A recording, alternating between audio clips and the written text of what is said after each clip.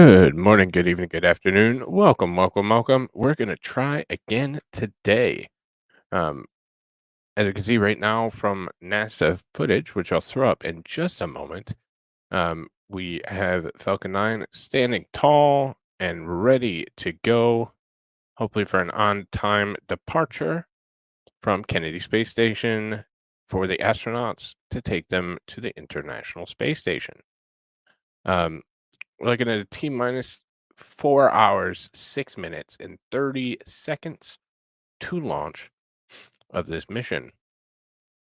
So, with that being said, just like yesterday, we're going to join NASA live. Hopefully, the audio and visual quality is a little bit better today, but we're going to join them live and watch through seat checks and all that good stuff. And I'll jump in when there's kind of a slow point. So, of Crew-8's launch. And with me to help commentate to what's happening tonight is NASA astronaut Rajachari. Hey, thanks, Megan. Glad to be back. So I'll own the first scrub from yesterday. We kind of joked that I may have jinxed it, and I think I may have. No. But I think I'm also going to blame my wife a little bit because it turns out she was not wearing her Crew-8 shirt yesterday.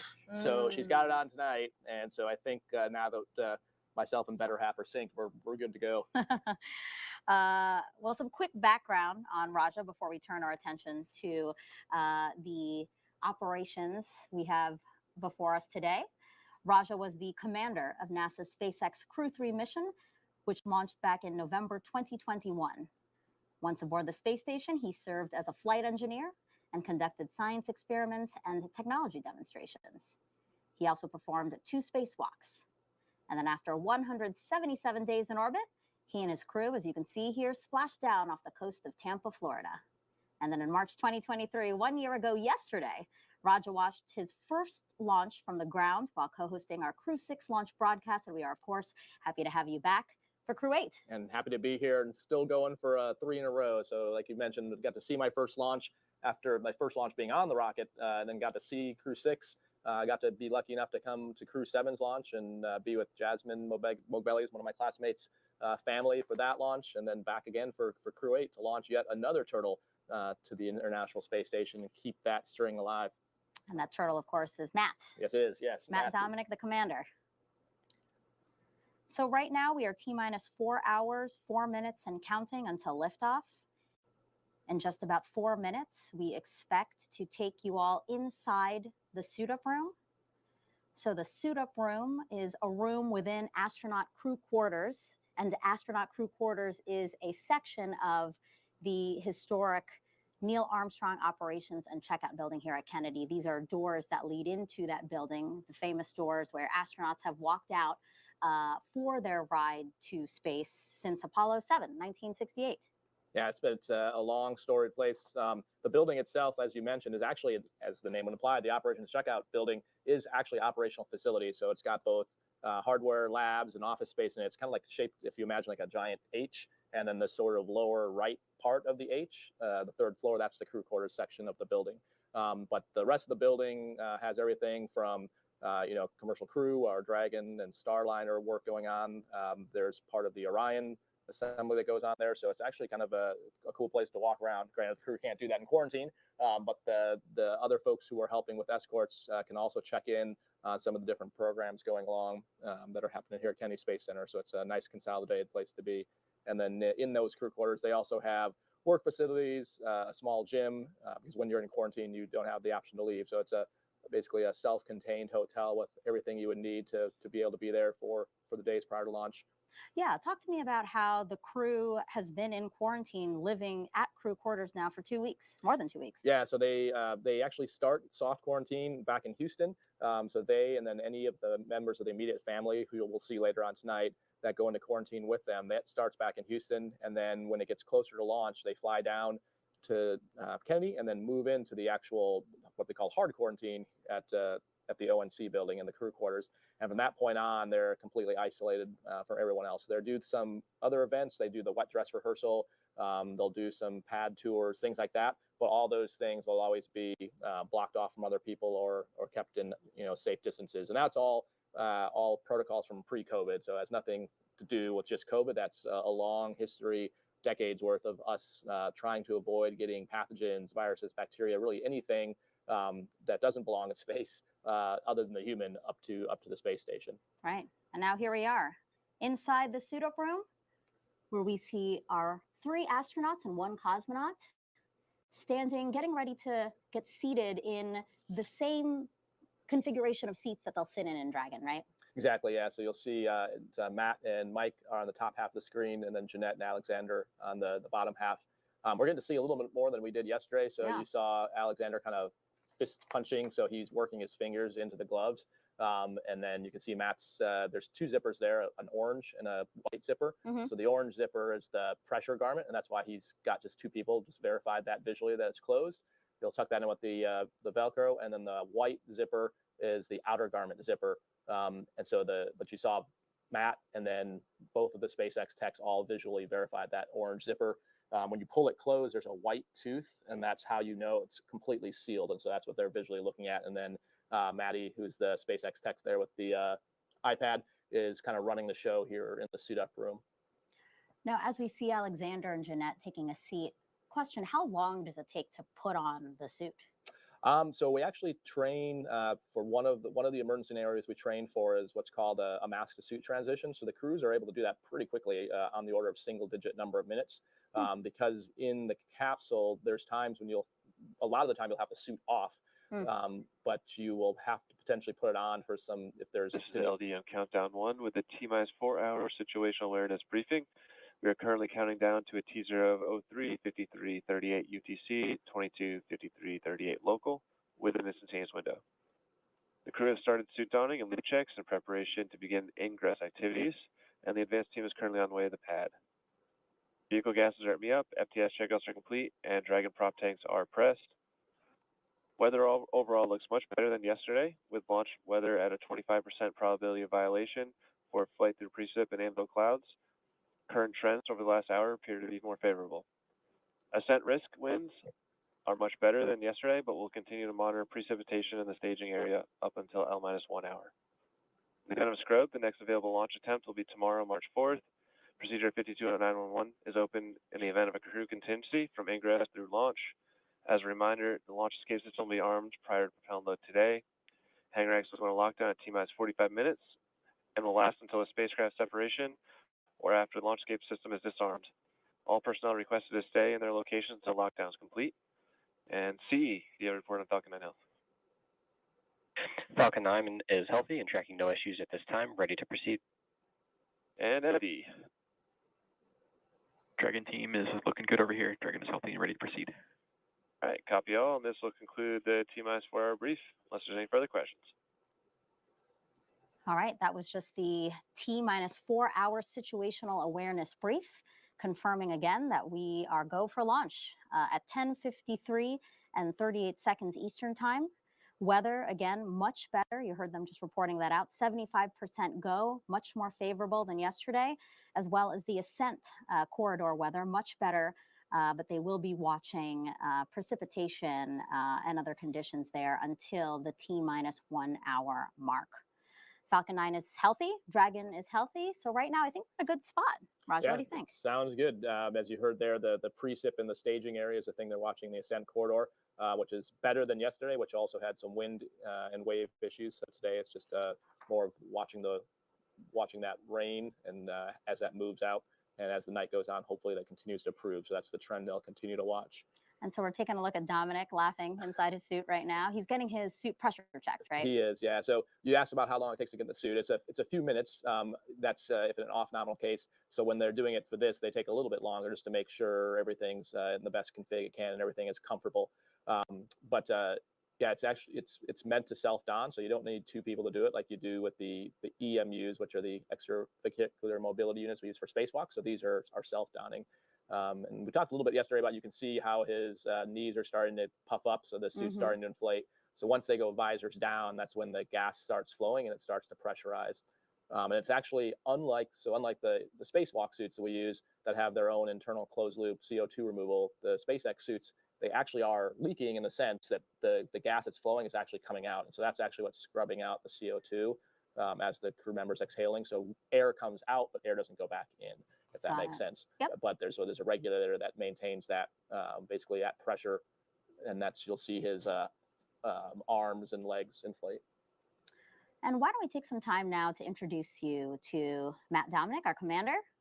He was born and raised in Wheat Ridge, Colorado, married to Faith Dominick, and they have 2 daughters.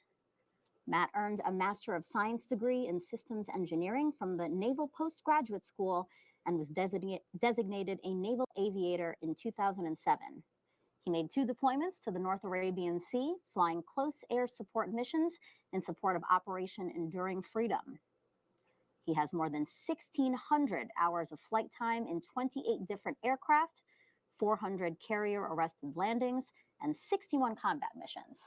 This is going to be his first spaceflight.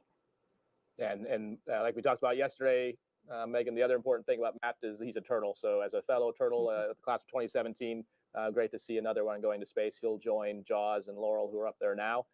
So there'll be 3 of them on board. But great to see Matt flying. He is always one of the most hilarious people in any room you're in, but also one of the most technically competent and just knows how to get the job done. So I'm excited to see him commanding this mission and heading up to join the rest of the crew up on the ISS. And as his pressure check was completed, we have pilot Michael Barratt sitting next to him. He was selected by NASA in 2000. He's the only one of Crew-8 who's been to space before. He was part of Expedition 1920 in 2009 and STS-133 in 2011. In total, he's spent 212 days in space. He is board certified in internal and aerospace medicine. He has actually been awarded numerous times for his contributions to space medicine research. Michael lives in League City, Texas with his wife, Michelle, and they have 5 children. Personal and recreational interests, we talked about this yesterday, include sailing, boat restoration, writing, and cooking food in harsh or remote places. He said austere specifically. Yeah, Mike and Michelle are great. And you mentioned he's the one on the crew with previous space flight experience and couldn't have a better mentor for the rest of the crew. I know that because he was my mentor during ASCAN training. So he is just a great human. I'd be curious to see if the suit techs would unzip one of his zippers for us. But I'm guessing he's got snacks hidden in one of those pockets because, as you mentioned, he is infamous or famous as it may be for both cooking in austere conditions, but for also being consistently supplied with snacks. Yeah, you mentioned if you Google him, he is the person that writes the book on flight medicine, space flight medicine. So if you are a space flight medicine student, you surely know his work because that's the book you're studying from. So he's very prepared, will be very valuable up there for snacks and also if anyone gets sick. All right, and now this is Mission Specialist Jeanette Epps we're taking a look at. This will also be her first space flight. The Syracuse, New York native was a NASA fellow during graduate school and then worked for Ford Motor Company, where she received a U.S. patent for her research into auto collisions and countermeasure systems. After leaving Ford, she joins the Central Intelligence Agency for 7 years, and she worked as a technical intelligence officer before becoming an astronaut in 2006. She has a Master of Science and a Doctorate of Philosophy in Aerospace Engineering. And Raja, she's also a twin. She is indeed, yeah. So I'm pretty sure it's her, though, in the suit-up room. I don't think they would have been able to get it this far. But yeah, Jeanette's actually, I can't talk about much of what she did before she showed up at NASA, but based on where she worked. But since she's been at NASA, she's actually got some pretty unique experiences in the sense that she's obviously flying on a Dragon tonight, but she actually worked a lot with a Starliner. So she's one of the few people in the office who's seen both of our new vehicles that are U.S. built heading to the space station. So both the Boeing and the Dragon, which is a pretty cool experience. I think one thing I can talk about her background, she's an amazing innovator. So we had a Here, I'll mute it just for a second to address this. What would you need to do to be able to ask questions during NASA Intuitive Machines briefings, or is that just not possible? It is possible. I would have to get approval, and in reality, that would have to be a much larger channel. If there was something specific, I do have a lot of contacts in the industry, and if you have a specific question or something like that, I could try and get you an answer. So just let me know. But as far as like the public briefings, that would need to be I would need to be a much bigger channel for them to ever pay attention. But there's always a way to get it done. So yeah, no worries. Or in 2018.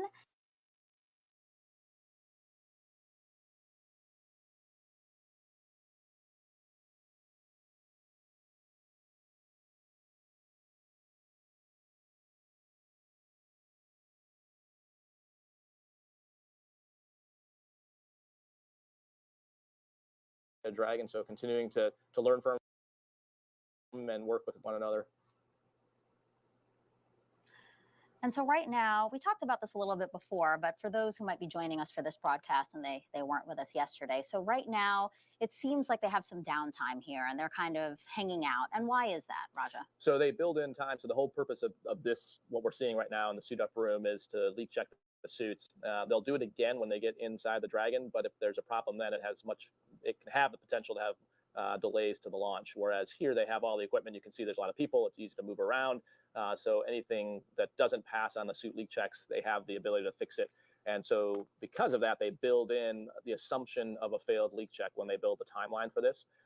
Maddie there, who's the one with the iPad, has almost like a quarterback has the cuff checklist on her left hand there. So she's got the timeline and then is running everything. But yeah, they build in extra time so that if they did have to fix a part, swap a component, they would have time to do that now. And so in the case where it looks like everyone's suit leak check passed on the first attempt, then you've got a little bit of time left to just relax a little bit, get on cooling. So right now they're in umbilicals. They're not on the mobile cooling units yet.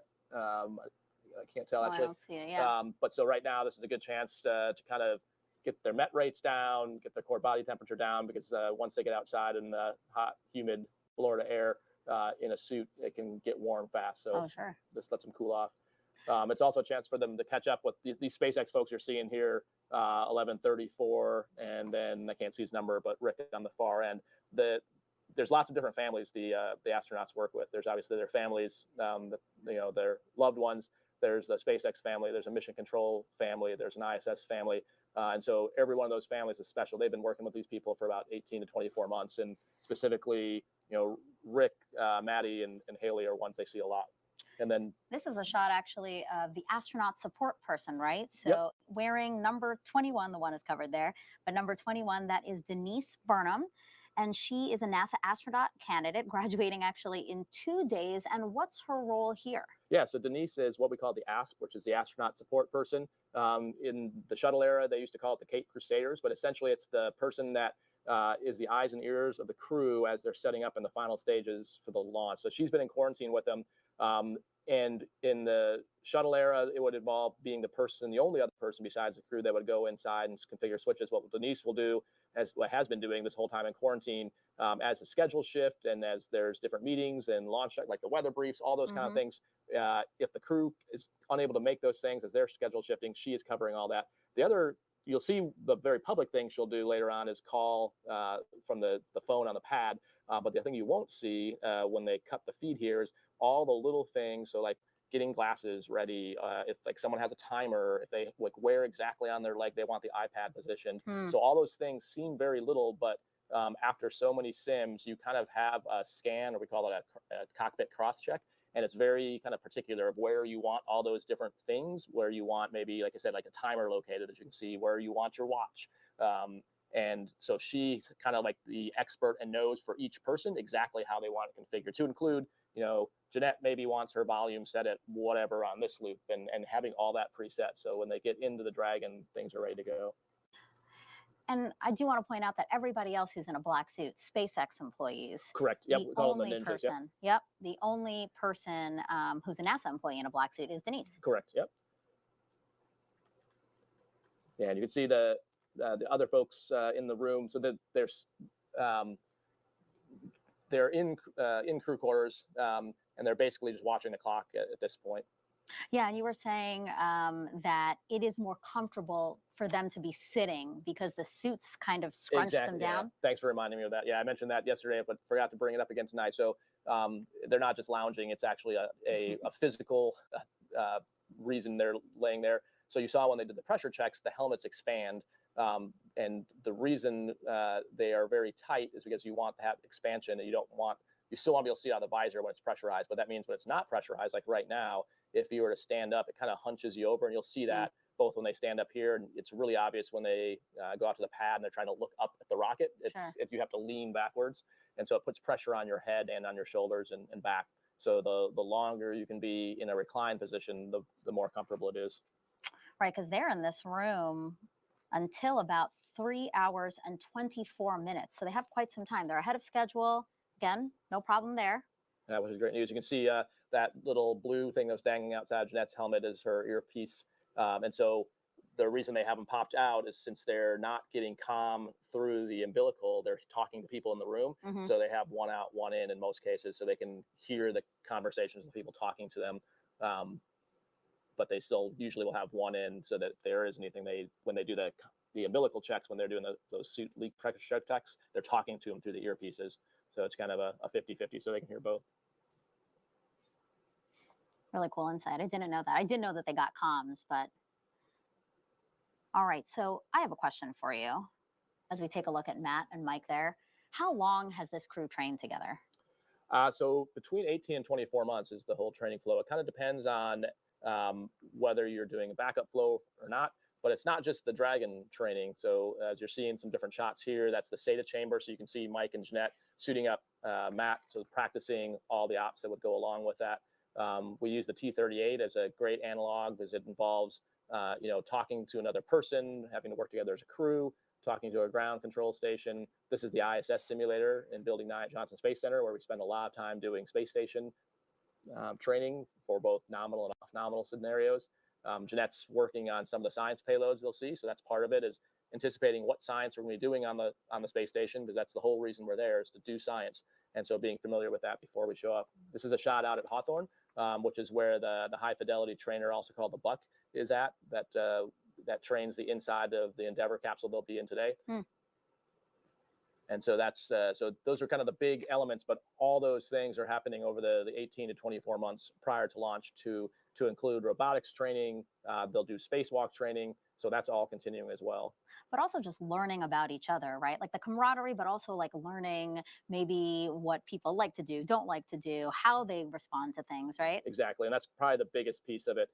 There's the technical side of the training, but there's also the soft skills and the team building that happens. And at this point, knowing how to read when someone's, stressed or has bandwidth to deal with something if it's an off-nominal situation. So you spend a lot of time in sims kind of debriefing how things went and then trying to adjust going forward. You see some of the other folks in there in the top center of the screen is Shannon Walker and Norm Knight. So Shannon's the deputy chief of the astronaut office, and then Norm's the chief of the flight operations directorate. And so they also have been in quarantine this whole time. To the left of Denise is Pyotr, who was on the space station up with me, spent a year up there, a cosmonaut. And so he's down here with Aleksandr's, also has been in quarantine with him. And it looks like they are on the mobile cooling units now. And those mobile cooling units are those blue boxes that we see tethered to them, right? They are, yep. They're very similar technology to what was used early in the space program. It's kind of rebuilt on the inside, but this, it was a good concept then. It's still a good concept now, but that allows them to continue to get cooling as they go, as they start walking out and go on to the Teslas. There's quite a selection process, actually. It is in part based on merit, and other part based on your basically what you can do to help the mission. So if you're doing biological experiments on stem cells, for example, then when you have somebody that's a specialist or doing research in that area, then that obviously take precedence over just somebody with the general. So specialized that NASA is looking for is the best way. But there's several criteria.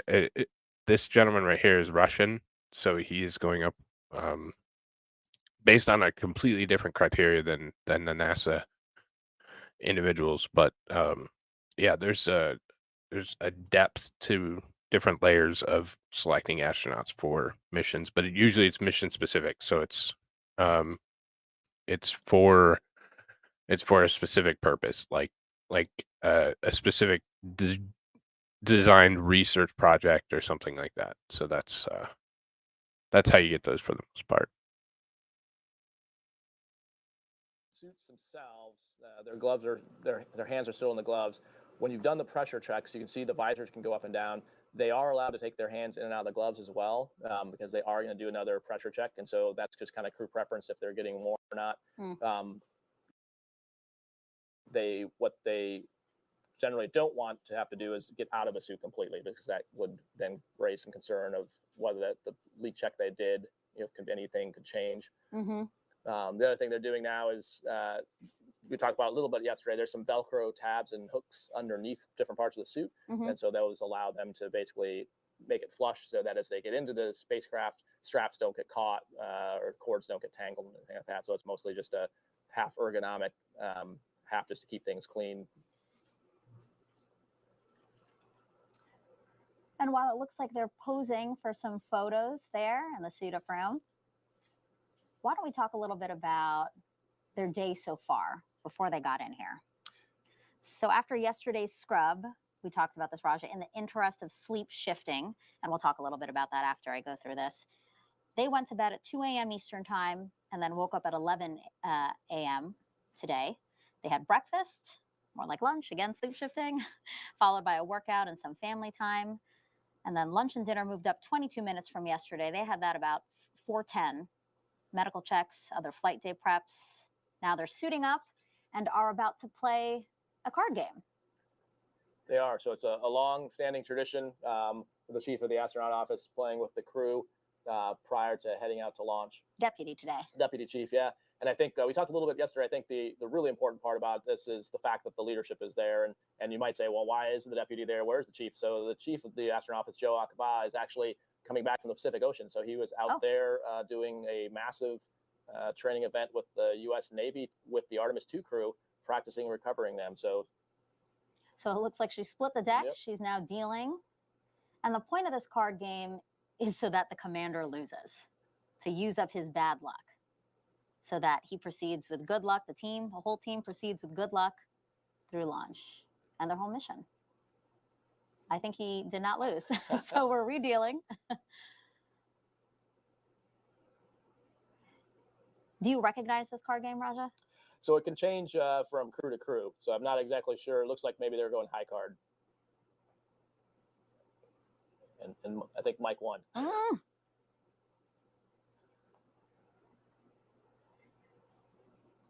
And this is really a moment of levity, right? Like before. Yeah, especially if everything's on timeline. Like in the case tonight, they didn't have any suit issues. They're ahead on the timeline, so it's actually a nice chance to just kind of hang out and relax again with the people who've supported you and worked with you, not just these last few weeks, but really the last 18 to 24 months. If it is high card, I thought it looked like he lost, but. Well, you can tell by the fact he's laughing, which is not unusual for Matt. I think at this point they're just having some fun. Looks like it's down to just Shannon and Matt. Traditions are important, right? They are, and like I said, I think it's really. I know Norm, Joe, and Shannon are all very passionate about making sure that they are in quarantine all the time for all these missions. I had the chance with the scrub to meet with the administrator staff yesterday and today, and the amount of support and vigilance that goes into human space flights, both impressive and warranted. Yeah, and it looks like he lost, but there were cheers. It's a very counterintuitive, but the idea is a really nice one, and again, a nice moment for the crew to do something with each other before they really get into the motions of this timeline and counting down to liftoff. You can see the camera behind Matt, their patch is on the wall there. So one of the other traditions they would have done probably yesterday, since it would have been before they suited up, is sign around that patch on the wall back there. And then you can see the stickers out just kind of off to the left that are the stickers of the previous crews, the signatures of them around there. Yeah, we actually have video of them doing that. Oh, definitely. You jumped. There you go. Sorry, I No, should it's I should okay. read the script. So this is Matt. He's holding the Crew-8 patch, like you said. He stuck it onto the wall there as part of a tradition that's been happening. That's why you see all this number of patches that Raja mentioned. And then there's all their signatures. Also patches line the outer rim of the doors that they will soon walk out of. That's scheduled for T-minus 3 hours and 20 minutes. So still a little bit to go. You can see a lot more patches, a lot more history coming out of that door. Like you mentioned earlier, Megan, been doing that since Apollo 7, walking out of that door. And so if you ever get the chance to go out there, you'll see shuttle patches and a long lineage of patches. And there's a wider view of the folks that are waiting for the walkout. And when we get a live shot, we're going to see 3 Teslas lined up. And we will have Matt and Mike, commander and pilot. They'll get into the second Tesla. And then we will have the mission specialist in the last Tesla.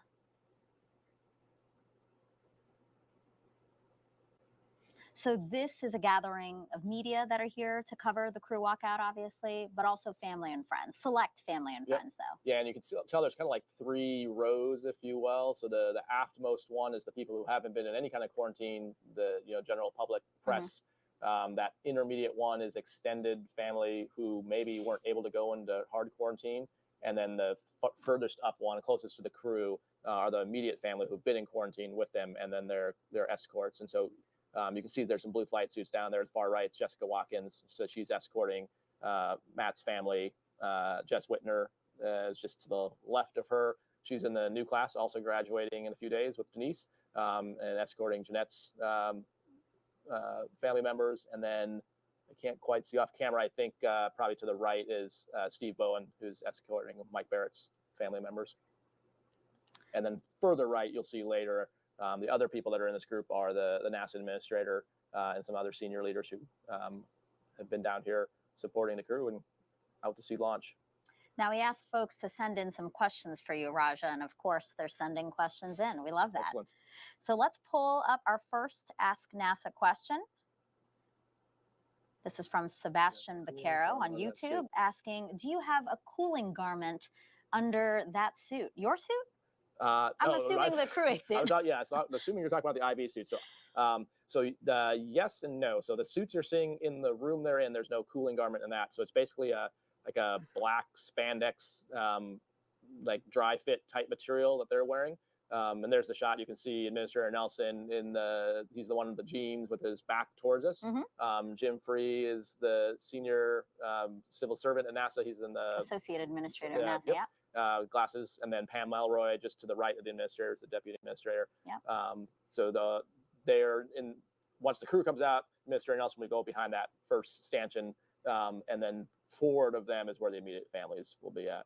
Yeah, it's always nice to see NASA leadership here supporting, again, this continuation of NASA's Commercial Crew program, a very successful program that's sending astronauts to the International Space Station really every 6 months on U.S. soil.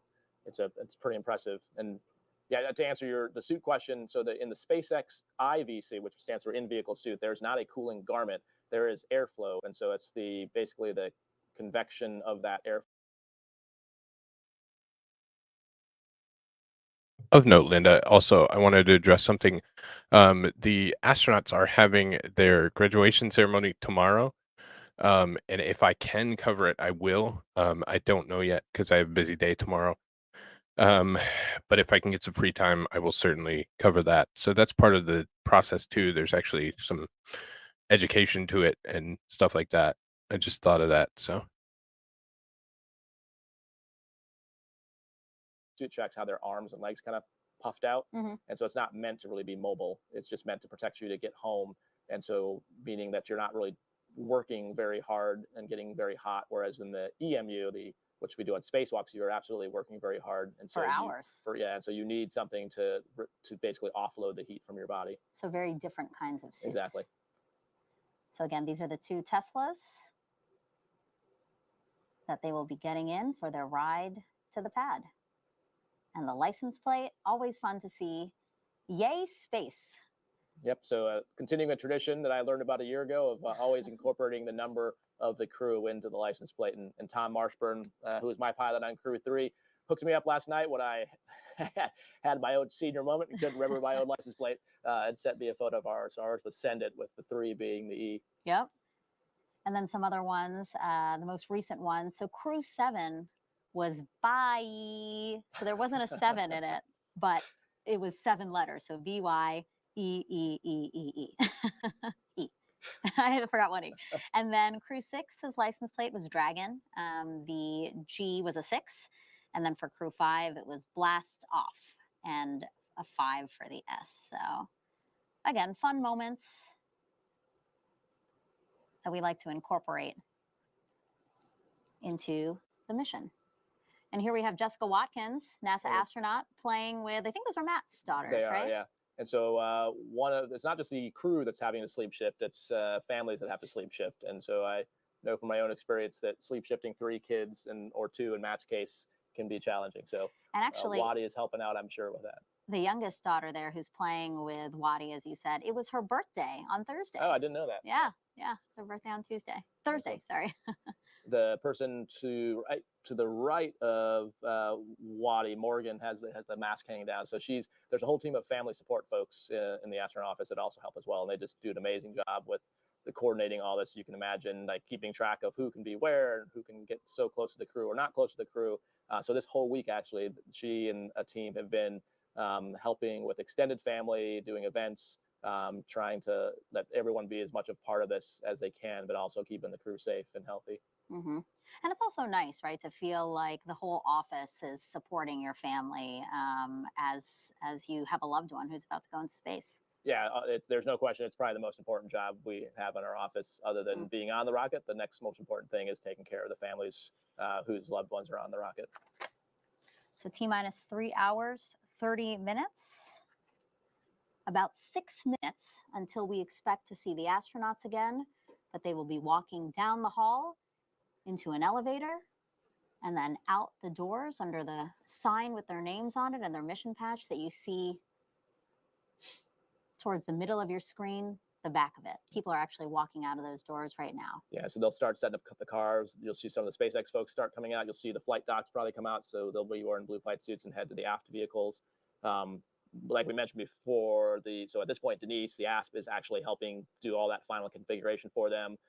So kind of getting things arranged in their pockets, doing some probably coordination with anyone that's out of the pad right now of what state the vehicle's in and things like that. So all that's kind of happening in the background before they come walking out here. As you can see, we have a camera ready, so we won't miss it, and we'll be bringing you that walk live. Yep. And so for context, you're staring down basically half of the hallway of crew quarters. It goes behind the camera as well, but this view, the suit up room is about halfway down the left-hand side, and then in the far distance, you can see like wooden doors.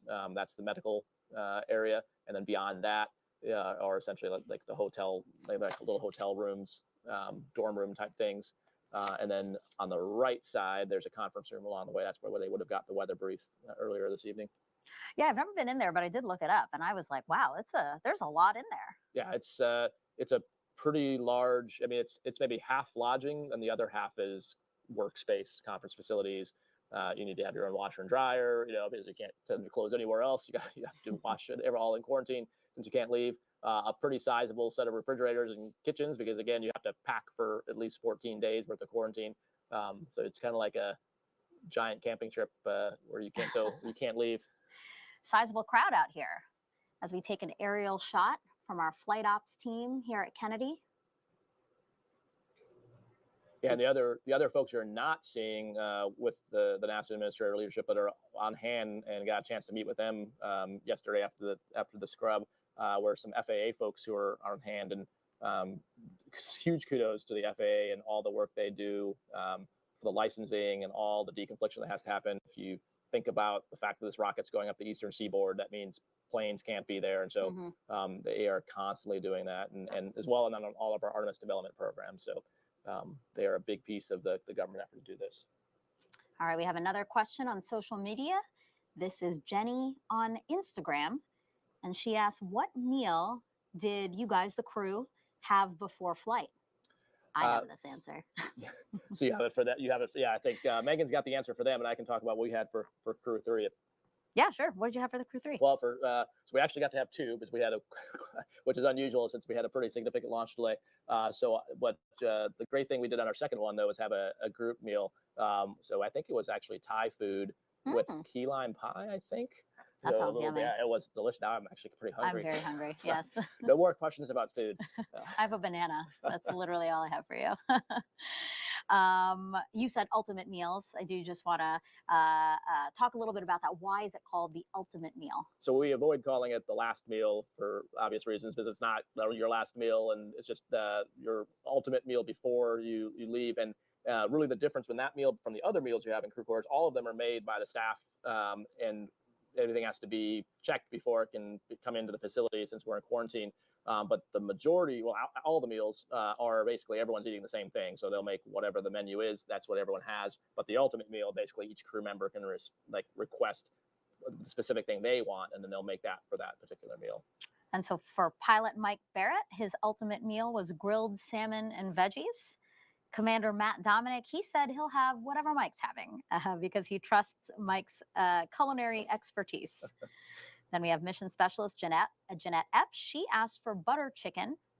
And then Aleksandr asked for nothing special, soup, meat, and veggies. I'm even more hungry. All right, we are now looking at 1 minute and 43 seconds away from when we expect to see Crew-8 walking down the hallway. They'll take an elevator down and then out the O&C doors to this crowd of folks wanting to wish them good luck for their 6-month mission to the International Space Station. Just to the left, to Jim Free's left is Vanessa Weiss, who's the center director at Johnson Space Center. And then you can see Pam Melroy talking with Mike Barratt's family. All right, here they come. All right, here they come in front. Matt and Mike, commander and pilot, and now we have the mission specialist, Aleksandr and Jeanette. Applause from folks around them as they walk down the hallway here in crew quarters and are getting inside an elevator, their first few steps before their big trip. And this is kind of a cool surprise. I don't know if they got this far yesterday since we didn't pick up the feed, but I at least didn't know that there'd be that banner in there when we got in the elevator with all the signatures. So it's a really cool thing because as soon as the doors close and the camera's on, you can turn around and see all the signatures of all the folks that you worked with on that banner, which is kind of a really touching time. And like I said, the surprise factor, we didn't know was there.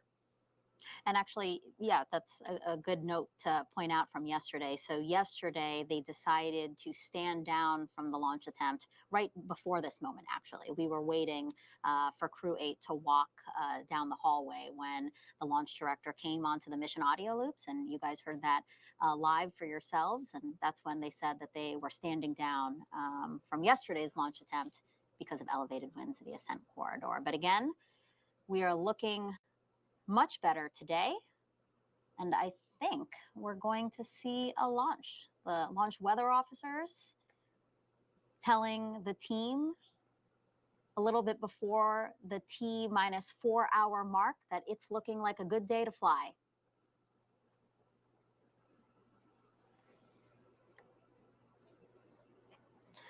Now we are expecting the crew to walk out in about 3 minutes and 30 seconds.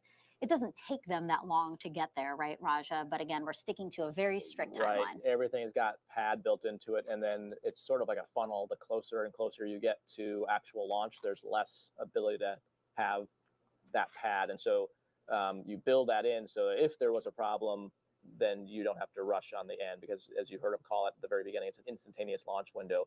And that comes out of the fact that the Falcon 9 is fueled on the pad, and if the fuel immediately starts to boil off due to the temperatures.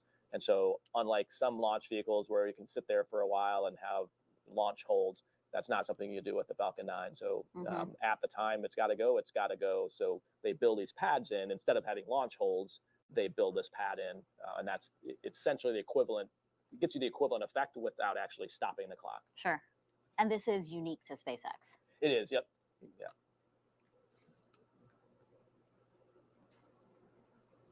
You said this yesterday, but it looks like we might be running out of space on Yeah, on the right hand side of the door frame there is you can see it's the recent SpaceX mission. So I can spot mine easily, but so it's 3 down from the top right. There's 3, and then 4, 5, 6, 7, and 8. And yeah, I think we got maybe 2 spots left. Then we got to go below the railing or jump over to the left side. So I'm sure they'll come up with something. We might have to add another NASA meatball sign on the door. It's a good problem to It is, have, yeah. right? With all the space flights that are happening from here at Kennedy again. Yeah, we talked about yesterday was the 5-year anniversary of the Demo 1 mission. Right. And so it's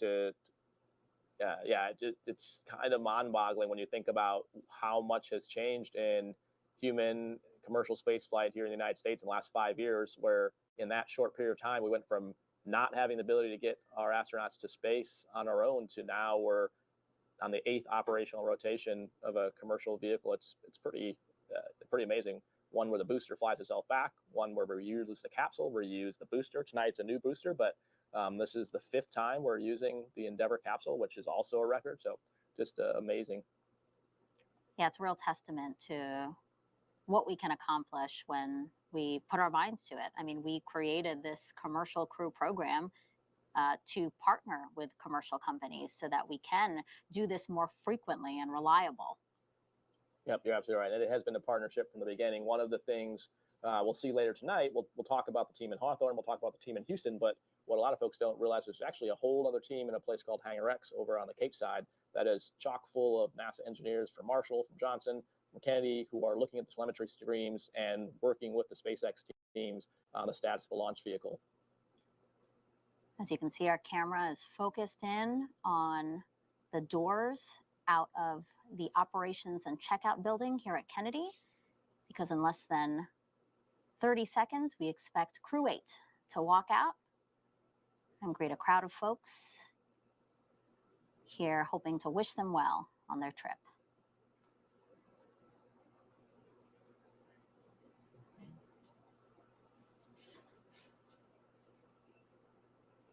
You can see some faces behind the window there, so it looks like they're on time. Here they come, Crew-8, taking their first steps outside before their journey to the International Space Station. We hear some cheers, them waving from left to right. Let me introduce you. We have mission specialist Aleksandr Grebenkin. Then we have pilot Michael Barratt, commander Matt Dominick, and mission specialist Jeanette Epps. They're walking now to greet family and friends who came specifically for them. They have assigned spots with assigned stanchions of people. Exactly, yeah. So what you'll see is they won't go any further down towards where the administrator is standing. So that's as close as they'll get to them since they have been in quarantine. And then their families, the immediate families, are staying behind the stanchions there. And once they get in the vehicles, the families that have been in quarantine will come up to the windows. Nice big wave for the camera from Aleksandr there. Now we have a shot of Michael. Do you recognize, are those his kids there? Or? Well, the ones he's right in front of right now are the administrator. Yep. I can see the administrator yep. Nelson. I think he went to talk to them. He's going back by his kids. Because I know he has adult children. He does, yep. Yeah, Mike's kids are adults. I think I can see Steve and his wife, and I think his adult kids are behind Steve in the second stanchion there. We're getting some audio from the feed. Let's see if we can listen in to what folks might be saying.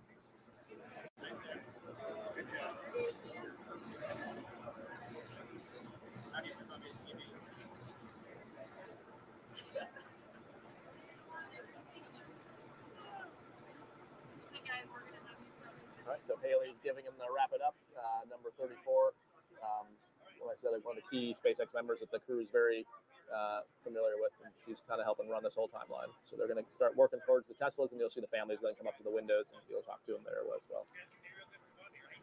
Yeah, we are expecting them to leave the ONC here at around T-minus 3 hours and 15 minutes. Another great cheer from the crowd as we see Jeanette Epps taking her seat in her Tesla. She'll be joined by Aleksandr Grebenkin. And then in front of them, we have Matt and Mike, who just got seated as well. And then the people in the Teslas with them are the SpaceX ninjas, and usually there'll be a suit tech and then either a flight doc or 2 suit techs, just kind of the mix kind of depends. But so you're kind of always always ready to respond if anything is having problems with the suits. And so they're also going to attach them to their umbilicals in the cooling units again. That's why we also have the second opportunity for families to go up. Correct. Yeah. So that's why they limit them on time, just so they don't get too hot, as it is not as bad tonight, but some nights can be pretty hot and humid. Once they're in the vehicles, those cooling units are there, so they can plug back in and start getting cooling flow again. And like we mentioned before, it's much more comfortable for the crew to be sitting than it is to be standing, because it offloads the weight of that suit off their shoulders and head. And so the folks who are at the cars right now, they've been in quarantine. Exactly. Yep. Those are Matt's there's other family right extended there. family, but those can't actually come up to the window because they haven't been in hard quarantine the whole time. Looks like Matt's wife is, and the two daughters. Wadi's taking a picture of them with Matt in the car there.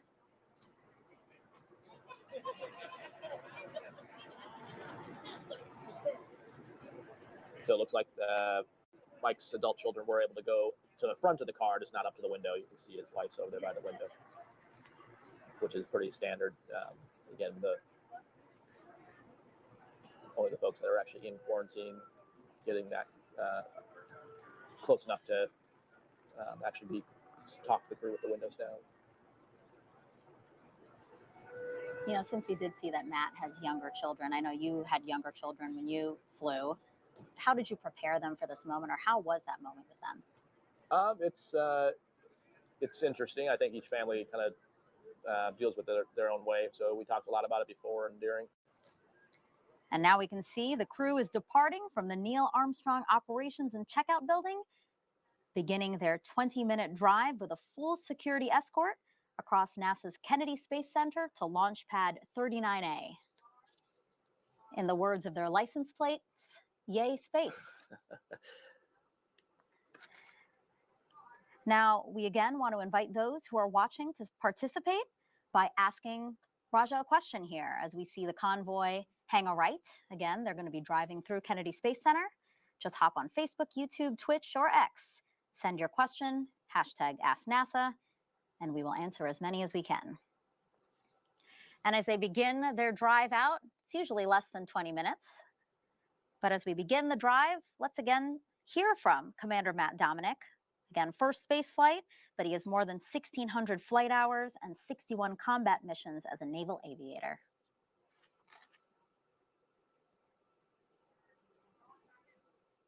I am most excited for the future of spaceflight for an inflection point that I feel is coming. If you look at the history of civilization and various inflection points, things just kind of take off. I am NASA astronaut Matthew Dominick, commander, NASA's SpaceX Crew-8 mission to the International Space Station. I grew up in Wheat Ridge, Colorado. I was the oldest of two brothers. I had two parents that were amazing in that they encouraged my curiosity. Growing up there in the Rockies and the outdoors, there's so many things to go and do and see. I've always wanted to explore and satiate my curiosity for the world around me. And so I just kept pushing throughout my life. I joined the Navy because I wanted to fly airplanes. I wanted to go fast. I wanted to test airplanes. And so astronaut for me was just the next logical step in life to keep going and keep exploring and keep pushing myself further in terms of intellectual curiosity about the world around me. I've been at NASA now for about 6 years. I think and people I'm forget super about excited is to that fly in space. the families Working and training have with Crew-8 so much is sacrifice, absolutely awesome. so much that We have they do diverse for group these of missions as well. academic and intellectual backgrounds that it's- come together, and it's also incredible. international Like, component. it takes a is lot, such a and, blast to watch the crew grow as we start takes a training lot over to make time, somebody to go watch up. that team And dynamics develop as we get ready. everybody's to launch. great See for what doing makes each it. other tick, what's important to each other. I view Crew-8 like an Olympic torchbearer. That's where I see Crew-8. We are a torchbearer on that path to the Olympics that are going to occur in the future as we move humanity forward. We're going up there to relieve Crew-7. Crew-9 will relieve us, and we are keeping the flame of space, human presence in low Earth orbit, alive. If you're a studier of science or statistics, you know that you always want to have a big N, and that just means sample size, to understand the thing you're studying. So just launching 1 or 2, or 10 or 15 people to space leaves you with a very small sample size. So every time we launch 4 more people to space, we're building our sample size and our understanding of the human body and the things that happen to it in a zero gravity environment. That sets us up to go to the moon. It sets us up to go to Mars. Many folks think of NASA and they think we're using crazy cutting edge technology and all kinds of adjectives and superlatives to make space work. There's no smoke and mirrors, there's no magic. It is just hard work through the laws of physics and basic material science to get us into orbit. That's the magic. We are part of a massive team of people that need to continue continuous human presence in low Earth orbit and not letting that flame go out. We are line soldiers on the ground marching to make sure that this continues. And just being a small part of that and continuing that is what's important. The Crew-8 convoy continues their drive across Kennedy Space Center to Launch Pad 39A.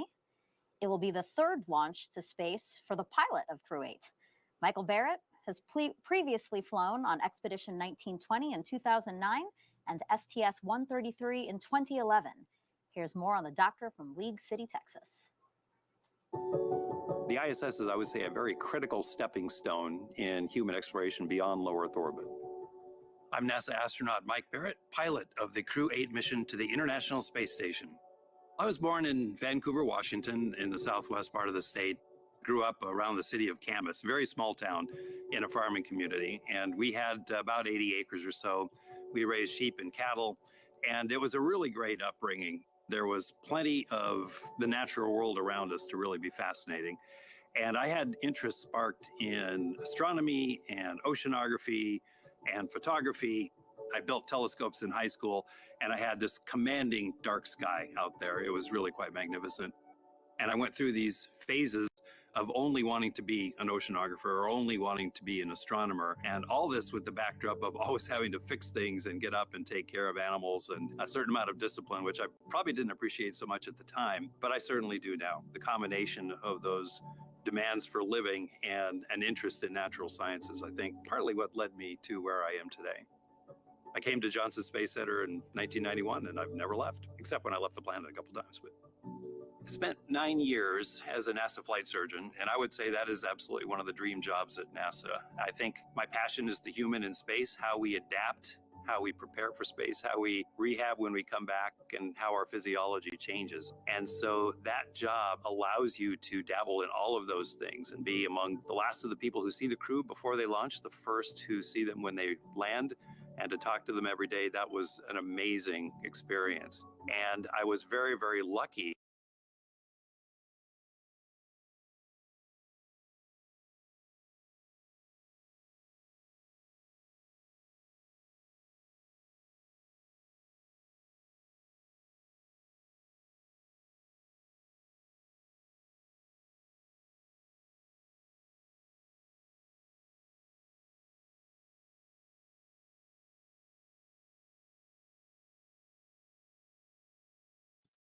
Oops, I was muted. I apologize. So they have a ton of NASA support. They have tutors and NASA support from all over, in all kinds of different ways and methods. They have childcare. Um, they actually stay in homes in a certain area because they do the flight training in Houston, and then they're obviously at the Cape for an extended period of time before launch. So that portion of it as well. There's all kinds of supports. So NASA does a great job supporting their astronauts, but like your next comment, you're in a situation where literally anything could happen, and there's an incredible risk. Plus the fact that you're gone for 6 months. Like this, let's not forget about the fact that they're on mission. They're on the International Space Station for the next 6 months. Can't come home. Very limited in calling, that kind of stuff. So it's an incredible sacrifice being an astronaut and having a family. Incredible sacrifice. But it's one that you have to make because you have to be committed to the project and committed to the mission. And I think NASA, one of the things that NASA does really well is supports that mission. So they support their astronauts and support that ability to be able to take that in. With that, I think that there are support services in place for almost every aspect of it. And as we see right now, I'll do some commentary to help, but as we see, they're driving in Florida in those Teslas, and driving to the launch pad. Actually, the umbilicals fit into the Teslas, so they can get different air conditioning and that kind of thing. So it's a cool thing to have. But yeah, so we're getting closer to mission, and but support is huge, and support is something that's incredibly necessary because of the nature of what's going on. So, and it's something they do a good job at. So. Received a phone call from Peggy Whitson, and she asked if I wanted to join the astronaut corps. It was very overwhelming and emotional for me to actually get that call and be selected. Prior to coming to NASA, I worked for Ford Motor Company, and then I went on to work for the Central Intelligence Agency. At both of those places, I learned to be very deep in technical matters, but then also how to become operational. Our mission will entail getting on the vehicle, flying to the space station, taking care of the International Space Station, and then we'll also conduct experiments. Each individual will be an experiment in and of themselves, how our cells behave, how our blood changes, how our bone density changes, muscle mass. We're looking at everything to figure out countermeasures for the human body so that it can live longer and longer outside the Earth's protection. Not only will we be an experiment, but we'll have other experiments on board that we'll conduct. The experiments that we conduct hopefully will get the human body and other things to the moon, and then from the moon to Mars. I will be the GEM specialist, which is the Japanese experiment module. I may get a chance to operate their robotic arm to help them with experiments that they'll do outside of the space station. Since this will be my first trip to the International Space Station, I'm looking forward to viewing the Earth from an amazing vantage point, but also experiencing all the nuances that go along with that. As we walk to the launch pad, as we're strapped into the vehicle, the things that I believe I'll be feeling: unbelief, surrealism, but also joy. And then once we go into orbit, just to see the Earth from that vantage point, and then thinking of ways that we're going to work on the space station that's going to help our home that we're now untethered to. When I get to the space station, I'm expecting that it will be like home. We've trained so much here on Earth in the mock-up that looks just like the International Space Station. The biggest thing I'll have to do is adapt to space during the first 2 weeks of being there, and then I'll settle into home. An aerial view as we get into Crew-8's Mission Specialist 2, cosmonaut Aleksandr Grebenkin. He has an engineering degree in radio communications, broadcasting, and television. Действительно того, что мы получая на орбите, используем на Земле.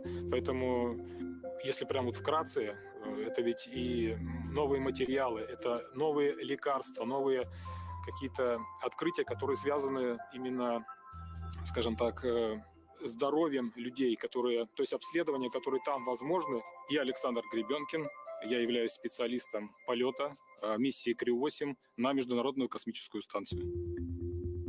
Целей несколько. Основная из этих целей — это, конечно же, та научно-прикладная работа, которая будет выполняться с использованием различного оборудования, с использованием различных укладок.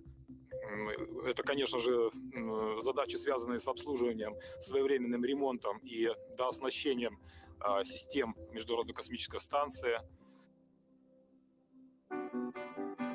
Это очень действительно важно, потому что космонавтика, она в первую очередь приносит пользу именно здесь, как бы это ни казалось странным, на Земле, в условиях микрогравитации.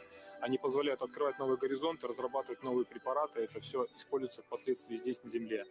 Есть даже сведения о том, что некоторые заболевания, которые раньше ожидание увидеть нашу красавицу Землю с высоты орбитального полета, и то, что я задумал много-много лет назад, пока буду осторожен в высказываниях, штатно, мы услышим заветный Liftoff и подъем, и окажемся на станции, и будем, самое главное... You are seeing live images now of Crew-8's convoy arriving at launch pad 39A. They'll be driving around the back, right, Raja? Yep, yeah, they kind of take a circuitous route, head up to some trailers, basically have a bio break if they need it before they head out to up to the elevator to the rocket. A bathroom break. Yeah. Some awesome videos there of the crew members. It was really cool seeing Mike Barratt when he was first to flight dock in NASA. I don't think I'd seen some of those pictures before. Yeah.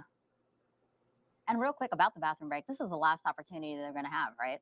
Right. I mean, they've got what's called MAGs, maximum absorbency garments, which is a fancy acronym for a diaper. But yeah, this is the last chance to not use a diaper.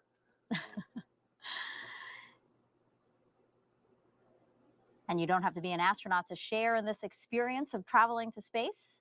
Just check out our Crew-5 astronauts as they explain how you can get a virtual guest passport. Did you know there's been over 1 million registrations in NASA's virtual guest program since May 2020? From your neighbor to the Crew-5 astronauts, you might be surprised who is a NASA virtual guest. Do you have Mars 2020? I do. Do you have James Webb? Sure do. Do you have Crew-5? Well, I've got it here, and you guys have it here, but I missed it here. We conducted over 200 science experiments and technology demonstrations on our mission. We love being part of Expedition 68. We even remembered the virtual guest passport for Einstein, our freefall indicator, but we forgot to register. We missed the stamp. Even if you're doing existing research, never miss a stamp from NASA's virtual guest program. Whether you're en route to the International Space Station or located anywhere around the globe, register at nasa.gov/virtual guests to receive updates on missions and milestones. As a virtual guest, you will receive curated resources and a stamp for your passport following a successful launch. Remember, you only get the updates and stamp if you register. I joined. I won't miss it next time. And if you missed the QR code or the website that they had up on your screen there, we're going to bring it up for you one more time. Here's the QR code on the bottom right. Just scan it, or nasa.gov/virtual guest. It's really important for us here at NASA to include as many people as possible to really bring you into what we hope to accomplish by heading into space.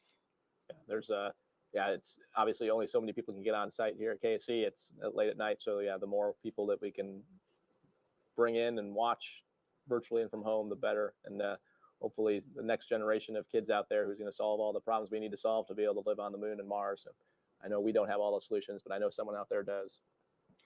We are now T-minus 2 hours, 59 minutes, 28 seconds and counting. The crew arrived early to the pad. That was scheduled for T-minus 2 hours and 55 minutes. Right now, as Raja said, they are taking their last real bathroom break before they're going to get into the launch tower there, walk across the crew access arm that you see at the top of your screen there, and into their Dragon spacecraft, Dragon Endeavour. And there's also some time here. More than likely, they're probably getting some updates on the weather. We mentioned before, the ASP had kind of set up their equipment. Different crew members have different ways of setting up things on their legs and on their suits in terms of whether it's on a card or whether they put notes in the iPad that they have on. And so this is also the time to kind of, any of these free moments you have are times you're sort of going through that mental rehearsal or kind of configuring things, making sure your notes are where you want them. Right. So it's always nice to be a little bit ahead as opposed to feeling rushed to have that stuff set up.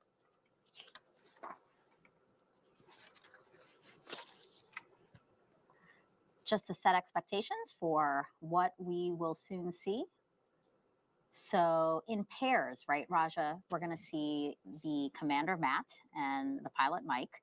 They'll be the first to take a look at their rocket and then head up the launch tower, yeah? Exactly, yeah, and it's mainly driven by when you get the strap-in part, trying to have all 4 people strap in at the same time would be kind of get crowded. And so for that reason, they do 2 at a time, and they do the 2 middle seats first. Like you said, Matt and Mike will get in, and then the 2 outer seats. So that's the reason they split it up into like a 2v2.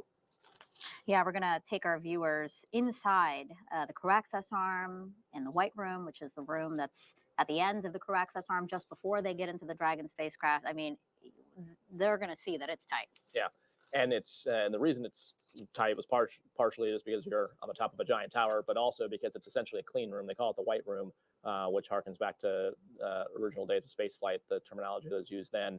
But it's basically it is a mobile clean room, so you can see all that that black plastic and rubber. Those are seals, and so it is. And then you can see the air hose running into the cabin.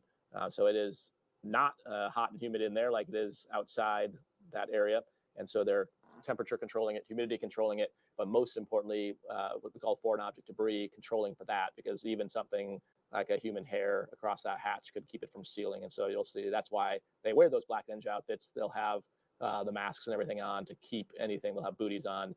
You can see that white square thing before the hatch is sticky material, so that catches any lints, little pieces of pebbles or whatever that might have been picked up as they go from the elevator. But the crew will have booties on their boots. I would go until in they an get absolute outside the crew heartbeat. access arm and then take Like, them I would off not even think to go twice to the about clean it. room. But that catches I may everything at some else. point. And then you can see there's like a little Maybe. piece of Kapton tape over the hatch seal, so everything is protected to maintain the integrity of that hatch. And here they are coming to take a look at the rocket. That's right. There's Matt and Mike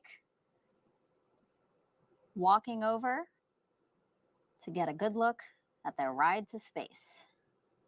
And like we mentioned, it's hard to see because the helmet's heavy and not really melt to tilt backwards, so you got to kind of lean back. Yeah.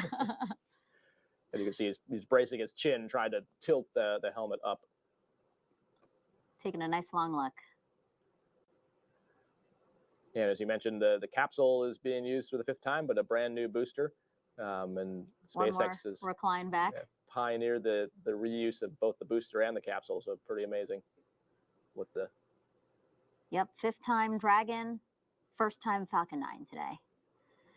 And now here they are. They're getting into an elevator that will take them up the launch tower. We won't be joining them inside the elevator, but we do have a picture of the buttons inside there. If we can pull that up as they walk inside, as you can see, the bottom floor is Earth. And where they'll be going to is space. Makes it very easy to know which button you have to push.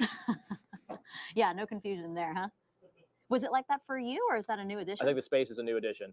I think for ours, it was still the other numbers correspond to the feet off the ground, is what those numbers are.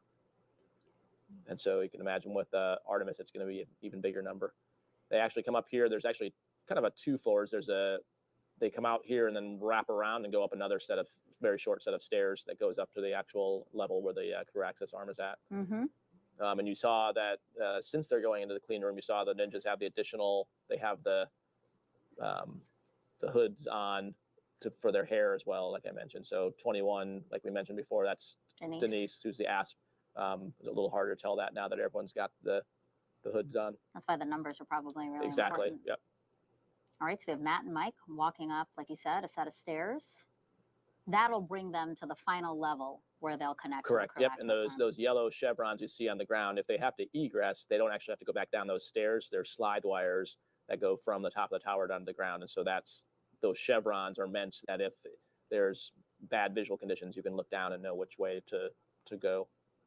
So they'll be walking against it to get into the crew access Correct. arm. Yep. But if there were an emergency, they'd be going with the chevrons. Right. You can see over their right shoulder is the access arm, and then you can see Aleksandr and Jeanette down at the bottom of the elevator getting their time and their chance to take a look at the rocket. The rocket recline, and then we saw some waves from Aleksandr. And it's kind of a cool view with all the lights on it at night.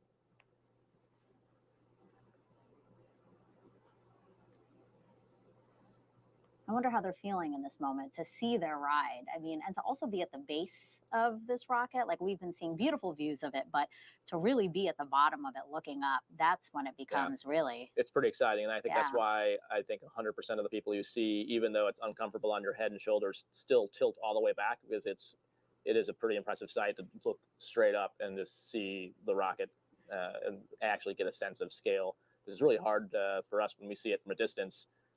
With nothing to really compare it to, you kind of lose that sense of how big it actually is. to the left side of your screen, that's a great shot from, again, our flight ops team here. That's a helicopter that's orbiting the pad right now, giving you that beautiful shot of Mike and Matt. They're making phone calls. Yep. So you can see in the left-hand picture is the view of where they're at on the pad arm, and the right side was the crew access arm. And on the right-hand view, you're seeing number 21 Denise there operating the pad phone there for them to call to their family before they actually go into the crew access arm. Yeah, the mission specialists are about to catch up right now with, there you go, with Matt and Mike there. So this phone call, you mentioned that Denise helps them, and it's because of the gloves they're wearing, right? So it's a dial. Yeah, exactly. It's and also again, we're just super conservative about anything getting contaminated or touching anything. So, but yeah, it's mostly just because in the gloves, it's hard to actually probably a high likelihood of misdialing, trying to dial a phone. And this is an opportunity maybe to call some of the folks that you did just see at Crew Walkout to say, hey, I made it. Right. But also others. Yeah, right? it could be that. It could be people that maybe couldn't travel here for whatever reason, maybe aren't well enough to travel, but are still pretty important people in their life. So that's the other, I think, common thing that people might do.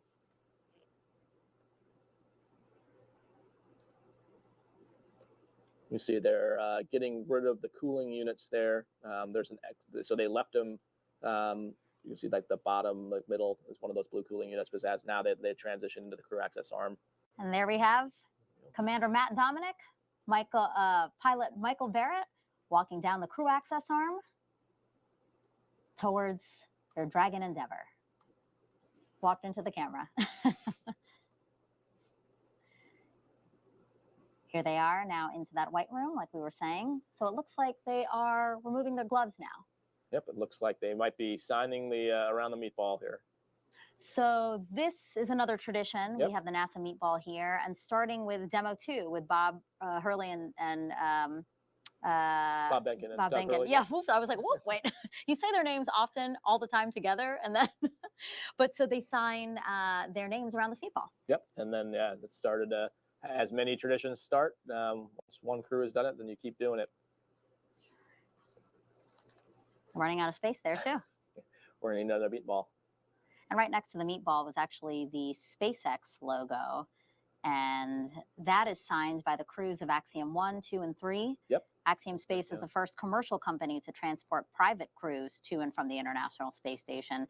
And they launched all 3 missions with SpaceX. And the logo is also signed by the Inspiration 4 crew, so the first all-civilian crew to orbit the Earth. So again, this is like a physical representation of all that we've been doing in the last few years, and 2020. And like a perfect representation of the partnership too. Right? You can see the public and the private right next to each other, and it just indicates that enabling private space by utilizing government infrastructure. I mean, it's the same pad, the same facilities, the same Kennedy Space Center, and doing both things and working in tandem with one another to make it all happen. So what's happening now? FOD checks? Is that what's happening? Foreign object debris checks? I think so. It looks like they're putting their hands back in the gloves. So they took their hands out to sign. It's crew preference on whether you want to ingress with your hands in your gloves or not. So it looks like they both are electing to put them back in their gloves now. Mm-hmm. So that's what they're doing now, is redoing that. And then, like we talked about before, once Mike gets his back in there, they'll re-verify visually that it's the zipper's closed. Maddie there, who's got the white cuff checklist on, number 11, is also watching the time all the time and keeping them on timeline. And you were talking about FOD again, foreign object debris. I mean, it is as small as something like a hair, which actually got into the seal for Crew 5's launch, and they had to reopen the seal, remove that hair before they could close the seal for launch, or close the hatch for launch. Yeah, and that's why the last thing you saw the suit tech there is pull off that umbilical cover off their right leg. That was that white plastic piece he took off, because you're also trying to prevent any FOD from getting into the cooling loop or into the connectors there until you're actually in because the spacecraft is essentially kept completely sanitary and clean. So once you're in there, in theory, there should be nothing else that can contaminate the suit. And like I mentioned, they've got their booties off now as the last thing before they go across that piece. And then Jeanette and Aleksandr. Yep, Jeanette and Aleksandr. Jeanette Epps, Aleksandr Grebenkin are 2 mission specialists for Crew-8. walking across the crew access arm, about to join their crewmates in Dragon. You saw some waves, thumbs up. They're chatting as they make their way across the crew access arm.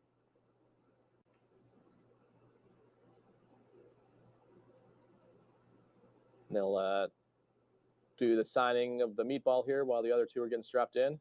Yeah, the other two are already both in. So we have Matt and Mike already inside Dragon. Going into Dragon, that's called ingressing. They just ingressed into Dragon. This crew is moving. It's better to be ahead than behind, that's for sure. Exactly. So that's Aleksandr signing right there. And now Jeanette. And you can see, like you alluded to earlier, like why they don't all four try to get in at the same time. In microgravity, it's easy to do because you've got the vertical and three-dimensional space you can use when you're not constrained by 1G. But here on the ground, trying to have four people and the suit techs and the hatch techs, all those people all in the same spot, it gets pretty crowded. Yeah, let's see. 1, 2, 3, 4, 5, 6, 7, 8. There's 8 people either in the capsule, at least 8 people, either in the capsule or in the White Room right now. So as you said, removing their boot coverings, essentially. Walking on that sticky tape to grab anything off of the soles of their shoes before they ingress as well. Yep, and you can see the techs are making sure their helmet is protected on the way in, just so you don't accidentally bump either the hatch seal or damage the helmet. Mm-hmm.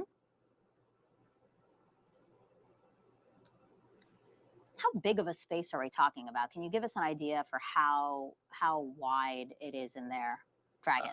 Inside the Dragon? Yeah. So it's, I mean, you can see that the 4 seats across, and then below the seats, it gets a little wider. So it's wide enough that you can lay head to foot pretty comfortably. You can probably fit 2 people down there. And then it narrows as it goes up. So above the displays that Mike's using right now, you could probably fit 1 person laying horizontally. So it's actually pretty comfortable. Actually, Dragon is configured for 7 passengers if needed, right? Right. The original outer mold line design was built so where you see the cargo bags underneath Mike and Matt's feet, that at one point early in the design was considered for extra seats. That wasn't. That's not what it's certified for now, but that was originally part of the original concept. You can see number 22. Those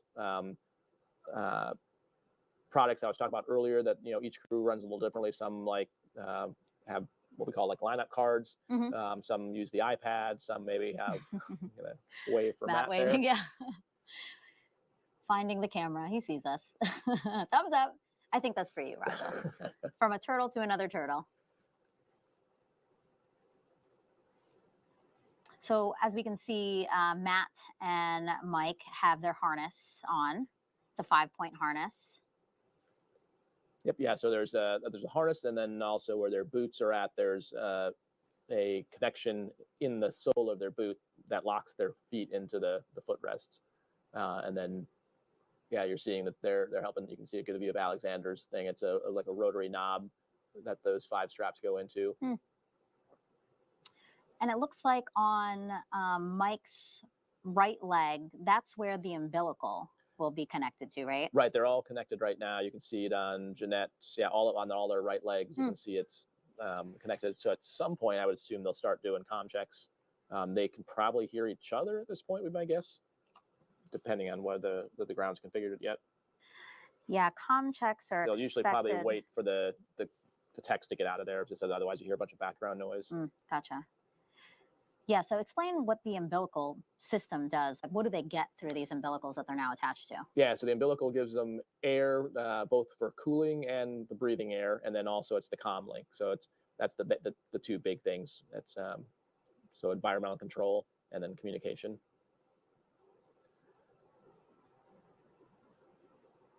And then on the armrests are the actual controls for talking, for volume, what's called a Vox, which is a setting of how loud you have to talk for the other people to hear you, because you don't want to hear people breathing So it's a sensitivity setting. So that's what on their hand rests, they have buttons that control that. You can see, kind of like I mentioned, this is now where they're putting on what we call the crew configured items. So it looks like maybe that's a mirror, I think, like a wrist mirror.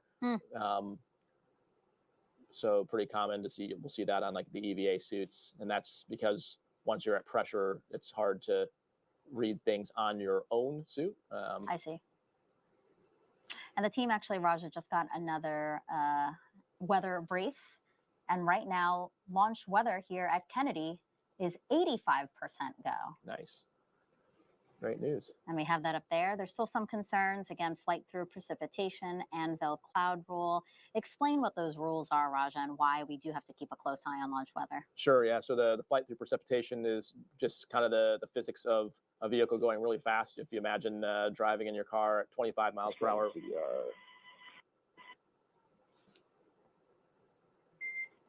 Dragon SpaceX, loud and clear from Hawthorne. How you doing? We're almost strapped in. We'll get you a real time check here in a minute. Copy. So you heard that call out. They're getting ready for comm checks. That was just They're staying there in their seats. Yep. So real quickly, obviously. So yeah, so the flight through precep is just the speed, at that speed with the rain hitting the structure of the rocket, the concern that it causes structural damage. And then the anvil clouds is. SpaceX field deep for cross check. Pilot, loud and clear. How me? Charlie 2, good to be with you guys tonight. View there is MCCX and Hawthorne. Use well, Mike. And the anvil cloud rule is essentially thunder clouds, is when we talk about anvil clouds. And so the concern there is lightning, also potentially hail that can be in the uplift part of the anvil. That's as the air circulates, the nasty stuff usually gets pushed up higher. So avoiding flying through that is usually something we try to do. But again, improving trends, 85% go here at the launch site, and also improving trends along the ascent corridor. So teams are growing even more optimistic that today we will see Crew-8 launch to the International Space Station. I'm looking forward to it. So it looks like they're configuring the straps on those, what they call the satchels, those crew satchels that have a mix of basically like some of the product, like lineup cards. They have some emergency egress cards and some other things like that. Some quick, basically things if you need to get to checklist quickly, you've got it in there. You can see next to Mike's right arm, another tradition of putting the crews that have been in that particular Dragon capsule in Endeavour, their patches along the bulkhead to his right. Oh, look at this view. It's a really tight space, but I really appreciate the camera teams there giving us these great views of our crew. So as was reported out, they're in their seats, strapped in. We expect comm checks soon, followed by seat rotation, and then suit leak checks. They're ready. Thumbs up for all those things coming up from all 4 crew members.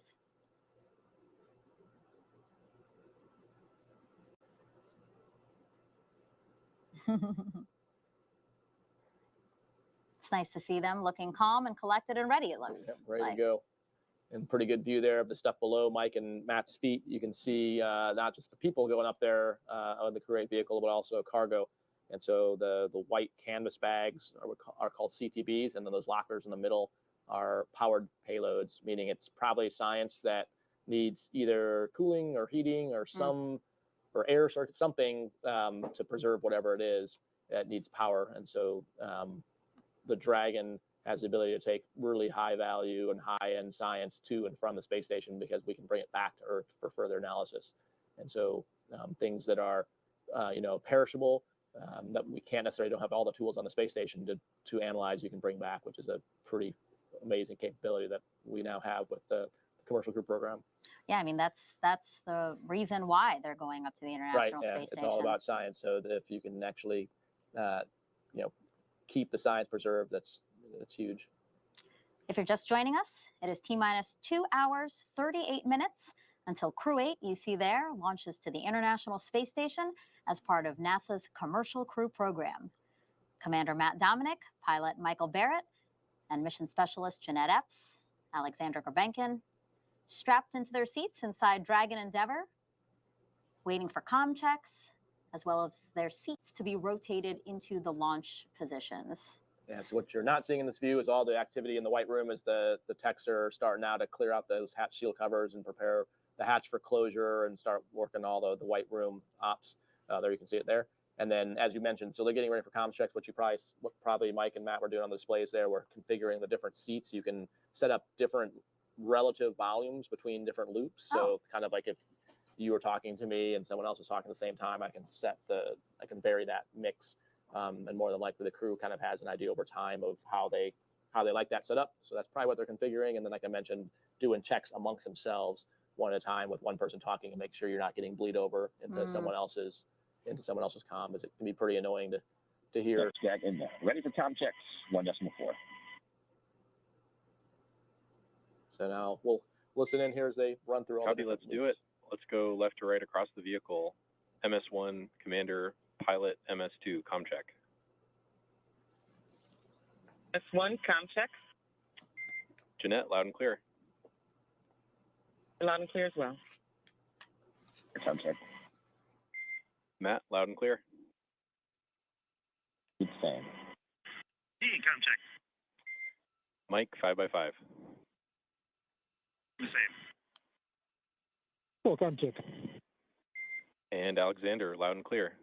Thanks all. Good evening, Crew-8. Okay. That's the umbilical comm check. And next up is seat rotation. Report when ready for that.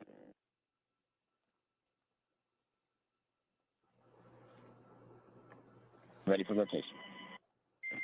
Copy, standby 1. So I mentioned as the umbilical comm check, meaning they'll still have to do what's called RF comm checks later, which we'll hear later on. Yeah, there's different kinds of comms, right? Exactly. Ground stations, TDRS. Different pathways, exactly. So they're getting ready to rotate the seats. So what the crew's probably talking about now is making sure they have all their hands and legs inside, restrained, nothing's out and about, so that when the seats rotate, you don't want to get anything stuck. And why do we want to rotate the seats? So the position they're in now is much more convenient to ingress in 1G. It's you're able to easily get in and out of the capsule. You saw they could kind of stand as they did that, but it wouldn't be the best to be in this position for launch. Dragon, SpaceX, initiating seat rotation.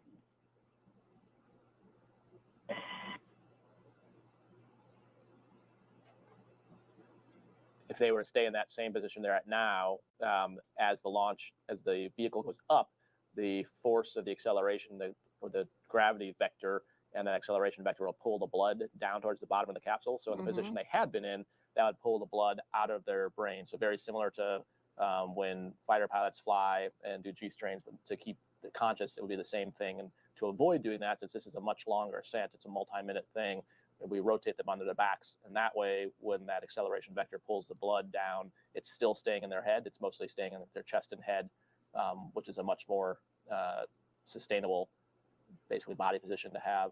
Yeah, basically, you're saying that if they were to stay in the position that they were in, they could pass out. Yeah, they definitely would pass out. Yeah. How much G-force are you experiencing? Dragon, SpaceX, we see 4 seats in the launch position. How much of the force are you seeing at launch? And with that, you go for section 2, suit leak check prep.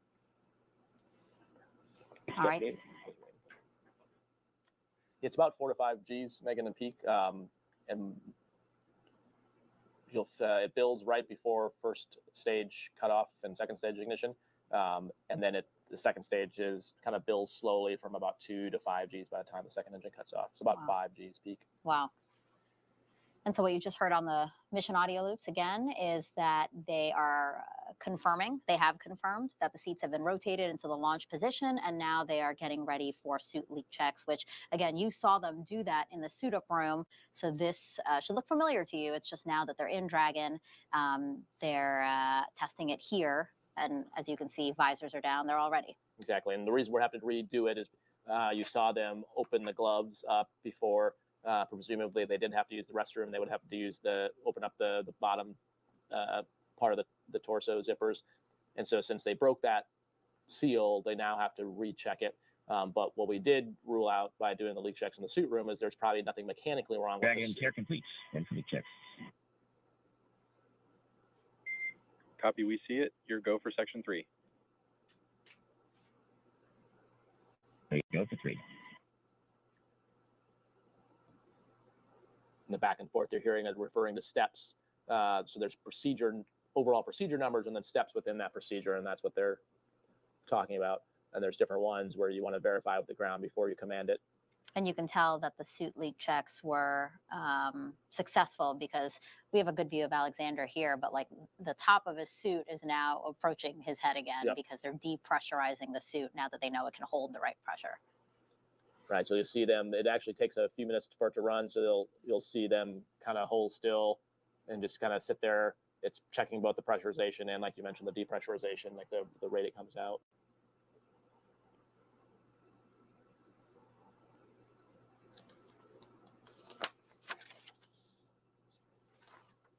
Unlike the leak checks in the suit room, in this case, you can actually also test out your ability to see the displays.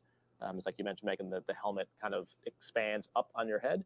And so you want to make sure that you've got your chin and that helmet kind of interface into the pad and the foam around it such that you can still see the displays if there was a depress event and your suit pressurized.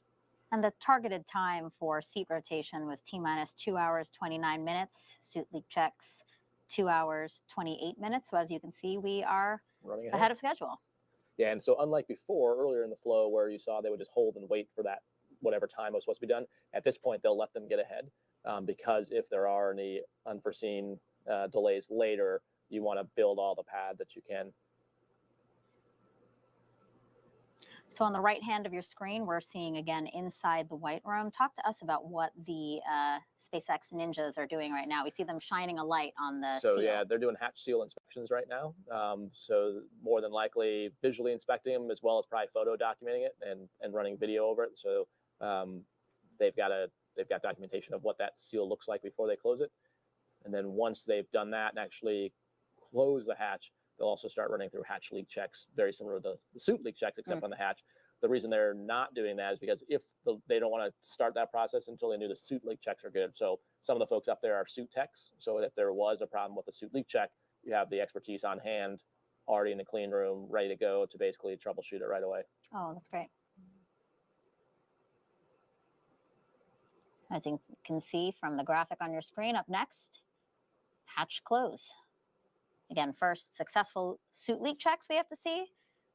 We have to successfully check the seal around the hatch, and then they will close the hatch, and that'll be the last time they open the hatch until it splashes down, Exactly, right? yep. Yeah, that hatch is not the same one they use for docking on the space station. You can't actually see it in this particular view. It's on top of the spacecraft in this configuration. But yeah, you're exactly right. This is the same one. A lot of the same people actually too. A lot of these ninjas will be the ones that are on the recovery boat about 6 months from now.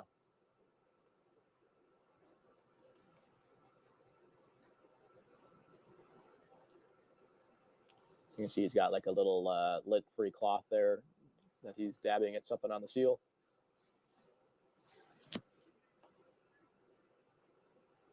Such meticulous work has to happen. Dragon showing 4 good leak checks. Call the 4 good leak checks. So that's a good sign. Copy, Dragon. We see the same 4 good leak checks.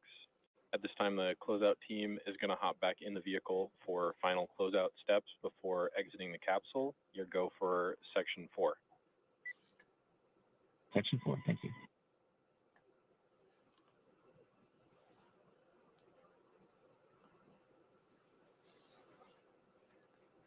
So now that I know the suits are good, that what he was talking about, the SpaceX folks will come inside, basically do a once over the inside of the capsule, make sure, there was nothing, nothing accidentally left behind, nothing out of configuration, kind of one last check if all the straps are tight.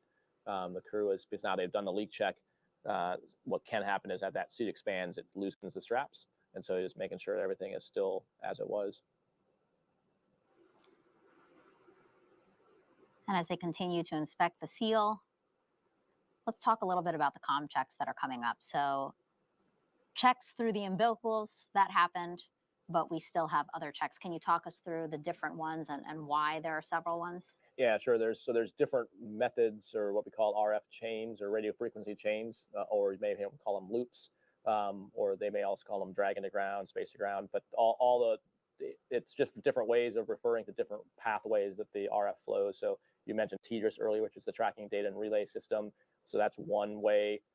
There's direct like radio comms. And so basically what they're doing is trying and making sure all those pathways work on the ground before they launch. And the other thing they do is talk to different stations. And so there's both the loops and the way the electromagnetics and all that flows. There's also within the control rooms different subloops of lots of people talking, but the crew only hears a very small subset of that through what either the Capcom or the core relays to them. But there is for launch the ability of some key people to be able to talk directly to the crew if there's an off-nominal situation. So they're going to check all those relay paths. So you'll hear like the voice of the CE, the chief engineer, the LD, the launch director. So you'll hear some of those people make sure that they have a path that goes all the way from the chair they're sitting in and the console they're on all the way to the crew in the vehicle. And that's good awareness for our viewers as well. You know, they're hearing chatter on the loops, but there is a lot more that's going on in the background to make sure that everything's working properly. And yeah, the crew is not hearing the vast majority of the back chatter you heard, right? The average controller probably has like 14 or 15 loops that they're listening to and talking on, having different conversations. And then there's a long tradition in space flight that comes from aviation that only one person actually sort of filters all that information and then passes it up to the crew. And so we call it the Capcom in NASA speak, or they call it the core in SpaceX at MCCX. The same thing both here and then on the ISS, we do the same thing. Artemis, it's been that way since Mercury and beyond. can you break down those acronyms for folks? Sure. Capcom's Capsule Communicator Core. Crew Operations and Resource Engineer. There you go. So that would have been one for someone to ask me on social media. They would have stumped me, but you had it. Acronyms are huge here at NASA, so it's easy to forget one once in a while. It's a fun game to try to guess what the acronym means. And so those satchels on their legs, that's where Dragon SpaceX ComCheck. They're monitoring everything essentially. Right. So that SpaceX Dragon loud and clear. Copy loud and clear. That was over the TDRS network. That's the launch configuration. Stand by for comm checks with DC, MD, and LD. Dragon. Dragon DC on countdown 1. Comm check. DC Dragon loud and clear. DC loud and clear. Stand by for comm checks with MD. Dragon, MD on countdown 1. Comm check. MD Dragon loud and clear. How many? MD loud and clear. Stand by for comm check over Dragon to ground.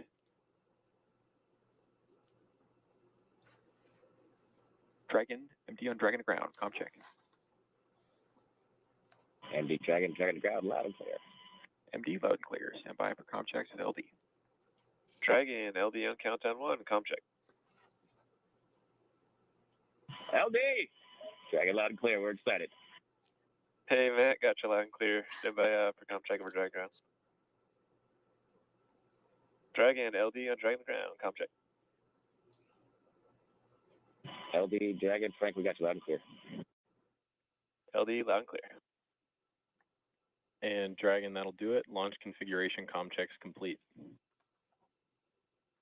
Yeah, so you heard Matt pretty excited to be talking to some of those folks. I mentioned families earlier, and that's just another piece of the family. There's the Dragon family, there's the ISS family, the Houston family, there's the F9 Kennedy family. And so about a year prior to launch, the crew first starts actually interacting with the same folks that are on the loops with them this evening. It actually kind of worked out good that it scrubbed last night, as I got a chance to meet my CE. And so it was really interesting. You heard the familiarity in the voices, which is a really big part of the team building. So even though Jared, who's my CE, had grown out a beard and his hair was longer, as soon as I heard his voice, I recognized him immediately, even though he looked different. And just, you learn over time, and after multiple sims of hearing the intonation in their voice, and just like the crew learns to work together, you learn to work with those people and all the controllers and hear things in their voice that give you an indication of what's going on. Some of those voices are coming from here at Kennedy. Some were coming from Hawthorne. Right. And then we're also tied into MCC Houston. So we've got 3 different sites. And you mentioned some of the loops that we're not hearing. It's not just whether they're tracking, but there's all kinds of things about, are the recovery ships ready to go?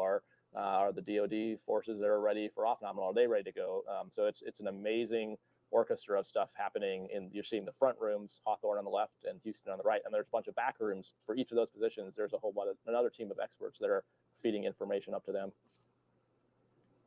Yeah, it takes a lot of people to send folks to space. It's super humbling to be the astronaut that just gets to be the tip of the spear that all those folks are supporting, and it's a amazing job to be able to do that. And it sounds like Matt and his crew are ready to go and excited. We are now at 2 hours, 22 minutes from the liftoff of the Falcon 9 from Kennedy Space Center in Florida. Crew-8, you see them there, currently inside Dragon Endeavour. We have 3 first-time flyers on this mission. We have Commander Matt Dominick and mission specialist Jeanette Epps and Aleksandr Grebenkin. As for pilot Michael Barratt, who's seated second from the left, this will be his 3rd visit to the International Space Station. Yep, and they're excited to go up there. Actually, I was after yesterday, I was able to message back and forth with Jaws and Laurel and pass the word on to them. So they sent me a pretty awesome picture of their sad faces that the 3rd turtle was going to be up there for a while, but they're ready to catch Endeavour when it shows up to dock with the space station. Yeah, Andy Mogensen launched on Crew-7, and he wrote on Twitter today that we should say Crew-8 is crew-late. And they're all excited to see them. Yeah, it's weird. What's weird when thinking about it is you train a lot together, and then all of a sudden the crew in front of you is gone, and the next time you see them, it's in space, which is a pretty surreal place to have a reunion. So we have the split screen, obviously, of our Crew-8 astronauts inside of the Dragon capsule, and right outside, again, the white room as they work to close the side hatch there. But so far, we are running ahead of schedule, actually. Astronauts have completed their comm checks, their different ones, as Raja mentioned, to make sure they can communicate with the teams here on the ground. They can communicate through satellites around the world. They can communicate with each other.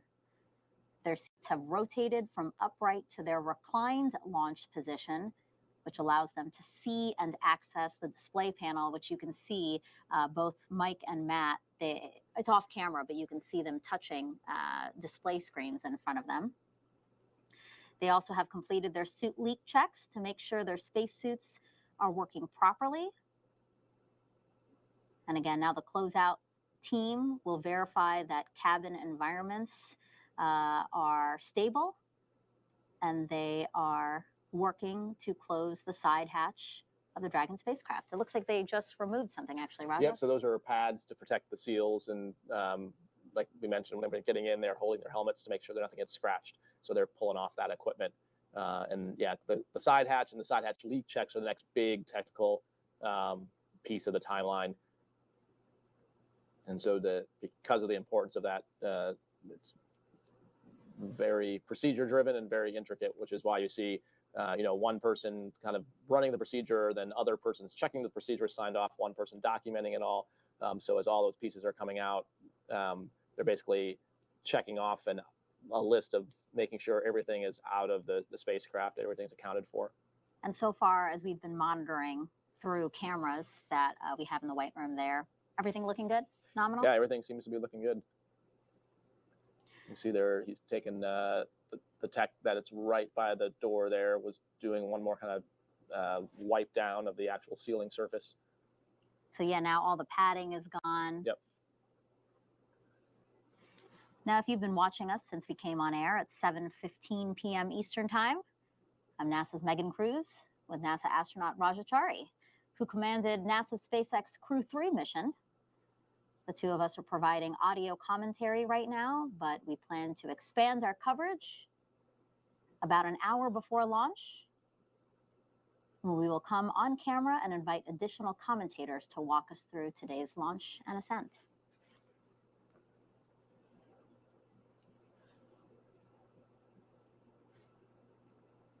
Let's now take another look at the crew going into space today. Commander Matt Dominick, born and raised in Wheat Ridge, Colorado, married to Faith Dominick. They have 2 daughters. Again, the youngest one, it was her birthday on Thursday. Matt earned a Master of Science degree in Systems Engineering from the Naval Postgraduate School. He was designated a Naval Aviator in 2007, made 2 deployments to the North Arabian Sea, flying close air support missions in support of Operation Enduring Freedom. He has more than 1,600 hours of flight time in 28 different aircraft, 48 carrier-arrested landings, and 61 combat missions. And this is the commander's first space flight. And as you heard, he's excited to go. Definitely hear the excitement in his voice doing the ground checks. And then super excited to get to see Matt lead his crew up to the space station. You know him well. I do, yes. Matt and I have, I've started together in 2017, so it's been a great journey and always a joy to work with him. He makes every class, every training event fun and always, it's one of the favorite things he likes to say is so many questions.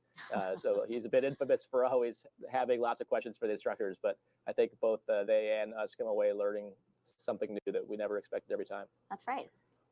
There's no bad questions. There's no bad questions, yeah. We also have only unasked ones are bad ones. Exactly. We have Dr. Michael Barratt, Crew-8 pilot, selected by NASA in 2000. He's the only one of Crew-8 who's been to space before, the only veteran. He was part of Expedition 1920 in 2009 and STS-133 in 2011. In total, 212 days in space. He is board certified in internal and aerospace medicine, has been awarded a bunch for his contributions to space medicine research. He lives in League City, Texas with his wife, Michelle, and they have 5 children. I'm told that he's the one who's going to make the best meals for the crew once they get to the space station. 1, for experience, he's been there before, but 2, because he likes to cook in weird places, apparently. Yeah, as you heard him kind of express in his video earlier, he's got some really unique experience with space and in terms of having been part of the team that assembled the space station, having lived on the space station, and now getting to see it in its in an expanded form. So I think it's going to be really cool for him to get to see how it's grown and how the science has really matured, and it truly is an orbiting national laboratory. And all the research that's going on, which is near and dear to his heart. So it's, I think, a really cool circular journey for him to have started being one of the leading, flight med and science researchers at NASA, now an astronaut, and now getting to go actually do the science and add to that. Like I said, he's written the book on space medicine, so he's going to have some more hands-on experience to add another few chapters. As we continue to monitor the closeout team working to close the side hatch, let's take a look at mission specialist Jeanette Epps. Also a first-time flyer from Syracuse, New York. She was a NASA fellow during graduate school and then worked for Ford Motor Company, where she received a U.S. patent for her research into auto collisions and countermeasure systems. And then after that, she joined the CIA for 7 years as a technical intelligence officer before becoming an astronaut in 2009. She has a Master of Science and a Doctorate of Philosophy in Aerospace Engineering. And we saw a picture of her twin earlier in the broadcast. Yeah, that was very cool. Just like I had not seen young pictures of Mike, I had not seen a young picture of Jeanette and Janet, which, as she mentioned, if being a twin's not confusing enough, having almost the same names. But yeah, so excited for Jeanette.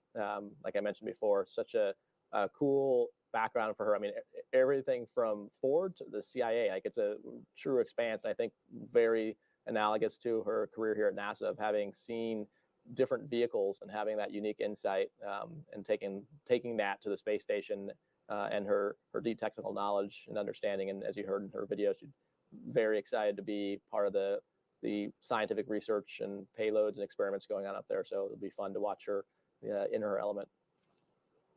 And on the far left of your screen, we have Aleksandr Grebenkin, mission specialist, looking really relaxed as they await side hatch closure.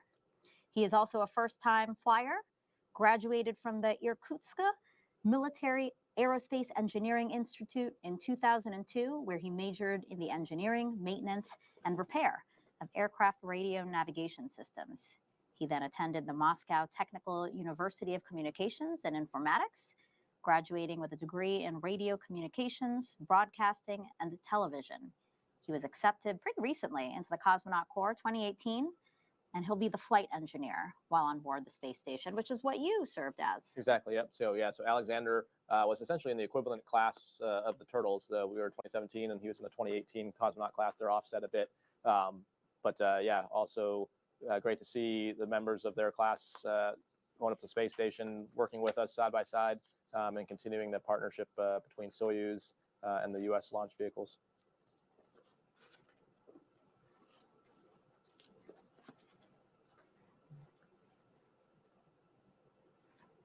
And at this point, pretty much what they're doing is kind of going through. You can see kind of how Aleksandr's eyes are towards the screen that Mike's on. This is kind of the crew's chance. They don't really have any actions with the side hatch closure. So this is their chance to go through the procedures for ascent and kind of talk through those again. So that when they talk internally, the capsule, that doesn't go outside. So they can be having conversations on the intercom that we don't hear and the ground doesn't hear. It's only when they push the button on their hand rest that it goes out. So most likely, as you can see Matt scrolling there, they're going through just all the different scenarios and kind of what we call chair flying it, basically mentally prepping for what's going to come. So when it's later and you don't have time to talk about it, you've done all that now. Right. Yeah, a lot of things happening in the background. And as we, again, continue to monitor what's happening around Dragon Endeavour right now, we do have another question from social media. This one is Vava on Instagram. How did you get a job at NASA, Raja? Well, so the first step was apply. So we applied through USA Jobs. And as we mentioned before, the Flies, which is the 2021 class, is graduating here in a few days. So I would expect we will soon be hiring after that for a new class. So, yeah, the initial step is through USA Jobs. If you go to nasa.gov, or just Google nasa.gov how to be an astronaut, it actually lists some of the requirements there, but essentially have a master's degree in a STEM field, be a medical doctor, are kind of the academic baseline requirements. And then from there, it's about a 1.5-year long process. You apply initially online. We review those applications and then eventually narrow down the field and do 2 rounds of interviews to eventually select a class that starts ASCAN training. And I do want to point out, because we do get this question a lot, you don't have to be someone in a STEM background to get a job at NASA. We have a wide variety of jobs that support space exploration. So just because maybe math and science aren't your favorite subjects. Yeah, absolutely. You saw all those rooms, like I mentioned, and all those people sitting in those control rooms, all the people that work to support the people in those control rooms. It's a huge community. I mean, if you mentioned the virtual passport, if people have actually got to visit Kennedy Space Center or Johnson Space Center or Marshall, any of the places, any of the centers, they're all almost little cities in themselves. So yeah, you're absolutely right. It takes a whole community to get humanity to space, and whatever your talents or abilities are, we can definitely use them. Because the challenges for Artemis are many and difficult. So we can use all the help and talent we can get. Of course, Artemis, NASA's campaign to establish a long-term presence on the moon. And then what we learn from that, we can further explore Mars. So Raja, walk us through what's happening in the White Room right now. It looks like they're back to inspecting the seal. Yep. Yeah. So you can see you've got like the high density light out there. And so checking there's 2 surfaces. There's the capsule side and there's the hatch side, and both of them have seals. So they have to check both of those. And then amongst the seals, there's actually dual seals, a primary and a redundant seal. So it's essentially 4 sets of seals that they're checking. Wow.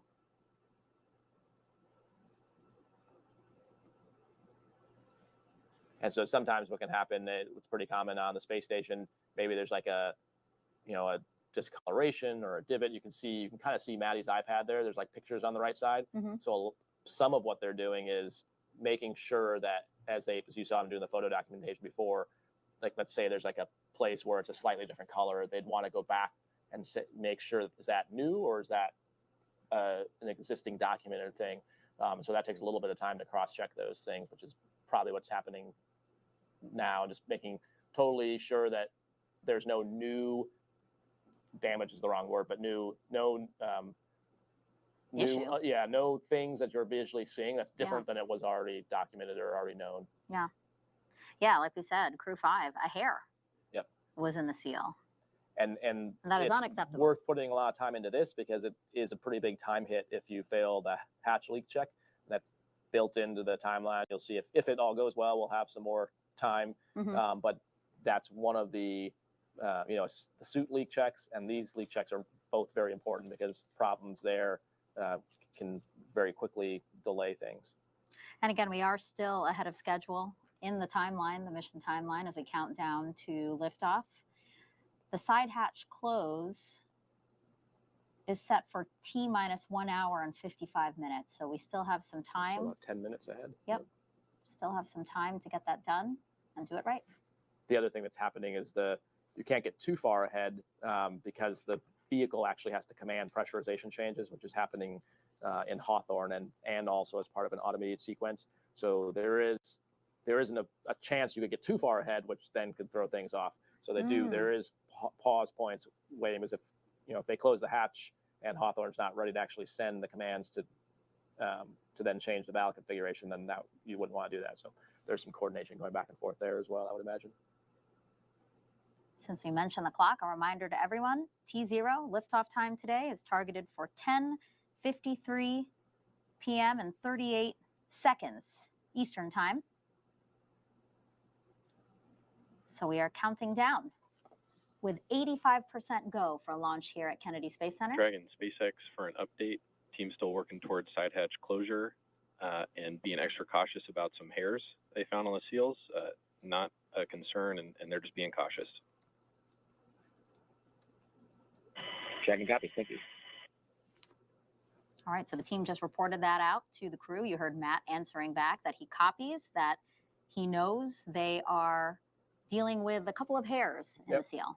And like we mentioned earlier, saw him using that lint-free cloth and taking pictures and comparing it to old pictures. So kind of exactly like we suspected.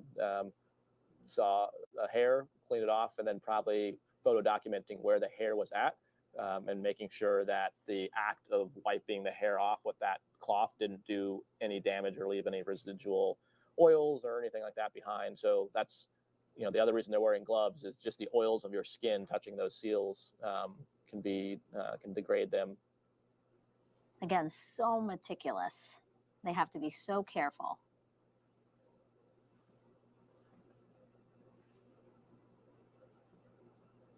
So it looks like they're closing the hatch now. So they must be happy with what they've gotten for pictures and documentation. And like you said, the next big thing here is still about 9-ish minutes away from the plan time to start the leak checks. Let's try to squeeze in another social media question. We have a lot coming in for you, Raja. This one is from Leslie on Twitch, asking, how come launch is so late in the day? Why not earlier? Well, Leslie, it's just driven by the oral dynamics. Sometimes they are in the day, sometimes in the evening. So it's purely driven by what's called the phasing. And Dragon, there's hatch closure. Stand by for transition to pad hatch closed. And then note for you, ensure all items are secure from now through launch. Confirmation of side hatch close. Dragon. Yeah, so it's completely dictated by the orbit of the space station. So that's the ultimate target of where Dragon's going. So based on where the space station is and the days you're trying to launch, that's what drives the window. And you're trying to minimize the amount of propellant essentially that you want to use to do that. So you have you save opportunities for backup rendezvous. You heard the call there about monitor for state transition. So the crew now, well, you hear two kind of actions. One, to monitor for state transition. So one of the things the crew is watching through all this is what's called the flight computer state of Dragon on their displays. And that is sort of like the major shifts in what the vehicle is doing. And that kind of drives the main flight computers. And then you also heard them say, make sure that they don't have any loose items at this point. And that's because now that the hatch is closed, if you were to drop something now, you'd have to open the hatch to go get it. So it'd be not great to, this would not be the time for Mike to get out a pocket snack.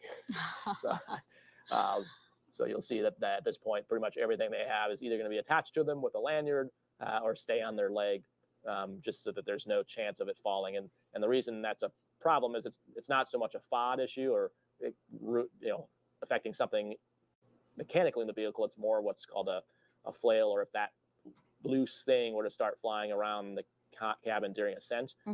Worst case, like if it were to like strike a visor or something like that, so and cause damage. That's under, you asked about G loading before. So although, if you were to drop an iPad on your toe now, it wouldn't hurt under 5 Gs. That would be 5 times the weight, and so it could potentially hurt or damage something. I mean, most of us can think of it as if we were flying on a commercial plane, right? And like during takeoff, we're told to stow our belongings. Right. Yep. Exactly. So right now, they are crouched by the side hatch. Are they about to perform the pressure check, Raja? They are. So it's the 17's blocking. You can't see in front of them, but there's a panel that they'll eventually cover up before they launch, and they've got some test equipment attached to that. So they're basically checking to make sure that now that the hatch is sealed, in theory, if the seal is good, it should be holding. You can add basically what's called positive pressure to the vehicle and make sure that it's not that value is holding. It takes a little while because you have to account for the effects of the temperature difference. So people who are maybe probably in high school would understand like the gas laws and how pressure, temperature are all related. So you have to account for that and give it time to be thermally stable. But that's essentially what they're doing right now, is making sure that if you add pressure to the vehicle, it's not going to escape somehow. Got it. So yeah, essentially the same thing as a suit leak check, but for the entire capsule. Yep. And the reason that little panel is off is that's where they run the equipment through to basically add the air and then check the values. And so for those who've been following along with our commercial crew launches, you know that every Dragon astronaut crew brings a stuffed toy with them to space as a zero gravity indicator. When that toy starts floating, the crew, as we've seen, who've been strapped into their seats, that's their only visual confirmation that they've reached microgravity. So for the previous crew, Crew-7, that launched August of last year, they brought a stuffed sloth. And moments after reaching microgravity, Crew-7's pilot, Andy Mogensen, revealed that his family inspired the toy's selection. They say I'm the slowest person alive, which is also why it's a 3-toed sloth, not a 2-toed sloth, because apparently that would be too fast for me. So welcome to space, Sasha the sloth.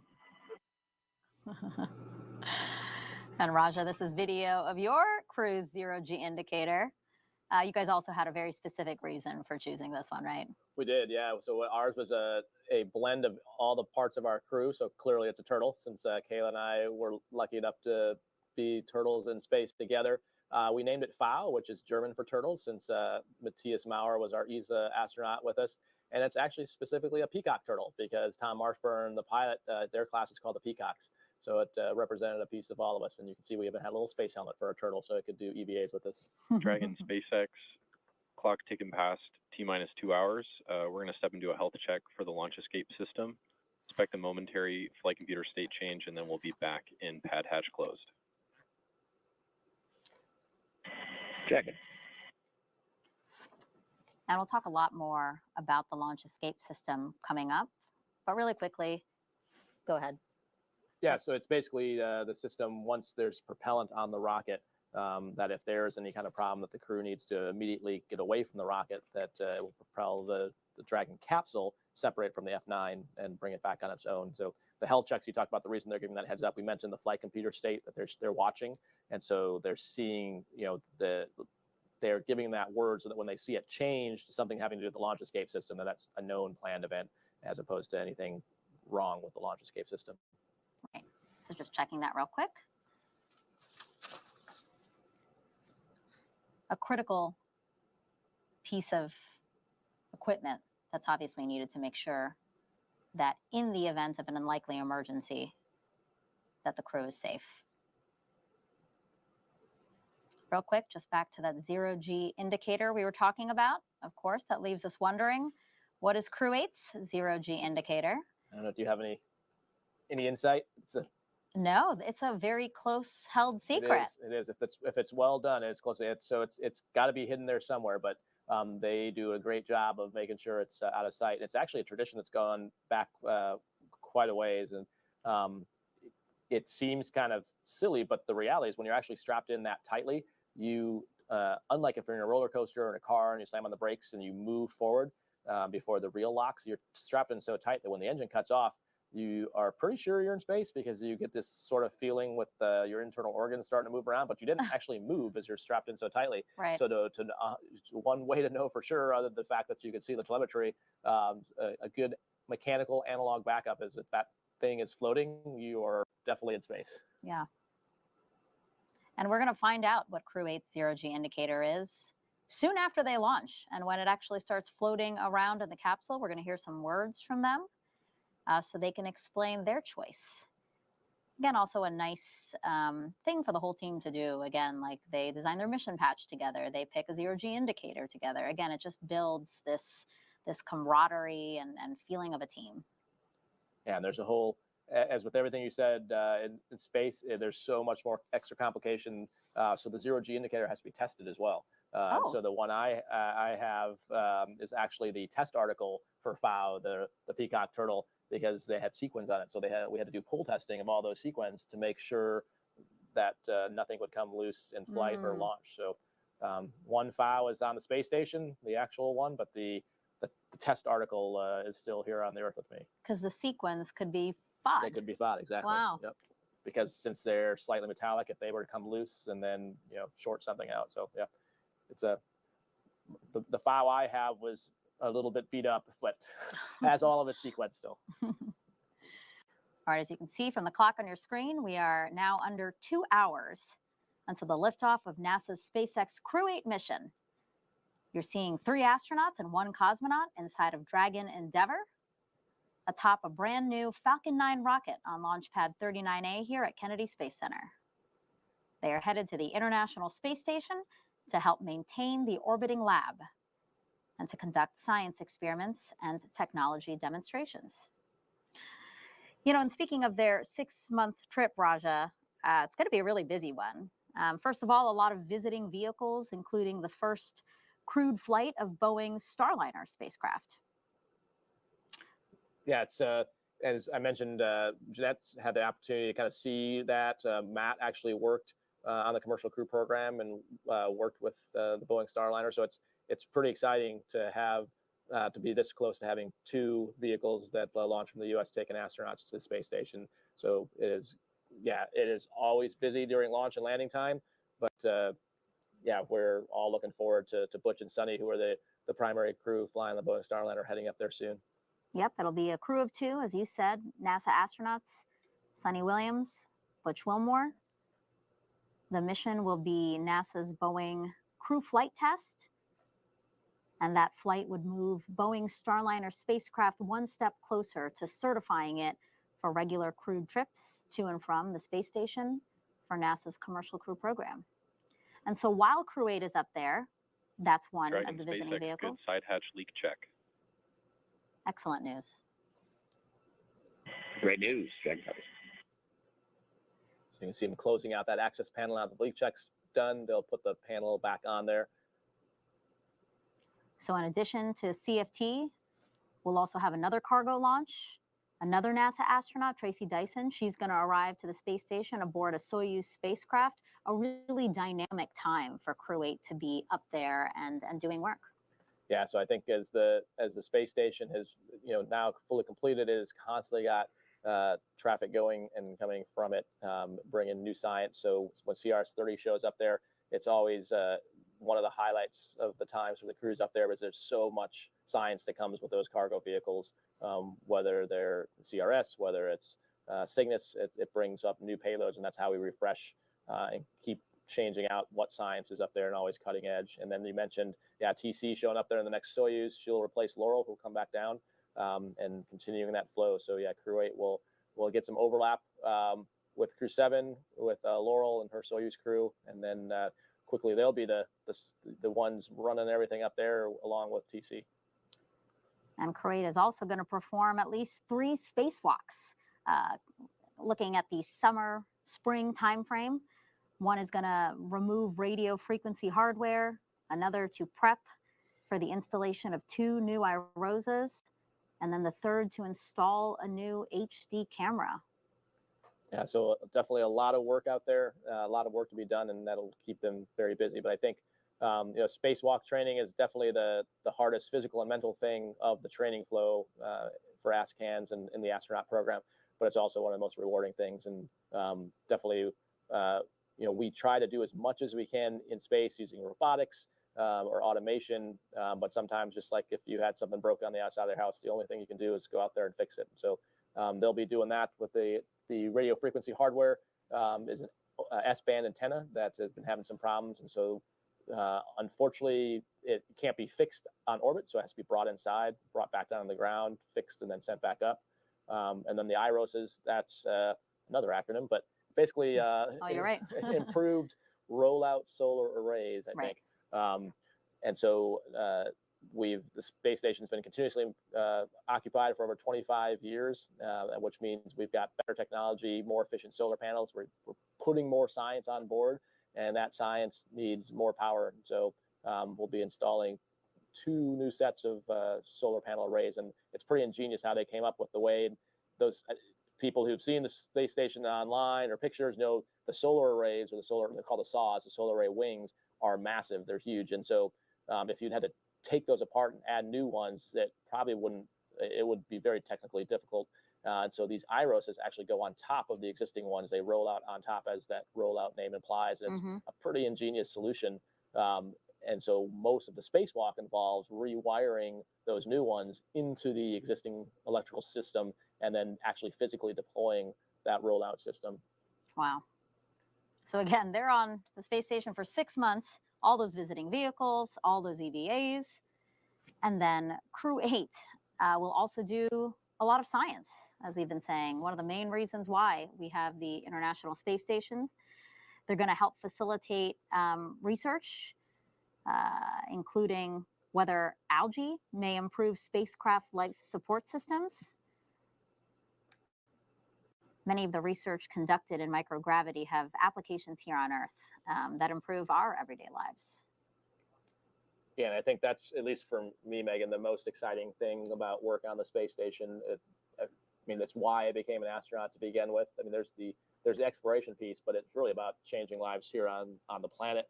And so I think the most exciting research we're doing is things that helps us get to the moon, helps us to get to Mars, but also changes how we live here. So whether it's clean water technology, carbon dioxide scrubbing, both those things, we need them to live on other planets.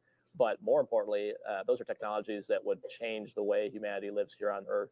And so that's, it's so amazing to know that you're a small piece of the program, a small piece of the research that does that. It's really an honor for the astronauts to be able to be a part of that, and knowing that they're the teams they're supporting as part of the research and science that happens on the space station. You can see them removing some more of the parts and pieces that connect the white room and that clean room. Now that the hatch is closed and that cover is on, they'll start disassembling the pieces there, so that when eventually, when the crew arm retracts, nothing still is attached to the capsule. Seems like a good time now to take another social media question. This one is from Mars06 on Instagram. What does it feel like to travel to space? I think the best analogy, you kind of feel like a superhero, is the ability to float. So I think that's the thing I miss the most, is being able to just float around. It takes a while to adjust. You heard Jeanette mention in her video that after about 2 weeks, she'll be a little more acclimated. That's probably accurate. A few days to a few weeks to really completely have your body adjust. But then once you're adjusted, it's truly a joy. Great questions. Keep them coming. All you have to do is go on social media, really any platform that you enjoy watching us. But we know a lot come through YouTube, X, Facebook, and Twitch.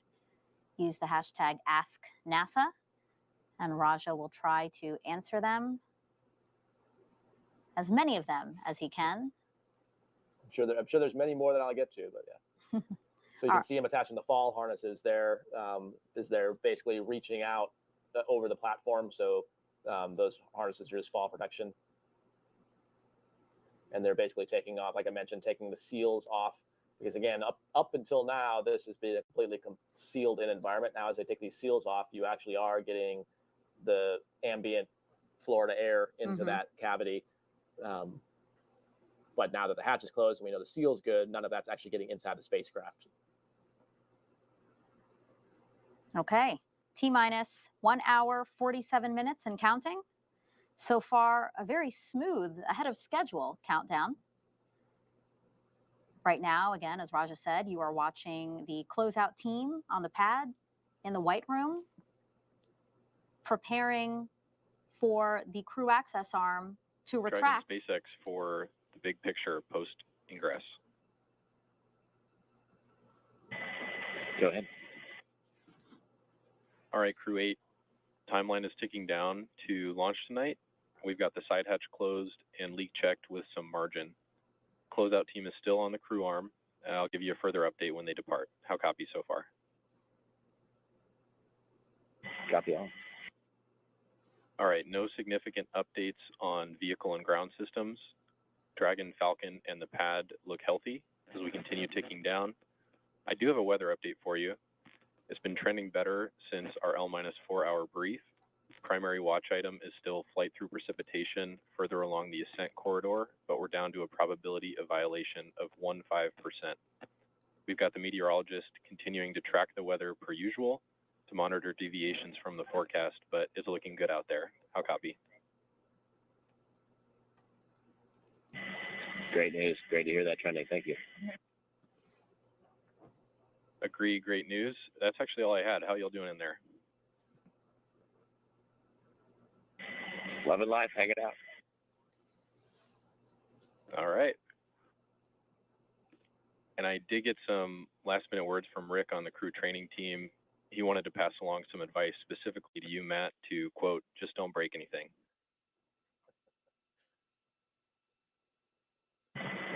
Copy all. It's your spacecraft. We're going to take good care of it. Some fun banter back and forth there on the mission audio loops. You were hearing Matt being told not to break anything because right now everything's looking great. No issues with Dragon, Falcon, or the pad. Weather trending better again than yesterday. 85% go. They are looking at some rain farther along the ascent corridor, but still looking good for launch. As you can see, 85% go. Great news. Yeah, and the fact that it's trending better is good to hear. Yeah, especially since weather has been plaguing us the last couple of days and actually was the reason why we couldn't launch yesterday. Exactly. So as we're looking at a live view of Falcon 9 with Dragon Endeavour and our Crew-8 inside on Launch Pad 39A, let's take you inside Mission Control in Houston. It's the hub of human spaceflight at NASA, as you can see there, with flight controllers who constantly monitor the International Space Station and the people living on board. They are getting ready for Crew-8's arrival. Let's hear from Rebecca there. Thanks, Megan. Such an exciting mission ahead for Crew-8. I am here in the International Space Station Flight Control Room in Mission Control, Houston. Including Demo 2, today's launch will be NASA's 9th total crewed launch under the Commercial Crew Program, which has enabled the United States to once again launch astronauts from American soil. However, it's not just professional astronauts that visit the International Space Station anymore. The orbiting laboratory was recently home to the 3rd private astronaut mission called Axiom Mission 3, or AX3, with a crew representing 4 nations. NASA is enabling these private astronaut missions to open up space unlike ever before and lay the framework for a commercial low Earth orbit economy where NASA will become just one of many customers. On January 18th of this year, the AX3 crew launched from NASA's Kennedy Space Center, which is where Crew-8 is launching from today. The AX3 crew spent about 2 weeks on board the station, completing over 30 important research experiments and conducting dozens of outreach activities. Accompanying AX3 during their stay and currently awaiting Crew-8 is the Expedition 70 crew. When Crew-8 arrives at the space station, they will no longer be referred to as Crew-8, but rather join as Expedition 70 flight engineers. We have a photo of Expedition 70 that is currently on board station and looking forward to the arrival of their new crewmates. Seated in the middle left is International Space Station Expedition Commander and European Space Agency astronaut Andy Mogensen. Next to him is NASA astronaut Jasmine Mogbelli, seated there.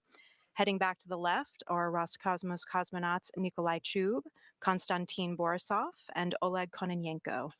Next is Japanese Aerospace Exploration Agency astronaut Satoshi Furukawa, and on the far right is NASA astronaut Laurel O'Hara.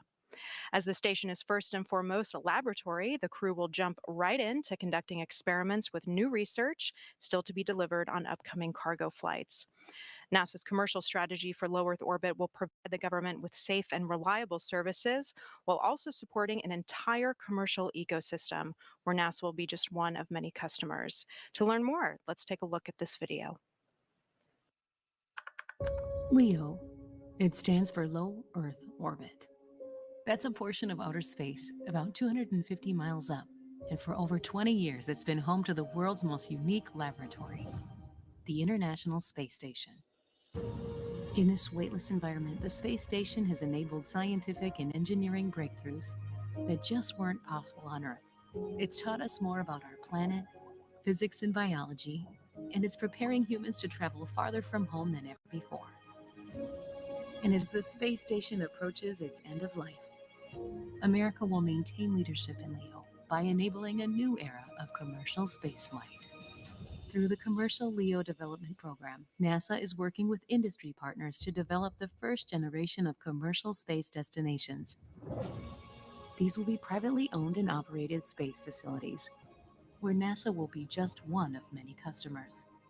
This new orbital economy will stimulate commerce and usher in the next generation of aerospace engineering, opening the door for scientific discoveries and private astronauts, allowing NASA to continue its critical research in LEO, supporting deep space exploration and bringing those benefits back home to Earth. T-minus 1 hour, 40 minutes from launch, as we're taking a live look inside the White Room, which is at the end of the crew access arm. This is how the crew ingressed into their Dragon spacecraft, which, as you can see, the side hatch has now been closed and will not reopen until the crew splashes down 6 months from now. We've been talking about the crew's destination, the ISS, and how it's an incredible orbiting lab. So let's check out some of the research that's up there that has helped us down here. The International Space Station is a state-of-the-art microgravity laboratory that is unlocking discoveries not possible on Earth and helping us push farther into deep space. Every single day, we are answering big questions about Earth and about space, about where we came from and about where we're going. But the other thing that we're doing is we're learning more questions to ask. Microgravity turns almost everything we know upside down. Liquids behave completely differently. Fire burns in new ways. Biological systems reveal surprises. There's a few things that have made me gasp out loud up on board Space Station. Watching heart cells actually beat has been a pretty big one. We're studying ways to grow food in microgravity. I got to tell you, these are pretty amazing. We're learning how human bodies react to life in space and how to keep crew members safe and strong on long-duration exploration missions. Deadlifts are awesome on Earth. They're also awesome in zero gravity. We're testing technologies that will be critical to our return to the moon and Great Leap to Mars. Our research has contributed to medical and social benefits on our home planet, allowing us to find new ways to combat disease back on Earth and develop technologies to deliver clean water to remote communities in need. The spectacular vantage point of more than 200 miles above our planet supports our monitoring of Earth's climate, natural disasters, and plant life. The orbital perspective that we have here on the ISS is just absolutely amazing. Earth is gorgeous. The growing new space economy, so vital to our continued progress in space, is flourishing in low Earth orbit. We're inspiring future generations, from a platform that is one of the largest international collaborations of our time. We're doing science at 17,500 miles per hour. Come along for the ride.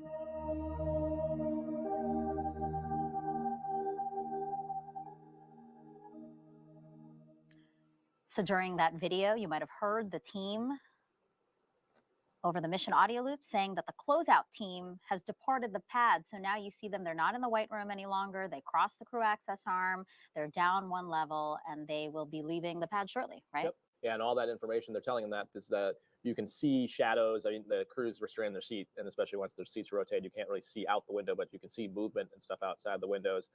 So just giving them the situational awareness that they shouldn't be seeing that anymore. If they are seeing movement, that would mean something else is happening with equipment. And it also gives them awareness. So one of the things that we talked about earlier is emergency egress. And so the crew is always kind of keeping track of how many people are on the pad. Because if you have to use those slide wire baskets, you have to make sure everyone's accounted for. And so this is all that. There's a purpose to all that communication to let them know who's there, not there.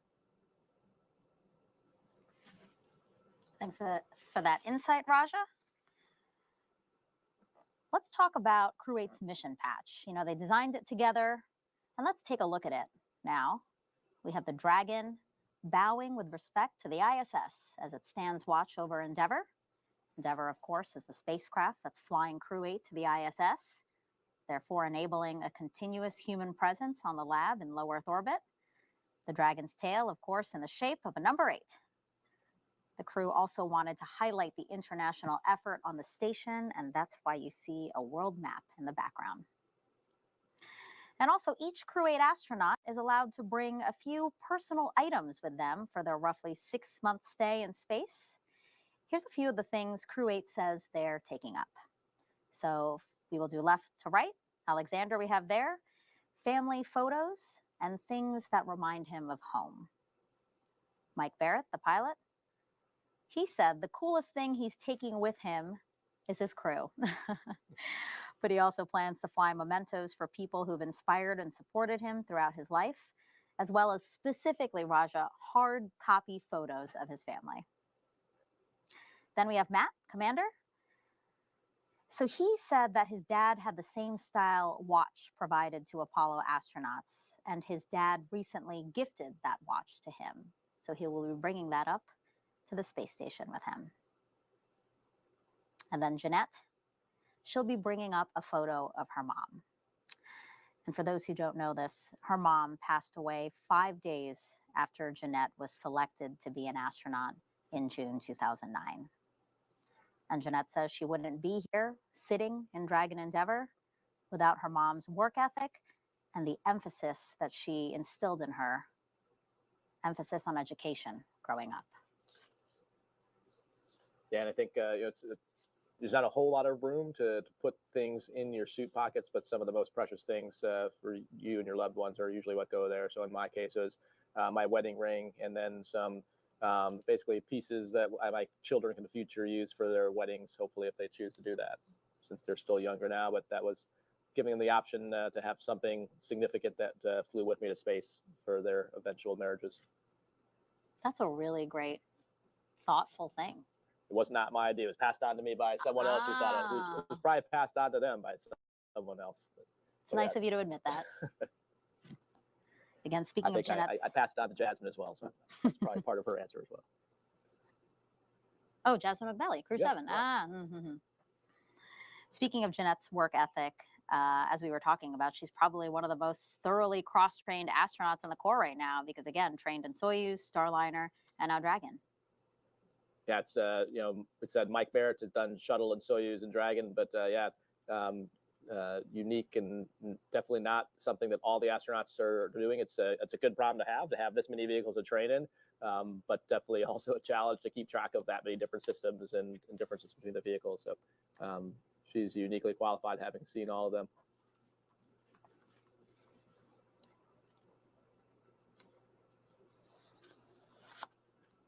Again, a beautiful shot of the launch pad.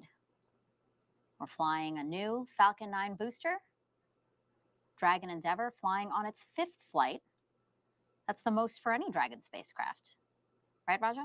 Yeah, it's the fleet leader, and the original certification done by the Commercial Crew Program, which just the fact that we were reusing capsules to begin with was, new boundary breaking and not unprecedented. So this is the fact the program and SpaceX pulled that off together, in and of itself is amazing. And now they're at 5, and so after this, I'm sure there's be a lot of analysis, taking a really close look at how the vehicle's actually performed over the 5 flights. And what the forward steps are, but it's pretty amazing to even, like earlier mentioned in the broadcast, like 5 years ago, just the idea of saying like, oh, it's on its 5th flight. We wouldn't have been in the vernacular, and now it's just talking about it as if it's, oh yeah, of course it's the 5th flight. What else would it be? So it's the impossible has become the common. Right. And the plan for the Commercial Crew Program is after Endeavour flies on its 5th flight, they'll evaluate it and work with SpaceX to maybe determine whether or not it could be recertified to fly additional flights. Exactly. Yeah. And I think there'll be, like I said, a lot of analysis. You may not have to refurbish the whole capsule. Maybe there's certain key components or parts or critical pieces. But yeah, we'll really dig in with the help of the folks at Johnson, KSC, and Marshall, and really all the NASA centers that help the Commercial Crew Program to figure out how we can continue using it. T-minus 1 hour, 31 minutes, 40 seconds and counting until Dragon Endeavour, as we've been talking about, flies its next 4-person crew to the International Space Station. The astronauts we're tracking today: Commander Matt Dominick, pilot Michael Barratt, mission specialists Jeanette Epps and Aleksandr Grebenkin. A live view of them there. Up next, the launch is health check, Raja, or are we early? They called one earlier. I wasn't sure if that was if they just got ahead of timeline to knock it out, or if we'll see it again. But in either case, it's before they start the prop loading and actually have to arm it for real. They're mostly likely just checking to make sure it can transition between states. And that flight computer state, you keep hearing them talk about, that's important in the Dragon software architecture, but essentially that state is what dictates what things you can do. So for example, if it's in the launch state, you could have a launch escape trigger, but once it's in orbit, it's not in that state anymore. So all those systems are saved. And so that's why a really key vehicle parameter they're always watching is what is the state it is in, because that is what enables different commands. I see. And Dragon's launch escape system is powered by 8 Super Draco engines. They're mounted in pairs around the exterior of the capsule. And each engine is capable of generating 16,000 pounds of thrust. And there's a system of sensors throughout the Falcon 9. Those sensors feed telemetry to the ship's flight computer, which constantly monitors the performance of those critical components. So if there is a major malfunction, if that is detected, that flight computer is programmed to automatically fire the Super Draco engines to propel Dragon away from the Falcon 9 rocket at a rate of a half a mile in 7.5 seconds. So really, this system can move the crew away from the rocket if there were an emergency. Right, and that's one of the biggest improvements to crew safety that the Commercial Crew Program has brought us, with both the Dragon and the Starliners, a robust launch escape system. So like you mentioned, designed to be automated, but also able to be activated manually by the commander and the pilot, who have a way to force launch escape. And that acceleration is important, because keep in mind, if it happens during launch, the rocket is still accelerating. So you actually need to accelerate even faster than the rocket to get away from it. Right. Yeah, good point. This launch escape system can be triggered either while still on the pad, but also during flight. Right. Basically all the way until what's called orbital insertion. It has the ability to be able to safely launch escape from the F9. So we'll be arming that launch escape system just before propellant loading of Falcon 9 at T-minus 35 minutes. Now with Crew-8 going up, that means Crew-7 will be returning home. NASA astronaut Jasmine Mogbelli, ESA astronaut Andreas Mogensen, JAXA's Satoshi Furukawa, and Roscosmos' Konstantin Borisov. You see them there? They launched from Kennedy Space Center in August of last year. They've been living and working on the space station now for 6 months, And once Crew-8 arrives, there's going to be what's called a handover for about 5 days, and then Crew-7 will undock from the ISS no earlier than March 11th. So, Raja, what is this handover period? What happens during that time? So usually it's about a minimum of 5 days for the new crew to have some overlap or on-the-job training with the outgoing crew. All the crews are already trained when they show up there, but really that handover period is for all the little mini things that are impossible to cover in training, like where do you keep the camera covers? Where's the microphone for that camera? Where did you leave out? Every crew maybe organizes the food a little bit differently in terms of how we have breakfast food here and lunch food there, or maybe we break it up by there's meats in this drawer and vegetables in this one. So it's kind of all those little day in the life things. And as you heard Mike say earlier, the space station is constantly changing. Every cargo vehicle that shows up there changes the configuration. And so what you saw in training may not actually be the same in some areas. And so getting those kind of real-time specifics from the crew who's there are pretty important. And then you also side saddle a lot of the tasks. And so just kind of getting their handover on, you saw some of the exercising and the exercise equipment. Some of those things have maintenance you do based on use, and so they can give you that handover. And one thing specific to this handover with Crew-7, I thought this was interesting. The astronauts are going to be testing new water bottles.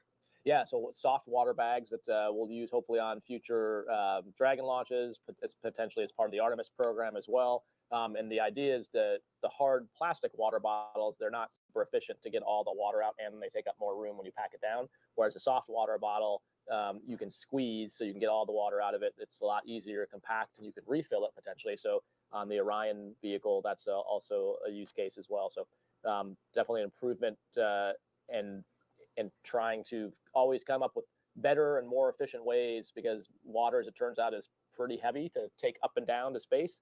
And so as we look towards lunar and Mars missions, the more efficient we can be with that, the better. So a lot of planning and coordination has to happen to bring astronauts home safely. So I want to introduce everyone now to Samantha Testa, who is a recovery director for NASA's Commercial Crew Program. I am a NASA recovery director for the Commercial Crew Program. So my job is to coordinate and lead the NASA team that brings the astronauts home from the International Space Station after their roughly 6-month mission in space. I think something that's surprising about Commercial Crew, especially right now flying with SpaceX, is that we're landing capsules in the ocean, both in the Gulf and the Atlantic side of the state of Florida. We're bouncing between coasts of Florida when we're bringing these astronauts home. We are continuously learning about the hardware associated with the capsule, the parachutes, the recovery vessel, and from the team itself, including the astronauts. My first mission stands out to me the most. I was new to the Commercial Crew Program. It was the Crew-3 return mission. We were still coming out of the pandemic, which was a challenge for everybody around the world, but including NASA.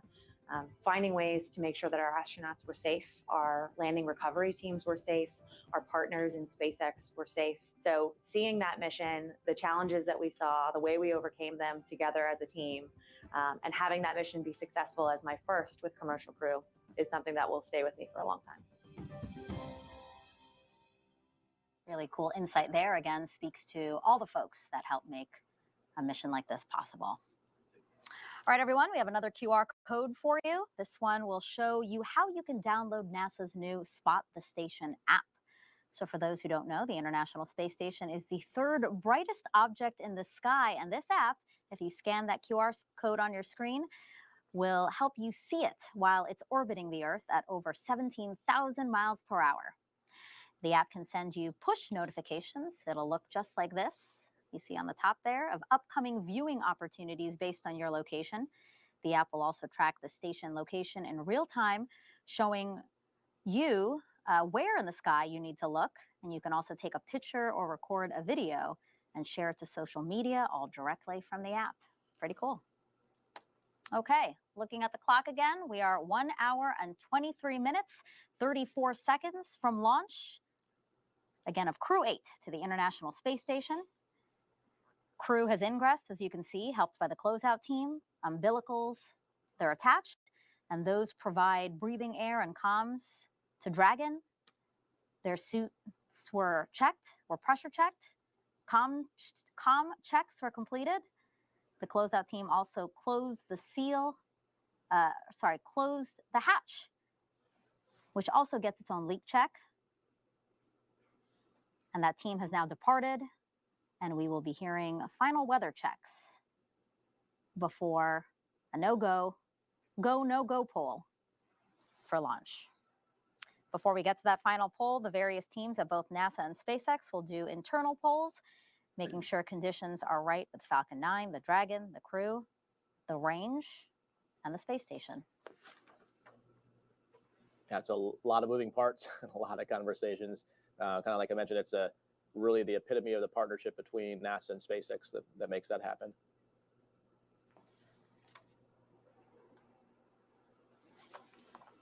So we kind of talked a little bit about it before, but I think what a lot of people don't necessarily even realize, and just the amount of data and rigor and analysis that goes into these crewed launches. And so we take that really, really seriously, obviously at NASA and at SpaceX. And so even down to the engine component. So the Merlin engines on the F9 actually have heritage from Marshall Space Flight Center, who helped SpaceX early on, back when they were first developing the engines. And so we still have experts there that are looking at poring over the data as they start to the final count. Like I mentioned, you've got the folks from the Commercial Crew Program, who are called SMEs, or subject matter experts in all kinds of different systems, who are essentially also monitoring the telemetry, overseeing everything, and at all points conferring with SpaceX, consulting with them, make sure that everyone agrees that everything looks good. So it's the team has just continued to flourish, and that those partnerships have worked really well. We have a nice shot now of Crew-8's ride to space, Dragon Endeavour. We've been talking a lot about it tonight. Again, the first time SpaceX and NASA will fly a Dragon spacecraft for the 5th time. Here's a look back at its previous flights and why it was named Endeavour. Liftoff of the Falcon 9 and Crew Dragon. Go NASA, go SpaceX, Godspeed, Bob and Doug. May 30th, 2020, Dragon capsule C-206 launched Doug Hurley and Bob Behnken to the International Space Station. It had been almost 9 years since astronauts lifted off from U.S. soil. The historic launch also marked the first crewed flight by a commercial company under NASA's Commercial Crew Program. In a tour of the spacecraft shortly after launch, Behnken and Hurley announced why they named the capsule Endeavour. We both had our first flights on Shuttle Endeavour, and it just meant so much to us to carry on that name. That's what we decided to go with. Endeavour was also the name of the Apollo 15 command module that orbited the moon while a 4th pair of astronauts worked on the lunar surface. April 2021, Dragon Endeavour's second mission, Crew-2, launched from Kennedy Space Center carrying U.S. astronauts Shane Kimbrough and Megan MacArthur, along with JAXA astronaut Aki Hoshide and ESA astronaut Thomas Pesquet. Endeavour splashed down off the coast of Pensacola, Florida, after spending 199 days in orbit, a record for an American crew transport spacecraft. A year later, Endeavour's 3rd flight, Axiom Mission 1, a privately funded and operated mission to the International Space Station. Astronaut Michael Lopez Alegria and 3 civilians spent 16 days docked to the ISS before splashing down in the Atlantic Ocean. Then last year, Crew-6 was Endeavour's 4th flight.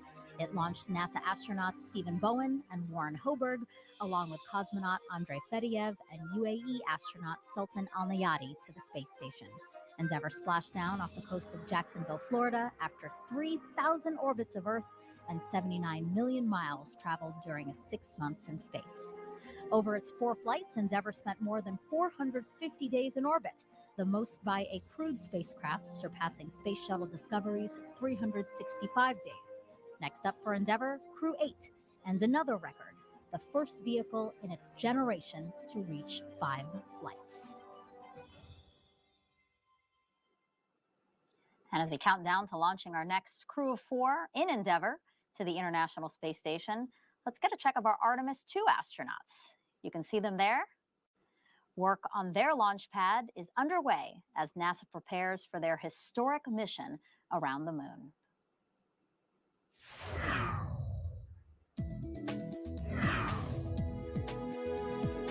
Earlier this year, teams with NASA's Exploration Ground Systems began installing and testing these emergency egress baskets at Launch Pad 39B at Kennedy Space Center in Florida. The baskets are in preparation for the agency's crewed lunar missions, starting with Artemis 2.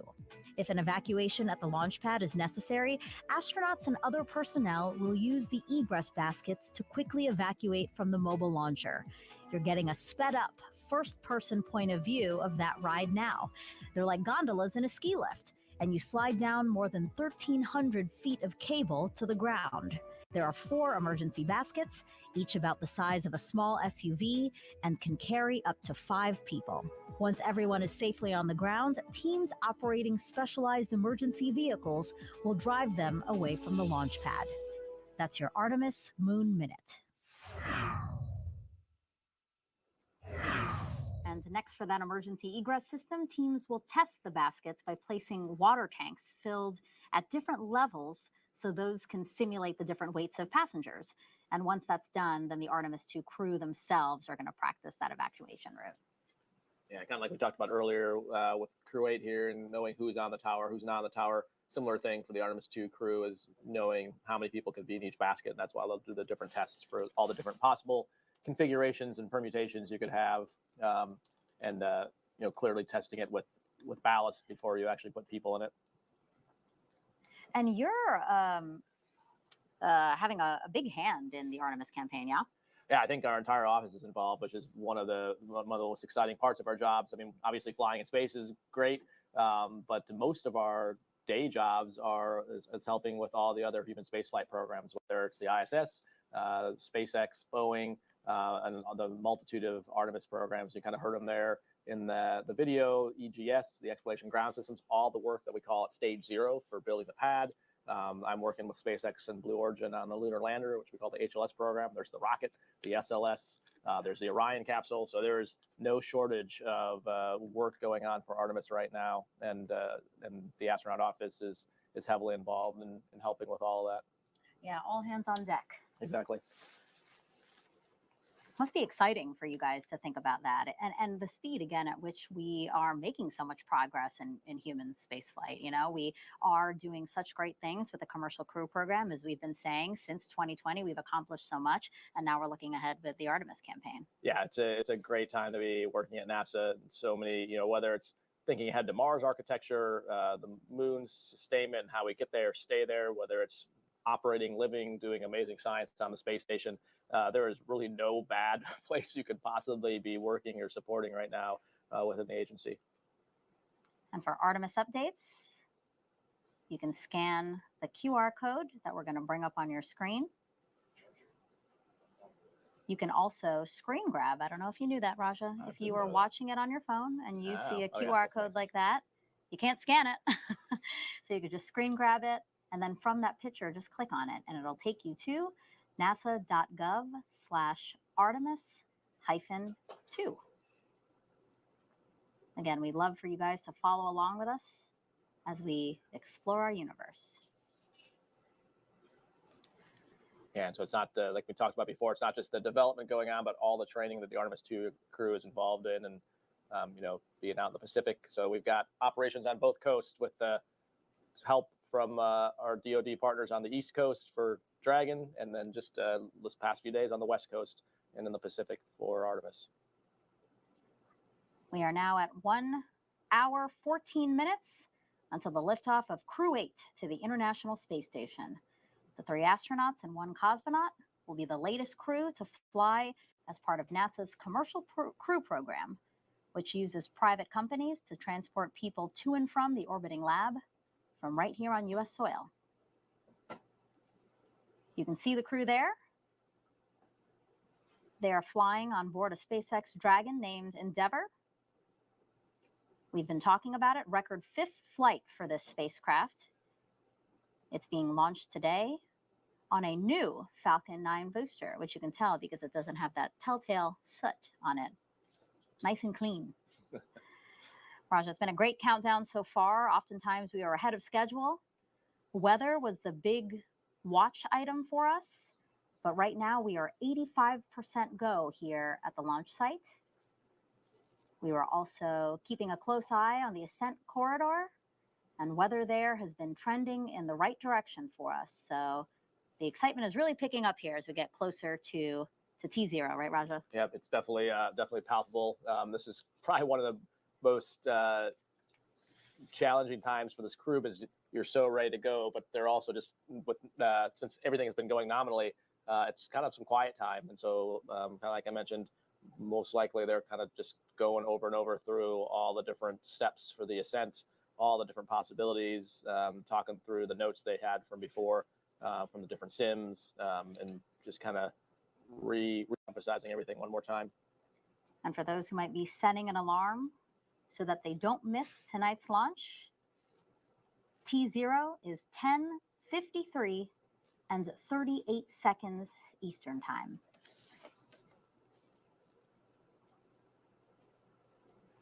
We have time now for another Ask NASA question.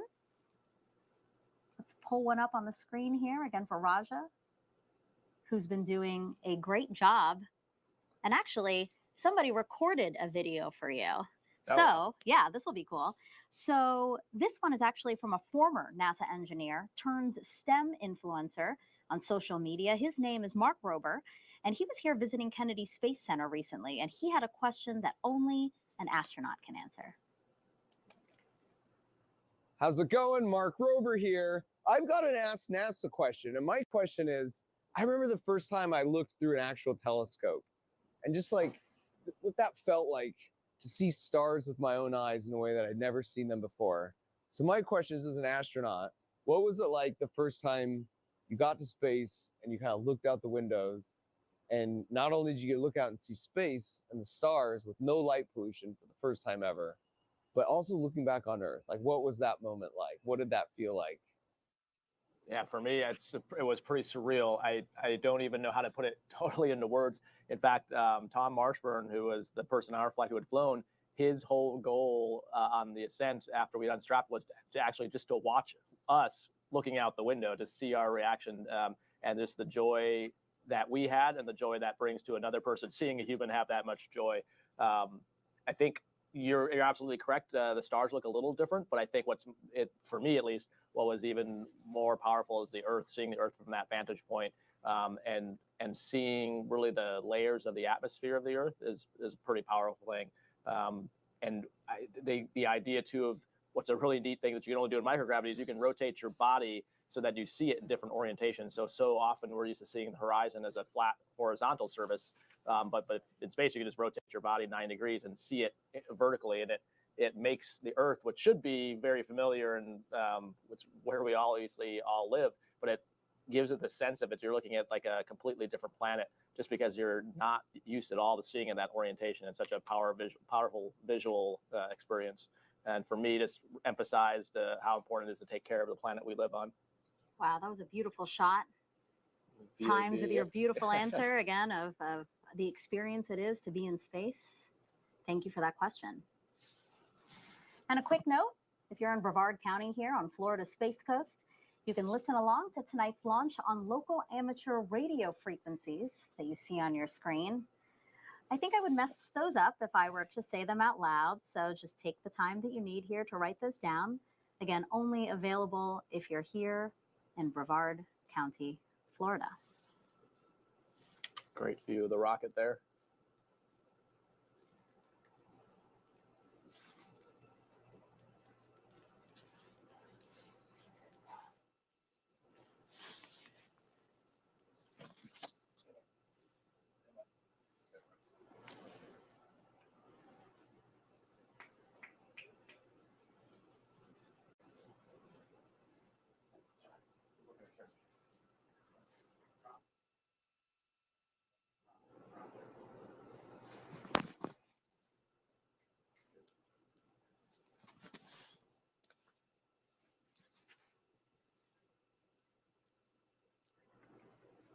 If you're just joining us, welcome to live launch coverage of NASA and SpaceX's 8th rotational flight of 3 NASA astronauts and 1 cosmonaut to the International Space Station from Kennedy Space Center here in Florida. I'm NASA's Megan Cruz, and this is NASA astronaut Raja Chari, who's been gracious to spend the last 3 hours with us as we count down to the launch again of Crew-8. With just about an hour left, Raja, talk to me about how you're feeling. How has this count been going? Yeah, it's been going great, which is the way you want it to be. I think we've seen lots of times tonight where the crew's ahead of timeline, where the launch control team's ahead of timeline, which is always a good feeling to have. And we've talked about, the things they're doing in that free time is configuring the vehicle, going through, talking amongst the crew. So we're not hearing all that intercom chatter, but that's basically what's going on inside. The next big steps, I think we expect another weather update. Seems like everything's trending positively. And then from there, starting the propellant load, which is the next big step. Yeah. Now, the launch team stood down from yesterday's attempt due to elevated winds along the ascent corridor. But today, weather is looking a lot better. 85% go here at the launch site. And conditions have improved over the ascent corridor as well. It's looking like a good day for a launch, Raja. Yep, it's looking. Let's keep our fingers crossed. But yeah, if the trends continue, and we don't have to worry about the precipitation in the launch corridor, we should hopefully be ready to send Crew-8 on the way to the space station. Yeah, launch teams are still keeping a close eye on the weather. We expect another weather briefing at the T-1 hour mark, so we'll be listening in for that. Now, liftoff time is still holding for 10:53 and 38 seconds Eastern time. And right now, we're tracking no issues with either Falcon 9 or Dragon, which you're seeing there on the pad. A beautiful reveal from behind the vehicle assembly building there. No issues with Dragon, as we said, no issues with Falcon 9, and the range is green, Raja. Safe to fly. Ready to go, yeah. And as you've heard several times tonight, with Matt talking, and the crew talking with the controllers, they are excited. They're ready to go. Yeah, looks to be a beautiful night for the folks that are here at Kennedy Space Center to be able to watch the launch. So you've got the immediate families. So we saw those when they walked out, the ones who were in quarantine. That'll be on top of the LCC to be able to watch the launch, and then the extended family, and then lots and lots of visitors here to see, the 5th flight of Endeavour, which again is just amazing. Just to think about 5 flights on a vehicle that only 5 years ago flew the first time. Now, over the last 3 hours, our crew has been getting ready for their trip to space. Let's introduce you to them now. If you're just joining us, we have in the commander's seat, NASA astronaut Matthew Dominick, making his debut space flight. He's from Wheat Ridge, Colorado, and is a former naval aviator. Sitting next to him, Matthew. Sitting next to Matthew is Michael Barratt, today's pilot, making his 3rd trip to low Earth orbit. He is board certified in internal and aerospace medicine. Next up, mission specialist Jeanette Epps. This NASA astronaut hails from Syracuse, New York, and once worked as a CIA intelligence officer.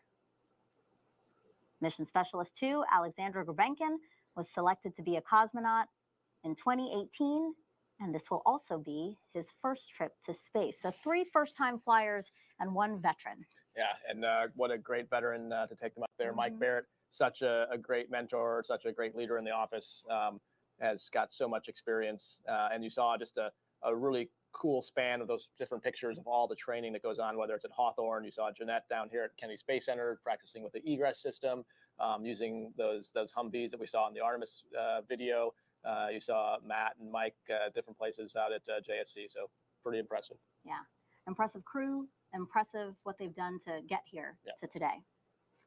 Okay, so let's take a moment to also recap launch day preparations, right? So after waking up and having a bite to eat, SpaceX helped the astronauts into their suits inside the historic crew quarters suit-up room.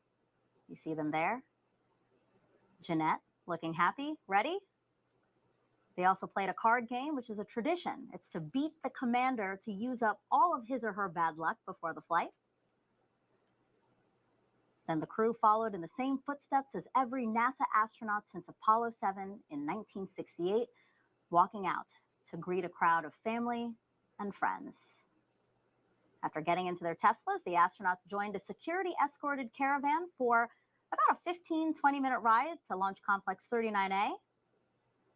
Following their arrival, they got to take a look at their rocket, their ride to space.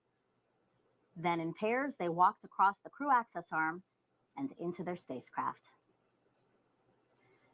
And now we are watching them live while they await the next big milestones. fueling of the Falcon 9 rocket, and arming the launch escape system. Yeah, and kind of the reason they're using all this time now is once the launch escape system is armed, you'll see the crew will be pretty much still. They're going to keep their arms, their hands, their legs all pretty much inside the restraint and motionless. And because that's, if there was a launch escape, it's, as we talked about earlier, pretty forceful and happens really fast. And so you wouldn't want to have your hand out or doing something like that. So this is the time to get all the little movements out or get yourself comfortable, make sure everything's fine. You've got everything configured the way you want. And it's also the time they'll do all their scrolling on the displays to go through the procedures. Because again, once the launch escape system is armed, they will try and minimize the amount they're moving around other than going through those displays. So it's good when they're ahead like this, because you don't want to be rushed going into that. And so having the chance to review and talk through that as a crew on the intercom is super helpful. And Raj, as we take these beautiful aerials again from a helicopter that we have orbiting the pad, I have an update on the weather. They had another weather briefing, and we are now 90% go. Great news. Great better. news. Yep. So my guess is with a small percentage change, when they do the next update for the crew, they'll probably pass that on to them. But that's good to hear. Now, at this time, we are expanding our coverage and would like to welcome SpaceX and NASA commentators joining us live from Hawthorne, California. That's where the SpaceX mission team is located. So we want to welcome now Sandra and Jesse. Thanks, Megan, and hello to each and every one of you joining us Dragon, today. I'm SpaceX, Sandra Jones with stepping NASA into Communications. some orbit And I'm tank, Jesse Anderson, a isolation valve manufacturing cycling, engineering expect a manager flight here at computer change SpaceX. briefly. Sandra and I are joining you today a from nominal part of the SpaceX countdown. headquarters How in copy? Hawthorne, California, as we count down to liftoff of Crew-8 just about an Dragon hour copy. from now. Of course, Crew-8 is our 8th operational mission with SpaceX flying astronauts for long-duration missions to the International Space Station. Crew-8 will have 3 first-time flyers on board, as well as a veteran NASA astronaut. Today's crew will fly aboard the Dragon spacecraft named Endeavour, which previously flew NASA's SpaceX Demo 2, Crew-2, and Crew-6 missions, in addition to AX-1, the first commercial astronaut mission to the space station. For those of you following along, Endeavour will be the first Dragon spacecraft to fly 5 times. It's also been 5 years since the Demo 1 mission, which was the first demonstration mission of NASA's commercial crew program to the space station. And Dragon, we saw good feedback from all the valves there. And at this time, your go for Section 5. When ready, report go for launch. Copy, Section 5, we'll go.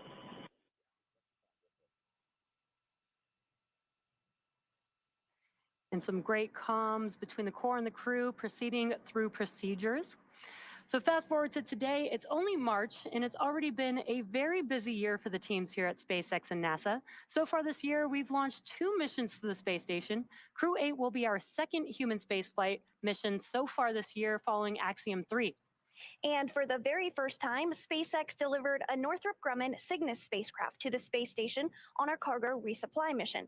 On the heels of that mission, Falcon 9 launched NASA's ocean-studying PACE satellite on a polar trajectory from the Cape. And just last month, we launched our first commercial lunar payload services, or CLPS, mission to the moon for NASA, which we'll talk a little bit more later in the program. All of these missions we just mentioned continue to bring us closer and closer to our ultimate SpaceX ambitions Dragon of Crew-8, going go for further into launch. space. Copy, Crew-8, go for launch. Let's do it. And great news there, we are go for launch. It's such an exciting time for all things space. History is being made every single day. It continues to be a smooth countdown, and we're looking good for an on-time launch, as we just heard. Coming up at T-minus 45 minutes, the team will report their readiness for propellant load with a final go, no-go poll. So in the meantime, NASA's Rebecca Turkington is going to help us take a closer look at where the crew is headed tonight. Rebecca? Thanks, Jesse and Sandra. We are back in the International Space Station Flight Control Room in Mission Control, Houston. The crew will be making their journey today to low Earth orbit, which you may hear us refer to as LEO. This is classified as orbits around Earth that are 1,200 miles or lower. There are a lot of satellites in this orbit, including the Hubble telescope. And of course, today's destination, the International Space Station. The space station's orbit averages at 250 miles above Earth, but varies based on its apogee apogee or perigee, which stands for the highest and lowest points of its orbit.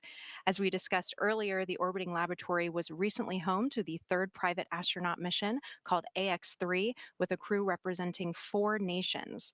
NASA is enabling these private astronaut missions to lay the framework for a commercial low Earth orbit economy where NASA will become just one of many customers. The AX-3 crew spent about 2 weeks on board the station, completing important research experiments and conducting outreach activities. They also took some beautiful shots of the Earth, like this one. AX-3 mission commander Michael Lopez Alegria took this photo of the moon peeking out from one of the space station's solar arrays.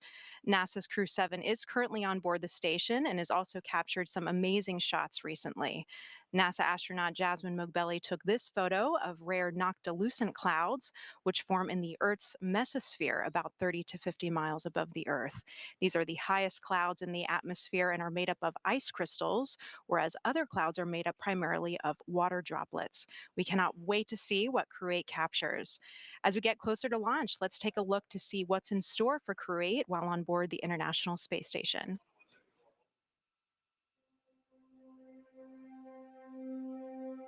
I view Crew-8 like an Olympic torchbearer.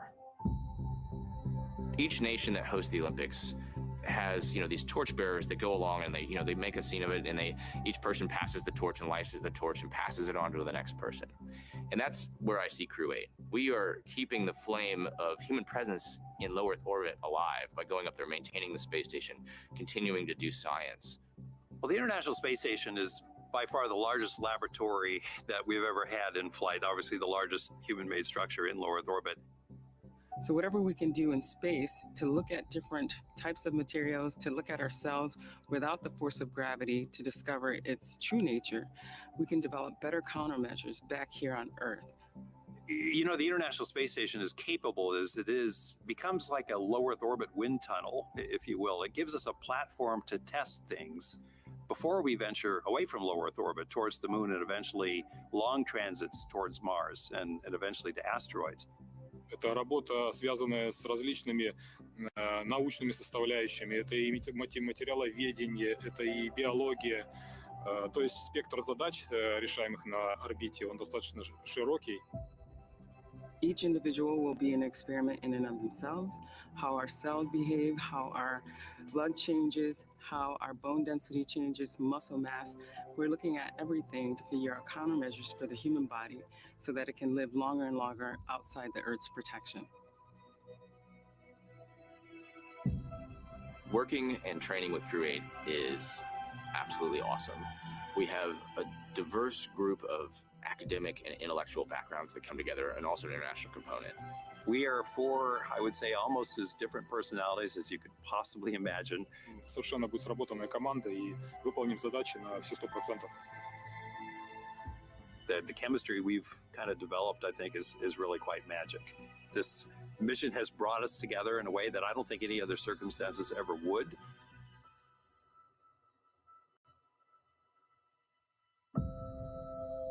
The ISS is, I would say, a very critical stepping stone in human exploration beyond low Earth orbit. Every time we launch 4 more people to space, we're building our sample size and our understanding of the human body and the things that happen to it in a zero-gravity environment.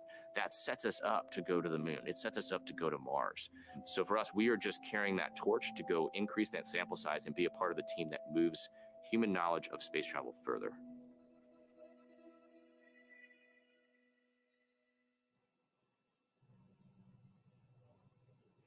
Reusability is the key to making spaceflight more routine and ultimately what will enable humans to become multiplanetary. Down at Starbase, Texas, we're continuing to build, test, and fly Starship, the world's most powerful launch vehicle ever developed. It's a fully reusable transportation system and will transform how we access space because it's designed to carry a massive amount of cargo and large numbers of people to Earth orbit, the moon, Mars, and beyond, which will help continue driving down the cost per launch. Starship will be capable of carrying up to 150 metric tons to orbit and up to 100 passengers. We're still in the testing phase, but major milestones like flying at a high cadence, full system reuse, and on-orbit refilling are key priorities. We're also building a second Starbase launch tower to further increase Starship's flight opportunities. This will also allow for continuous upgrades to the towers while continuing to launch. Also in testing, our engineers are proving out all systems necessary to make a trip to the moon possible, such as propulsion, life support, and even the elevator that will take crew and cargo from the Starship hatch opening down to the lunar surface. In partnership with NASA, Starship will put the first Artemis astronauts on the moon. The vehicle will perform one uncrewed demonstration flight before the Artemis 3 mission, which will be the first human surface expedition since 1972. To that end, SpaceX has been hard at work getting Starship ready for its moon missions. With the ability to deliver cargo and people to the lunar surface, we'll be ready to help humanity build a sustainable presence on the moon and learn how to live off-world before the next steps to Mars. Just last month, SpaceX launched a lunar lander on Falcon 9 that became the first U.S. lunar landing since the Apollo program ended more than 50 years ago. That's right. On February 15th, as part of a commercial mission by the company Intuitive Machines, they sent a lunar lander to the surface of the moon. NASA was one of several customers to hitch a ride on the lander to deliver science and technology demonstrations to the moon's south pole. And it's part of the agency's Commercial Lunar Payload Services initiative to learn more about the moon before returning humans there under the Artemis campaign.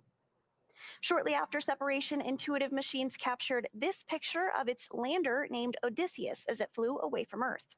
And then it took another photo 6 days later as Odysseus entered lunar orbit with NASA's 6 science instruments.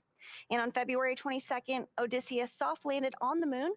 NASA worked with Intuitive Machines to gather as much data as possible from its 6 payloads until the lander's solar panels were no longer exposed to light.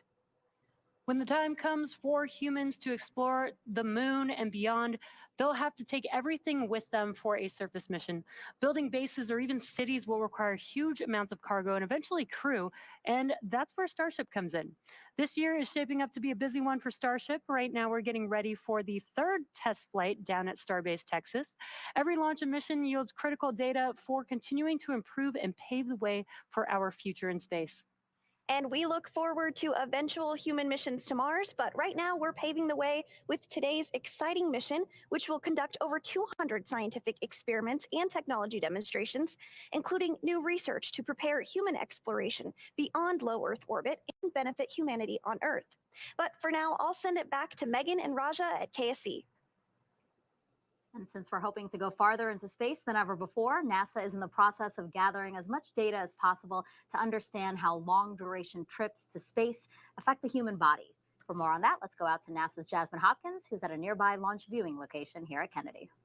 Thank you so much, Megan. Yes, we're joining you from the Operations Support Building here at Kennedy, which is one of the main VIP viewing locations here. And joining us right now is Kristen Fogg from the Human Research Program at Johnson. Thanks for being here, Kristen. My pleasure, and thanks for giving me the opportunity to talk about the Human Research Program. Exactly. So I see the excitement in your voice. Tell us, what is the Human Research Program? What do you guys do? Well, it's really all about the human. So we really focus on the risk and how do we reduce risk for humans in space flight.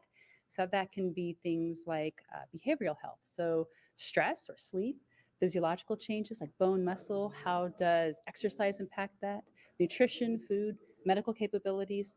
It's really about how do we understand those risks, how do we counter those risks, we call those countermeasures. It's all about optimizing crew health and performance. Right, and there's a lot that goes into that, of course, the human body. And right now, one of the Human Research Program's long-standing experiments is called CIPHER. There's like 14 different experiments over a year. Tell us about that, and how is Crew-8 contributing to CIPHER? Does it seem like that long ago that I was standing here talking to you about starting CIPHER? We're really excited. Crew-8 is going to have our 3rd CIPHER subject. And just to kind of emphasize what you were just talking about earlier, 14 studies in 1 research complement. So that's addressing a lot of the risks that I was just talking about earlier about behavioral health and physiological changes. And really what CIPHER is designed to do is to say, how do we connect those dots? All of those risks, how do they interact and impact the human as a whole? over a period of time. That duration piece is so critical about microgravity. And so we're really excited about this. Right. There's a lot of excitement that goes into this. And again, studying the human body, especially in low Earth orbit, because that's really a stepping stone. We want to go further to the moon and then on to Mars. So how is our research in low Earth orbit getting us there? Yeah, so, okay, well, as we talking about Artemis and for Mars, so we have these unique spaceflight hazards that the human may experience. And so that can be radiation, so solar radiation or galactic cosmic radiation, or distance from Earth, or isolation and confinement, the environment of the vehicle, like sound and lighting, or the environment on a surface mission, so lunar dust or Martian dust. And so all of these hazards can impact spaceflight, but there's also extended time in microgravity, and the International Space Station is such a wonderful lab for us to understand microgravity, the changes in the vestibular or sensory motor function, that motion sickness. Cypher is really helping us to understand a lot more about all of the changes to microgravity, so we can start actually using station to really help us get ready for those exploration missions and really help reduce those risks. Yeah, there's a lot that's going into this and a lot that the Human Research Program is doing. Thank you so much for being here to represent them, Kristen. Really appreciate it. It's my pleasure. Of course. All right. We're going to toss it back to SpaceX at Hawthorne, California. Thanks so much. I'm Ronnie Foreman, a commercial sales manager here at SpaceX. We are coming up on just about 47.5 minutes to launch, and our teams are carefully moving through the process to liftoff. A lot of preparations have brought us to this point, including a dry dress rehearsal and static fire earlier this week. Now, as Megan noted at the top of our webcast, we did stand down from a launch attempt yesterday due to weather, but for now, everything looks great for launch tonight at 10:53 p.m. Eastern. Now, next up, in just about 2 minutes, our launch director will check in with the team for readiness, both for prop load and for launch. The 7 SpaceX responsible engineers, often called REs, indicate that they're go by voting electronically. The launch director will also check in with the Dragon mission director and NASA launch manager to make sure they're ready to move forward as well. And as Jesse mentioned earlier today, the Dragon launch team, as well as key NASA launch members, are in the Launch and Landing Control Center at Hangar X in Florida. On your screen right now, you have that beautiful nighttime view of the Dragon spacecraft with the white crew access arm still in the service position. Right now, Crew-8 is on board Dragon, waiting to get the green light to stow that arm for launch and arm the launch escape system. Once the launch director gives the go-ahead, we should get a good view of that access arm moving away from the spacecraft. The range also continues to be go for launch tonight, monitoring the clearance area surrounding our launch pad, as well as the air and sea space along the flight corridor. At Kennedy Space Center, weather is looking good for launch, although we are continuing to monitor some potential inland storms that could trigger our Anvil cloud rule. And if you're joining us on the Space Coast, you know it's about 64 degrees outside with light ground winds. So overall, we're looking good for launch in just about 45 minutes, with again, less than a 10% chance of weather violation. Downrange landing zones, if needed in the event of an escape, are also go. Our teams will be staffed around the clock in mission control to monitor Dragon, not just today, but throughout the entire mission, from liftoff to Crew-8's arrival at the space station, all the way through splashdown when the astronauts come back home. On console and mission control, which you have a view of on your screen right now, there are 6 key positions. The mission director is in charge of the room and tasked with making real-time decisions to ensure mission success. The person that you may hear talking to the astronauts is the crew operations and resources engineer, who you'll hear us refer to as the core. And the 4 additional team members are focused on vehicle systems, including avionics, navigation and control, software, propulsion, life support, and communication with ground support teams. Now, apart from mission control, our Falcon 9 team is also currently located in the Launch and Landing Control Center at Hangar X. Now, with less than an hour until T0, all teams are settling in for final checkouts, propellant loading, and liftoff.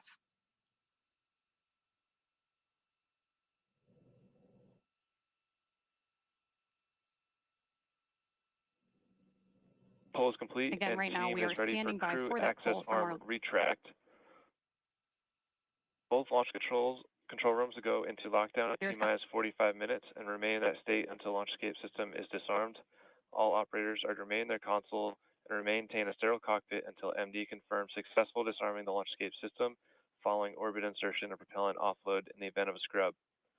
For non-urgent no-go conditions, brief the CE or LD and then approve boarding the countdown. For urgent issues affecting the safety of the operation, operators shall call hold on the countdown net. Launch control will abort the launch out sequence immediately and proceed in the launch abort sequence. At T-minus 10 seconds, launch control will be hands-off, relying on automated abort criteria for the remainder of the count. Operators advise the launch trajectory whether structural breakup or fire is imminent or occurring for Dragon manual escape flight rules. Launch control, you may proceed with arming the crew for movement.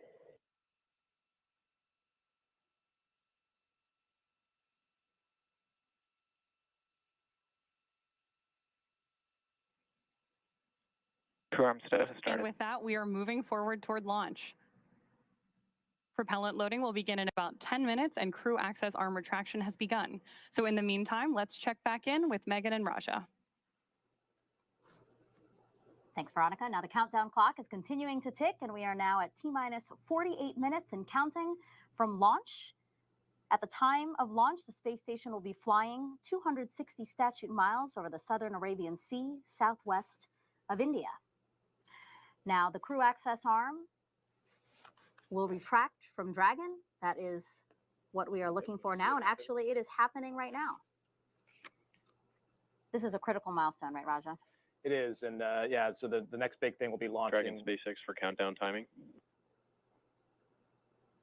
Go ahead. All right, Matt, we're looking at one closeout photo of the side hatch, doing some analysis on it, and are going to be looking for you to be crisp with the launch escape system arming.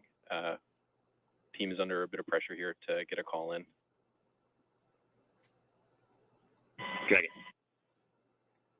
So just the word there. Arm recheck complete. So now that the arm is out of the way, the next big step is to arm the launch escape system. You heard the MD asking that they keep it crisp, just as they work some time constraints on the analysis from the side hatch photos. Yeah, a pretty key thing here, the launching the arm, the launch escape system. The crew will actually hear a number of valves, thunks and thuds, as the Super Dracos we talked about earlier. The valves that supply prop to them are actually open, so you can actually hear that and feel it, the vibrations in the vehicle, and that's part of the training flow. There's actually a thing called Sounds of Dragon where you listen to those sounds at that Buck High Fidelity trader out in Hawthorne, so you can hear those before you're actually sitting in the capsule. What you can't simulate fully is the actual vibrations. You can actually feel the capsule vibrating as those things happen. Now, the launch escape system obviously built into Dragon to remove the crew, to pull the crew away from Falcon 9, either on the pad or during flight, if there were to be an issue. Why isn't the launch escape system armed sooner, Raja? So you want to wait until you don't really have any other alternative, and that we wait until we start loading prop. Because once there's prop on the vehicle, it's essentially alive in terms of there's fuel and oxidizer, which is what generates the thrust for the rocket, but also essentially could cause a hazard. And so at that point, you want that ability to immediately clear. There still always is the possibility of defueling the rocket if there's some problem. And in fact, if there was a decision later to scrub, that's what they would do, is to defuel it and then swing the arm back out. But once there's prop on board, you want the ability to get off quickly if you have to. And like we talked about, it can be an automated system. It can also, the crew can initiate that. And before they arm the system, they're actually going to pull up a screen, and Matt and Mike will be able to see the parameters that trigger an automated escape. And they'll make sure that everything is within limits before they activate the system. Is what you wouldn't want to do is activate it and have it immediately trigger. And so right now, the only way off the capsule is the launch escape system, right? At this point, they can still, there's two ways, exactly. Mm-hmm. So there's a command called emergency egress that initiates the crew access arm to swing back, and then you would unstrap normally and get out. There's also the launch escape, but you always retain the ability to hit the emergency egress, because there could be a case. Dragon SpaceX, expected decision at T-minus 37 minutes. At this time, you're go for viewing section 6 of the procedure. You are not go for arming the command. How copy? Dragon copies. Can we preemptively close visors? Yes, sir. Go for that. Can you walk us through that call out? Right. So closing visors. We talked about there's steps and procedures. They said you can review but don't execute. So he's looking at the steps to arm the launch escape system, but what they've told him is to hold off until another few minutes here to actually get the call to do that. And you heard him talking about the photos they were looking at from the closeout of the hatch. And we talked about, the analysis that goes into looking at everything and saying, was it new, old? So there's probably something they're looking at in those photos. We saw them spending some more time with the lights and the pictures, wiping it down, just to make sure they're happy with what they saw. So making sure that the side hatch and the seal are all good before proceeding with launch. And the reason this is where they want to, pause and think about that now is because, like we've talked about, once you arm the launch escape system, then now you're sitting on a armed set of prop in that Dragon. The Super Dracos are active, and so right now the closeout crew is gone. No one's around there. So before you take that next step, you want to make sure that you have a clear path forward towards launch. And so again, we're expecting that decision on whether or not to go forward with arming the launch escape system, which obviously needs to happen before we can proceed to launch. Yep. We're expecting that in about a minute. That is the time that the launch team briefed Matt and the crew.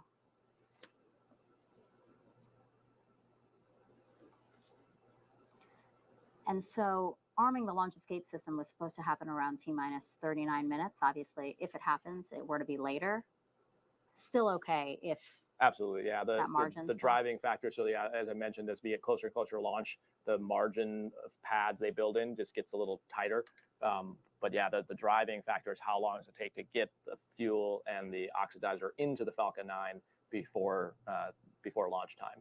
And as long as the launch escape system is armed, which is a pretty quick command and pretty instantaneous for those valves to change, it's more that they have to back out how much time does it take to fuel the rocket and make sure they preserve that amount of time.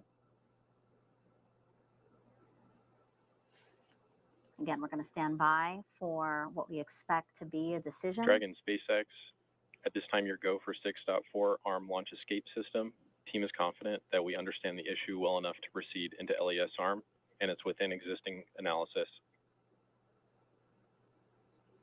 Dragon copy. Go to close seat visors. Visors closed, so we are arming the launch escape system. Copy.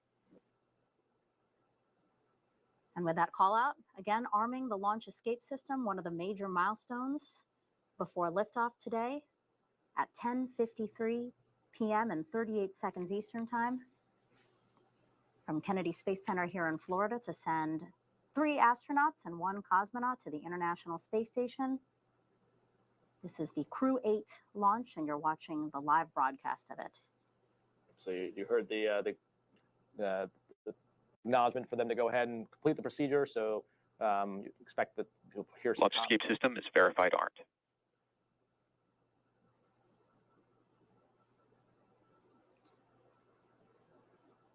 Now needing to use the launch escape system, it's just a possibility we have to plan for. No one wants to think about it, but it is something we have to plan for. Yeah, actually, it makes the overall launch safer because you have an alternative if there's something wrong with the F9 rocket. So yeah, you're absolutely correct. You wouldn't want to have to use it, but the fact that we built that into these commercial crew vehicles is a huge safety improvement over the past.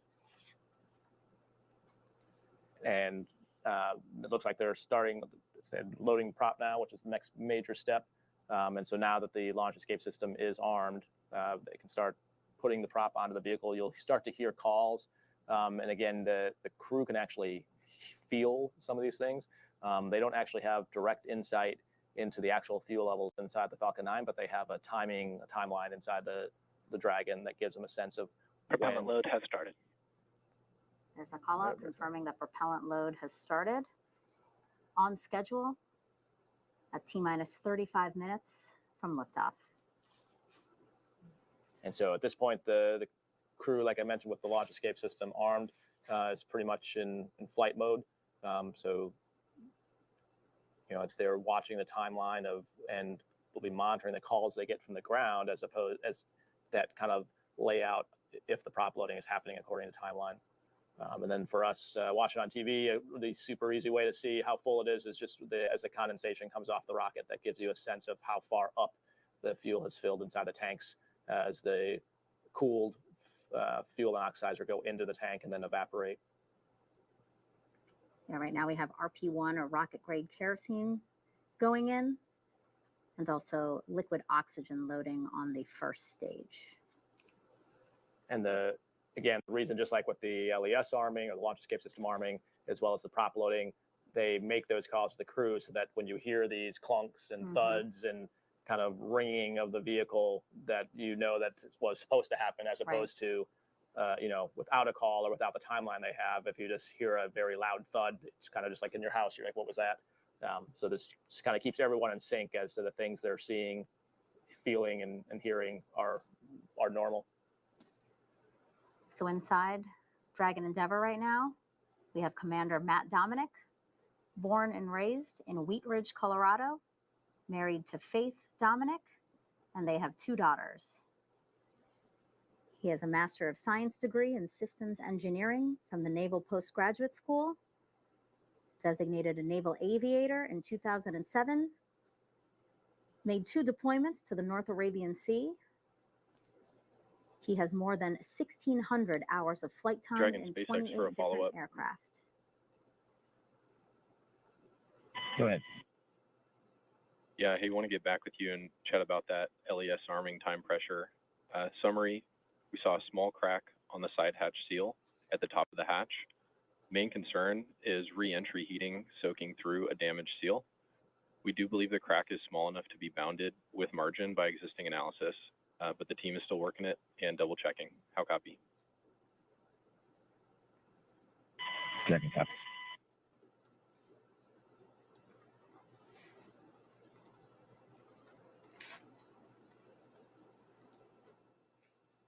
So here's the call there, essentially saying they gave me the okay to arm the launch escape system, but that does not necessarily mean they're totally comfortable or have finished the analysis for what they saw in those hatch seal photos. So just giving the crew the update that clearly they're not going to let them launch if they're not confident, but it sounds like they believe, based on the analysis they've done so far, they have margin for the worst case, which is another word for bounding scenario. You heard him mention that.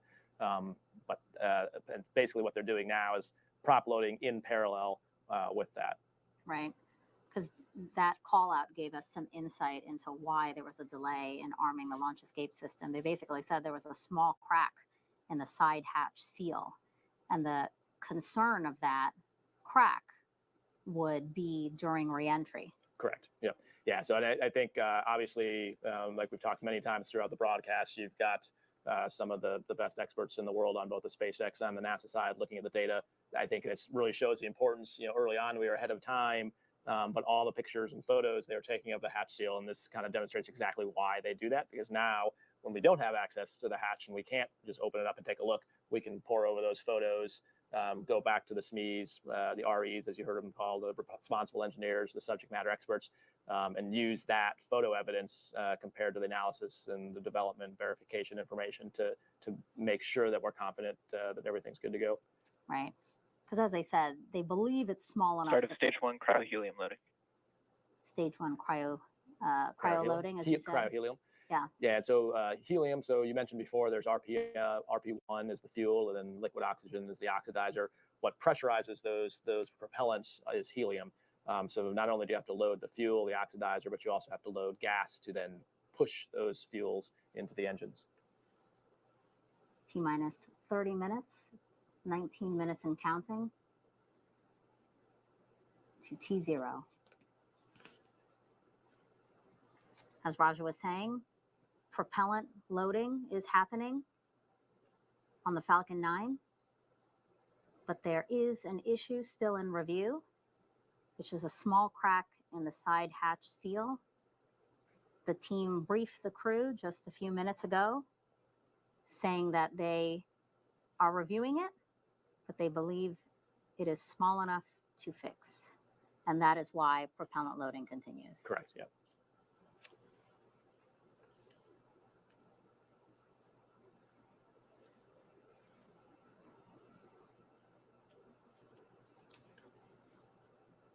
Yeah, so at this point, the crew is kind of just going through procedures and talking through the ascent. Again, the next big point for them will be at about T-minus 10 minutes where they'll start, again, talking back and forth with the ground. Sounds like maybe they might get an update as well, as what I might guess. They'll probably get an update about that point from the ground control team. And as we wait for updates, we recently got to ask the Crew-8 astronauts why they believe human spaceflight is so important. And here's what they had to say.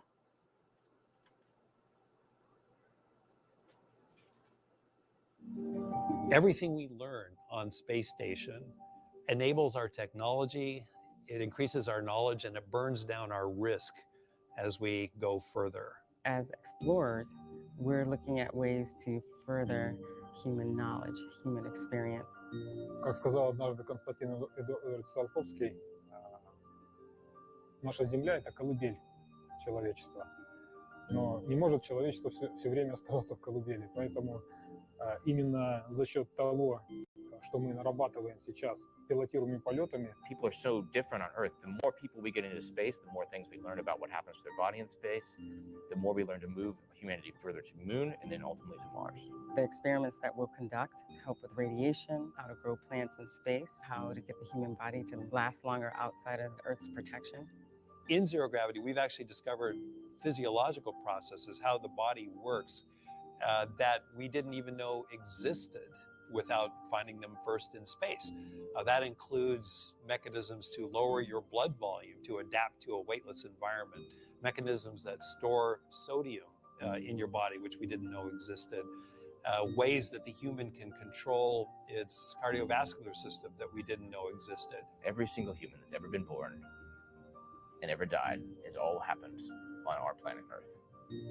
And if we want to continue the light of consciousness further, we need to make ourselves multiplanetary. Go further, we will. Go further, we must. But we want to have that deck stacked in our favor as much as possible, and our mission will definitely contribute to that. T-minus 27 minutes and 10 seconds and counting to launch. Let's head back to Jasmine Hopkins, who's now with NASA Administrator Bill Nelson and Deputy Administrator Pam Melroy.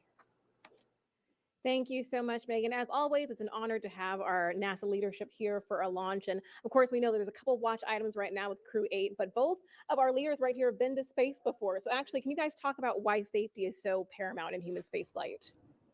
Well, you're dealing with a very unforgiving environment with a lot of explosive power, and you're defying the laws of gravity. And as a result, everything has to be right. So you don't launch until it's right. Now, Pam is an astronaut space shuttle commander. She's flown 3 times in space. I've flown once. And you've been through this many times. You didn't have as many scrubs as we had on ours. We got in, strapped in, ready to go, and scrubbed 4 times over the better part of a month. But that pretty well tells you you don't launch until it's right. Mm-hmm. Yeah, that's right, Bill. I had several scrubs of my own, delayed 6 days for my first flight, 3 days for my second, had a couple of strap-ins. You're right, not as many as you. But I think, it's important to remember that the crew is very focused on their mission on the space station. And it's not like they're saying, hey, I've got to get home for something. They're going to wait until they're safe. And that's Stage the way 2 we cryo feel helium too. loading has As started. Bill said, a lot of things have to go right. And we're going to keep safety number one. Right. Thank you so much for mentioning that. And of course, we're on our 8th rotational flight with SpaceX. It feels like just yesterday, Demo 2 launched. So, Bill Nelson, can you speak to the progress of the commercial crew program? Well, it's unbelievable. Just think how much the cost of launching has come down as a fact of reusing the rockets. And just the Falcon 9 has been such a proven workhorse. This past year, they launched Falcon 9s, if you can believe it, 96 times. This year, they're going to launch 146 times. And next year, 200 times. Wow, it's a workhorse. Oh yeah, it definitely is. And we've had a lot of success with SpaceX already this year with the launch of PACE to help study our climate. We also had the successful landing on the moon for the first time in over 50 years. So Pam, can you speak to what's next for SpaceX and NASA together? Well, Jasmine, it's amazing what's coming up. First of all, the crew is going to have a very exciting increment. They have over 200 science experiments that they'll be running, including several medical experiments that will benefit all humanity. But while they're there, they're going to have some very exciting visitors. We're really looking forward to seeing Sonny Williams and Butch Wilmore launch on the Boeing Starliner on the first crewed flight test of that brand new human spaceflight vehicle. They'll be visiting the station. And then, if we stay on schedule, this increment will also see a new cargo vehicle going up with Sierra Space's Dream Chaser.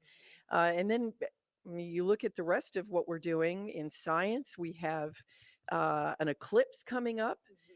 It'll be the last eclipse visible in North America for almost 2 decades. And then we'll be launching NISAR, which is our partnership with India to look at the Earth.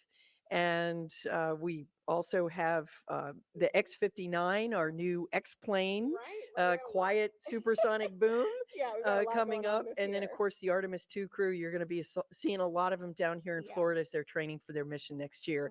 This is a pretty thrilling year. We got a lot going on. It really is. There's so much going on, but of course, we still want to keep our eyes right now on Crew-8. So thank you so much, Bill and Pam, for joining us tonight. We really appreciate it. Thanks. All right, our friends at SpaceX, back to you.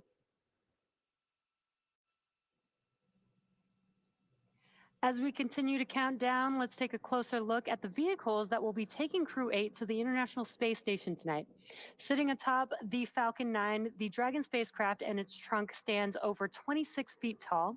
There are 2 windows on the spacecraft, plus 1 under the nose cone. The nose cone opens shortly after launch to expose the forward bulkhead thrusters and docking mechanism that will connect with the space station. Dragon's trunk holds solar cells, which power Dragon while it's in free flight. The trunk can also carry unpressurized cargo. And Dragon has 16 Draco thrusters that can be used in space to help navigate the spacecraft to its destination, each providing 90 pounds of force. That doesn't include the 8 Super Draco thrusters used for an abort, which are no longer active once the crew is in orbit. For those of you following along, you'll know that the Dragon spacecraft has played a significant role in advancing our future in space by safely transporting crew to and from the space station. There are currently 4 Dragon spacecraft supporting human spaceflight missions that have docked to the station: Endeavour, Resilience, Endurance, and Freedom. Crew-8 will fly aboard Endeavour tonight, which previously flew NASA's SpaceX Demo Mission 2, Crew-2, and Crew-6, in addition to Axiom's first mission, the very first commercial astronaut mission to the International Space Station. Altogether, the reusable Dragon spacecraft has completed 7 human spaceflight missions on behalf of NASA and visited the space station 38 times under NASA's commercial resupply and commercial crew programs. As always, Dragon will be delivered to orbit today by SpaceX's Falcon 9 rocket, which provides 1.7 million pounds of thrust on its first stage thanks to its 9 Merlin M1D engines. Once the first and second stages separate, these engines are also used to help land the first stage. The first stage will perform 3 burns as it makes its way back toward Earth today. First is the boost back burn, and that's where 3 of the M1D engines will reignite to help flip the first stage around to head back to the launch site. The second burn is the entry burn, and that's where a single engine will reignite to help slow Falcon 9 down as it prepares to enter the Earth's atmosphere again. Finally is the landing burn, and that's where 3 engines will slow down the rocket enough to perform a precision landing back down on landing zone 1. Meanwhile, the second stage continues to orbit, powered by 1 single Merlin vacuum engine with over 220,000 pounds of thrust. The second stage will secure Dragon's entry into low Earth orbit. And we did just hear that call out that stage 1 RP1 load is complete. That's great. We're continuing to check through these milestones, now almost less than 20 minutes until tonight's launch. So again, the second stage will continue to secure Dragon's entry into low Earth orbit before separating, leaving Dragon to continue its journey to the space station on its own thrusters. About 40 seconds after separation, Dragon's nose cone deploy sequence will begin, which exposes its guidance navigation controls that help Dragon autonomously fly to the space station. With T0 coming up in just about 19 minutes and 30 seconds, our teams at the Cape and Hangar X are doing a series of system checks to ensure Dragon and Falcon 9 are ready. Let's check in with Ronnie for a quick status update. Ronnie? Thanks, Jesse. We are still looking good for an on-time launch about 19 minutes from now, and we'll keep monitoring all the vehicle systems as we get closer to liftoff. Both Dragon and Falcon 9 continue to be healthy. So as we continue to listen and watch the countdown, our teams are continuing to prep the vehicle for flight, and propellant loading of both RP-1 and liquid oxygen began at T-minus 35 minutes. We also heard the call out a few minutes ago that the launch escape system is now armed.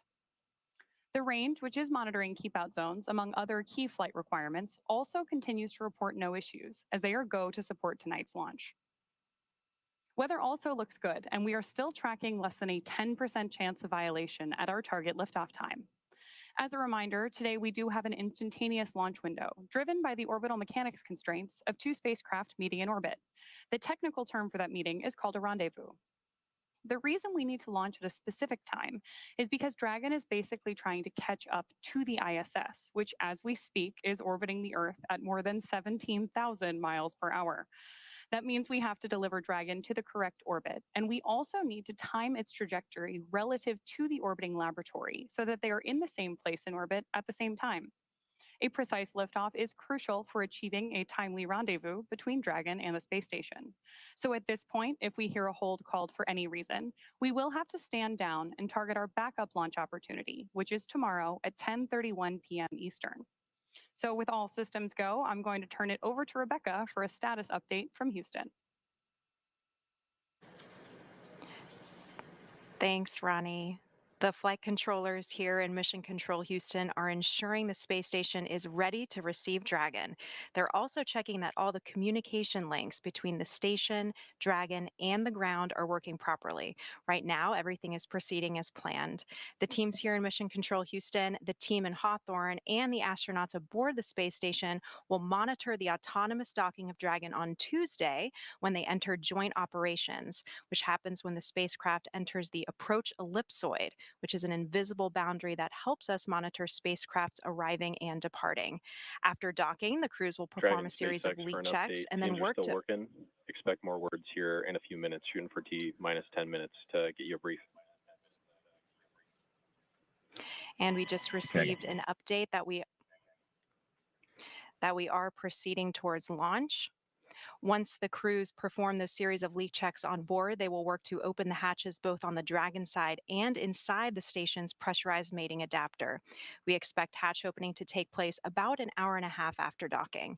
Once on board, the astronauts will be greeted by the space station crew and will then join in for welcoming remarks for the... Here in Mission Control, Flight Director Garrett Hain is on console overseeing the team for launch, and Paul Kanya will be on console on Tuesday for docking. That's it from here in Mission Control Houston. I'll toss it back to the team in Florida. Megan, how's it looking? Thank you, Rebecca. If you're just joining us, we are now at T-minus 16 minutes, 7 seconds and counting from the 8th astronaut rotation mission to the International Space Station under NASA's Commercial Crew Program.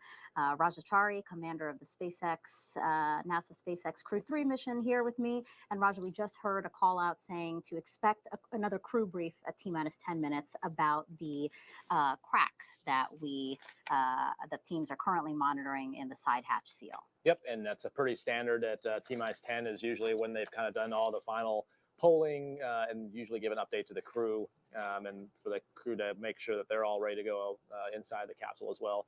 And since we know of at least that one open issue, that's also kind of the logical time for them to update Crew-8 on the status of that before they go into the final terminal count. Not to say that they can't continue working it during that 10 minutes, but that's sort of I think the checkpoint they gave the crew of when they'll give them some information about it. Mm-hmm.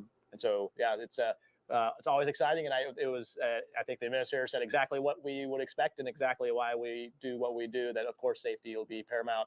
Of course, we want to see them launch. Obviously, the families want to see them launch. Crew-8 wants to get there, and Expedition on the space station wants to see them, but clearly we want everyone to be safe. So yeah. I know the team will do what they need to do. So we're taking the steps towards launch, but we're waiting for that T-minus 10 brief to really give us the final right. resolution. So we'll continue doing stuff in parallel to be ready to go. Sure. But obviously, the analysis still has to get completed. So when Crew-8 arrives at the International Space Station, they will be greeted by 7 other crew members, including NASA astronaut Laurel O'Hara. She's been on board since last September and delivered this personal message to her soon-to-be new crewmates. Hey, Crew-8. I'm so stoked for your launch and to welcome you on board the International Space Station. I very vividly remember my first few days on Space Station, so I'm looking forward to getting to relive those days through your eyes, and I'll try not to laugh too much. Matt, it's been an amazing 7 years so far. It's going to be really special to get to fly with you. Such a good friend. And I know this is going to be one of our craziest adventures together yet. Mike, can't wait to share this boat with you. Jeanette, looking forward to continuing the good times that we had in Star City together. Sasha, there's no ice rink on board, but we have some other games planned up here. I hope you guys have a beautiful launch. I hope you enjoy the special time that you're going to get to have in Dragon together orbiting Earth. And we'll be on board waiting with a big meal prepared with all the foods that we don't like. So with that, safe travels, and I'll see you on the other side of the hatch on Space Station.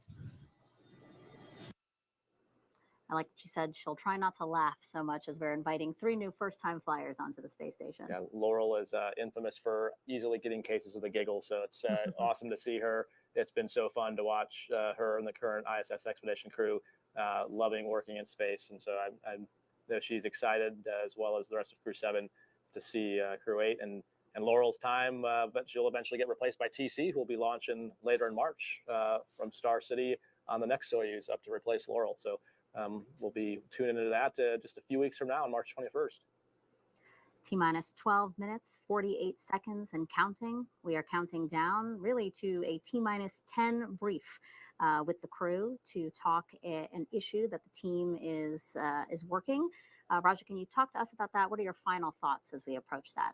Yeah, so I mean, we got to see, I think we kind of had an inkling just watching, you even brought it up as we were watching the hatch close out, just a lot more time taking pictures. And as we talked about at the time, the reason we do that, and they mentioned even back then, they said they maybe saw hair. And so as they go through and analyze those pictures, it sounds like, at least from what we could hear on the loops we can hear, and there's probably a whole bunch more going on in the background, that they're doing some analysis to see that a crack they saw in one of the photos, it sounds like. Whether that case and the analysis shows that we have what's called margin, meaning there's not any concerns for the worst case scenario of a reentry, as it sounds like what they're calling the bounding case. So that analysis I expect will be ongoing. It would not be unusual for them to tell the crew, even at T-minus 10, like, hey, we're still working it. We'll get you an update prior to launch. Because again, the more time you buy the team to do the analysis, the more conclusive of a recommendation they can come to. So I would expect them to be poring over that data, and like we talked about earlier in the show, that's why that's why we have all these teams here looking at the data. Sure. There's no more important thing than the human and human space flight, and so we want to be absolutely sure that they are good to go on their way to the space station.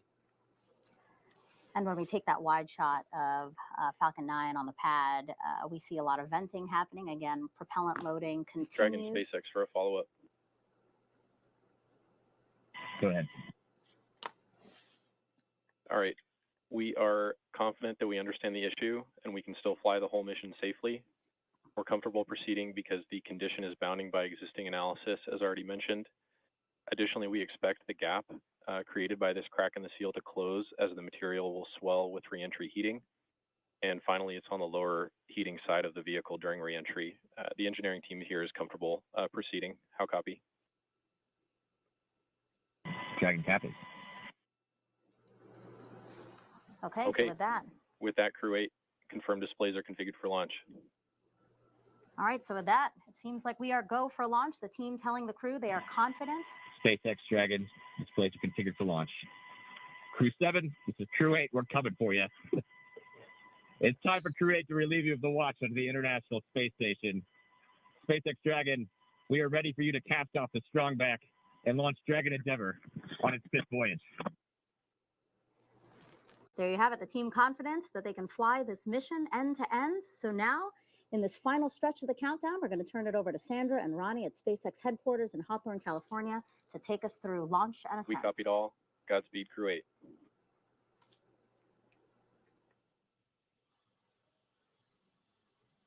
Thanks so much. So with that and Crew-8 sounding excited for liftoff, our next major countdown event will be around the T-minus 9.5 minute mark when the Falcon 9 launch commit criteria get checked by computers. So right now we're listening in for that call. The launch commit criteria are specific thresholds and pieces of information about the entire Falcon 9 system needed to make sure that the rocket is healthy.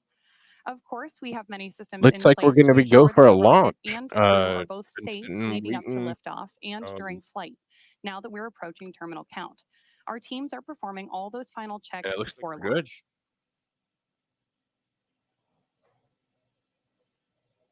I'm Back excited. in Mission Go Control Crew-8. Houston, there's a variety of systems and console positions that are also being worked in tandem and monitored by the team.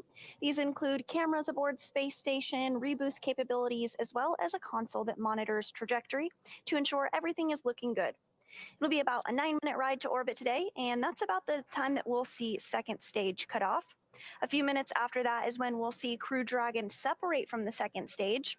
And along the way leading up to this, you'll be hearing some performance calls as we get into the final countdown, and then after liftoff as well. These are SpaceX flight controllers reporting on trajectory, speed, booster performance, and key milestones. But there are some other calls you'll hear the crew make as well after liftoff. The crew will report out number and letter combinations, which mark different abort zones throughout the flight up the eastern seaboard.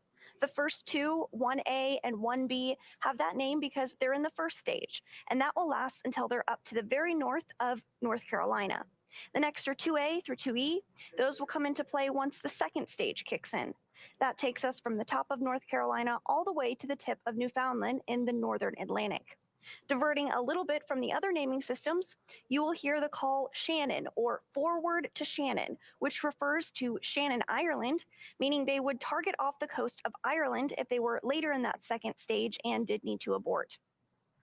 So again, you'll hear these different callouts throughout the flight uphill, along with key performance callouts from guidance, navigation, and control officers, and you can expect to hear from them on calls on trajectory and propulsion as well. So one of the next callouts we're listening for is the announcement that Stage 1 engine chill has started, which is one of the key processes that prepares the engines for flight. Right now, propellant in the tanks is isolated from the engines, but at T-minus 7 minutes, we'll open the engine pre-valves and start passing just a trickle of liquid oxygen through the Merlin engine pumps, Engine chill chilling has the started. engines for the start sequence. There we go, right on time. Now, Good call we do for this engine because chill. the super chilled and densified liquid oxygen is really, really cold. And we use this process to bring the engine hardware down to a cooler temperature before flowing all of the LOX and propellant into it during flight. At liftoff, Falcon 9 is consuming 700 gallons of fuel per second. So engine chill helps us to prevent thermal shock and ensures nominal engine performance. So again, now that we've got that good engine chill call out, shortly after that, we should be looking for that Stage 1 RP1 load complete call.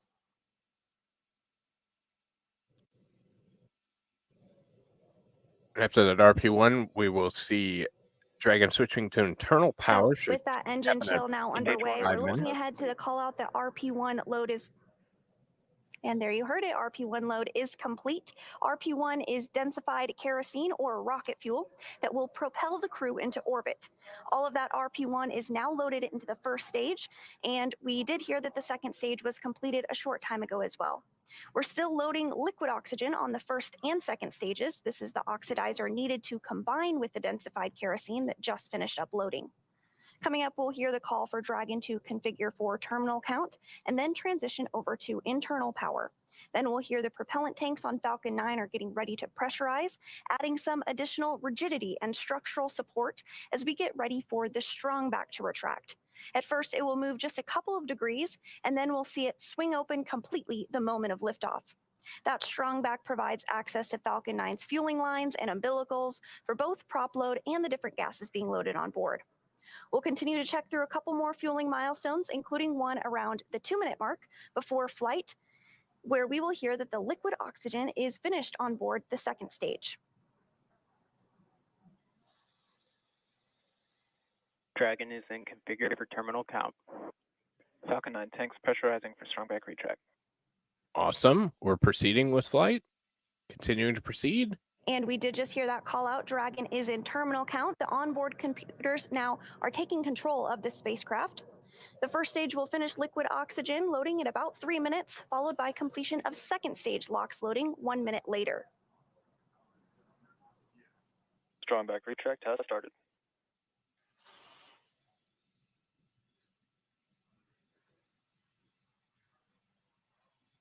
There's a call out over the nets that we are moving forward into strong back retract.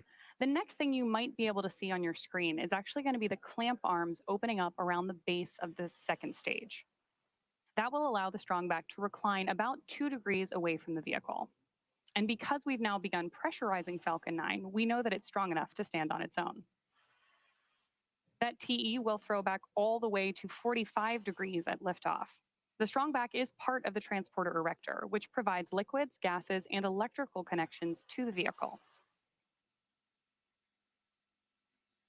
Here you can see those clamp arms have fully opened around the base of just the trunk of Dragon on stage 2. Getting close. And so the next major milestone that we're tracking today is stage 1 LOX load being complete. We expect that call out at about 3 minutes when that first stage LOX load will be completely finished. So all those white clouds of vapor you see on your screen right now are normal, and we'll continue to see them build up as we get even closer to launch. Because liquid oxygen is super chilled, it boils off a little bit in the warm Florida air. And then for the call out that stage 1 LOX load is complete. Stage 1 LOX load complete. Could call out for LOX load complete. There's the confirmation that we have completed loading liquid oxygen on board stage 1, but LOX will still be loading for about another minute on board stage 2. Then we'll prepare to vent down the TE, which is going to produce another white Dragon cloud. is in terminal count and is on You may internal also power. hear. There's confirmation that Dragon is on internal power. You may also hear an announcement to the crew about that venting procedure.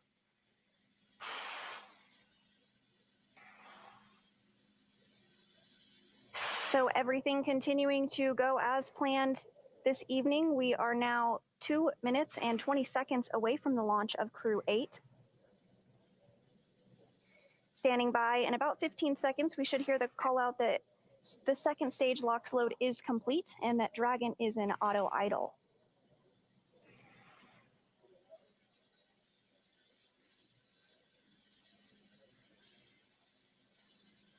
Stage 2 LOX load complete.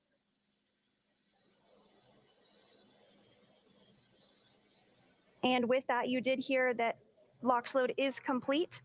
Gas closeout has also begun, so we're now isolating all the feed lines for the different gas systems from the Falcon 9 rocket. They'll then get Dragon is auto great idle. news continuing to move towards launch, and you could even hear some of those gases being vented over just shortly. And you can hear it even better now.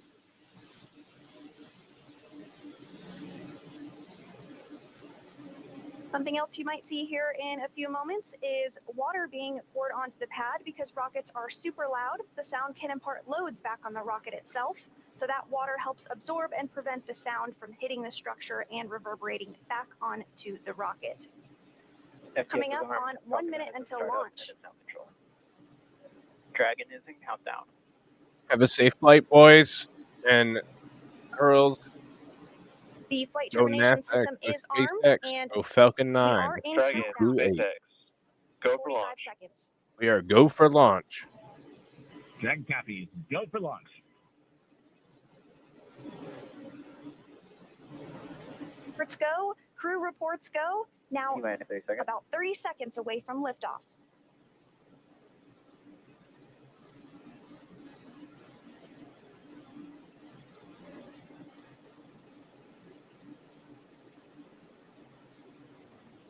Seconds. T-minus 10, 9, 8, 7, 6, 5, 4, 3, 2, 1. Ignition. Engines full power. And liftoff of NASA Crew-8. Go Falcon, go SpaceX, and go NASA.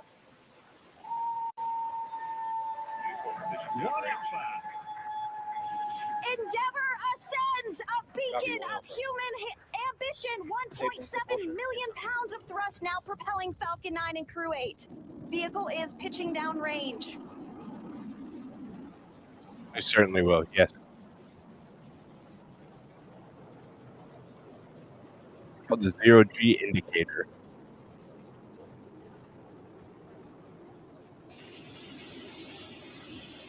Nominal power and telemetry.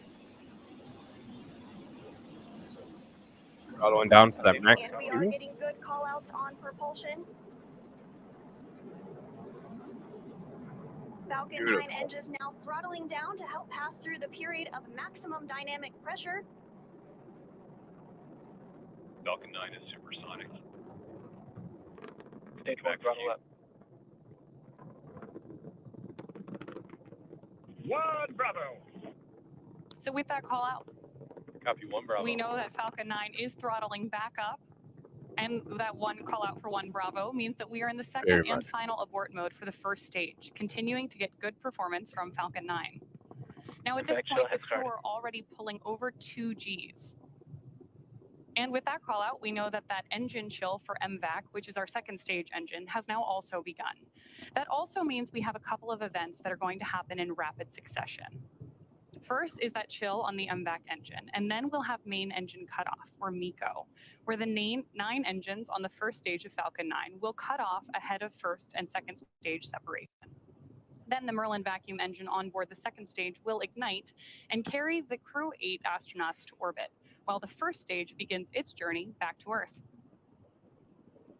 It's almost flamed out. You can see by the plume. At this point in the as we flight, talked the about. 9 Merlin engines are starting to throttle down, and we're standing. There's that call out for throttle down, and we're standing by for MECO. This is the 8th crew that SpaceX has put up. Actually 9, MECO. but the first one is a demo flight. So Stage separation confirmed. good stage sep. MVAC ignition. They are in space that quickly. So those incredible views on your screen, and of course the cheering behind me means that we have had successful main engine cutoff, stage separation, and ignition of our MVAC engine on board stage 2.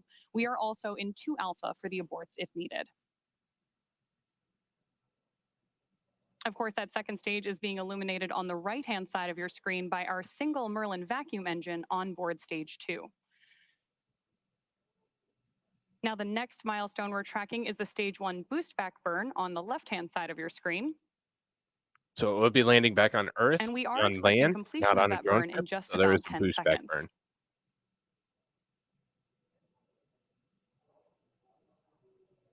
And so Crew-8 is now traveling at over 4,000 miles per hour. We're continuing to get good call outs, everything going really smoothly today. That second stage will continue firing until we reach about 8 minutes into the flight. Dragon SpaceX, trajectory nominal. Dragon. Good performance on the lone Merlin vacuum engine on the second stage. The crew's G-load dips right when we hit the separation event, and it's going to continue to build up now. Again, we just heard another call out for nominal trajectory. That was the guidance, navigation, and control officer stating nominal trajectory, or everything is looking good. Dragon is pointed in the right direction, continuing its flight uphill. Yeah, The normally second they stage will don't do it all. continue to fire until a little over 8 minutes into the flight, accelerating Dragon to more than 17,000 miles per hour and placing the crew in orbit. Right now, the crew is traveling at 4,500 miles per hour and is over 93 miles in altitude.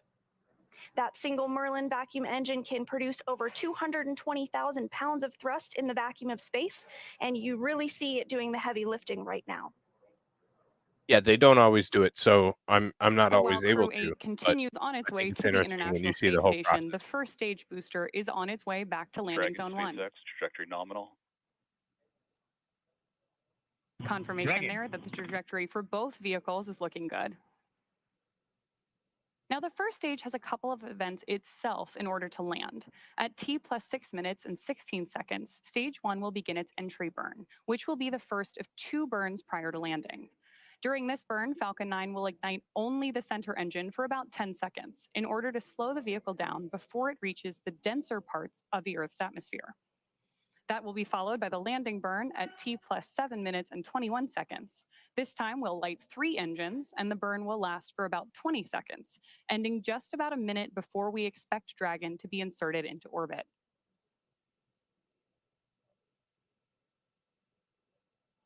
And I'll go And so very, we very did also hear a couple of different Dragon ground SpaceX, station call trajectory outs nominal. like Bermuda. That is one of the ground stations that we're receiving telemetry from, and everything continues to look really good with the trajectory. The crew now traveling over 6,000 miles per hour. I'm going to go quick. So you can see ISS is almost over Australia. It's going this way. And Crew Dragon just left Florida. So it's down in this direction. So that's now they're playing a game of. Again, this second stage will continue to light for a couple more minutes before second engine cutoff. At that point, the vehicle will coast for a few minutes before separation. We don't have first stage telemetry, but from the video, you can see Florida and the Florida coast right there in the video on the left-hand side. It looks like we're starting to get some views of the Florida coast there on the first stage as it continues to make its way back to Earth. Dragon SpaceX trajectory nominal. Continuing to get good callouts, everything going smoothly. Now almost 7 minutes into the flight of Crew-8. So in about 15 So the next seconds, we should milestone see we're that standing by landing burn. for is stage 1 landing burn start. Again, as stage 1 approaches the space coast to touch back down at landing zone 1.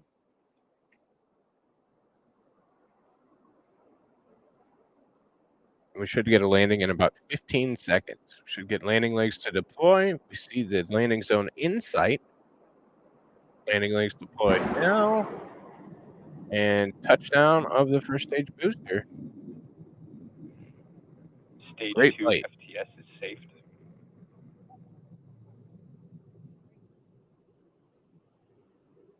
And it is great to see that first stage back on Earth. Coming up, next on the second stage is second engine cutoff. You can hear some excitement here at Hawthorne at SpaceX headquarters as that first stage successfully landed back on Earth. So second engine cutoff will take place here in just a couple of minutes.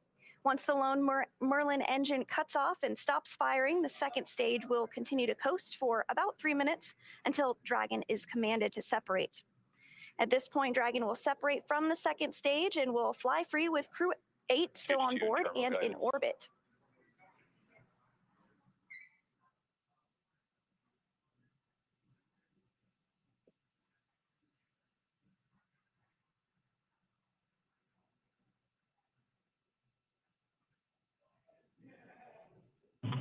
Shannon.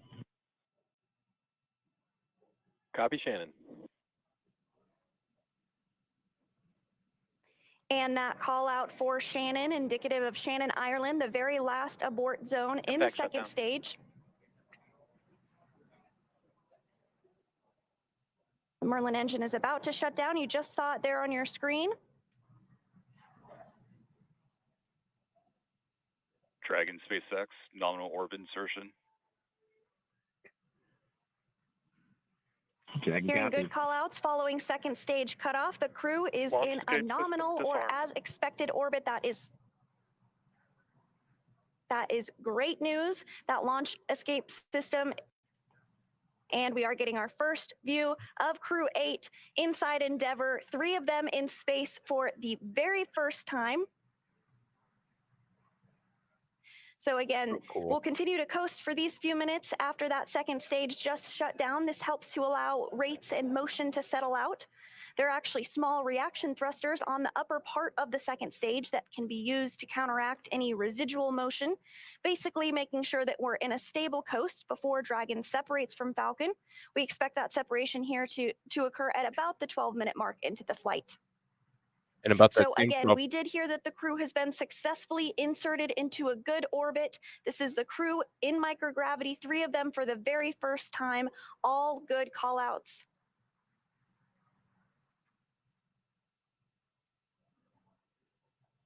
in about 2 minutes, so let's start the nose cone opening sequence as well. Dragon will not dock to the International Space Station. It will begin docking operations Tuesday, March 5th at 1 a.m. Eastern.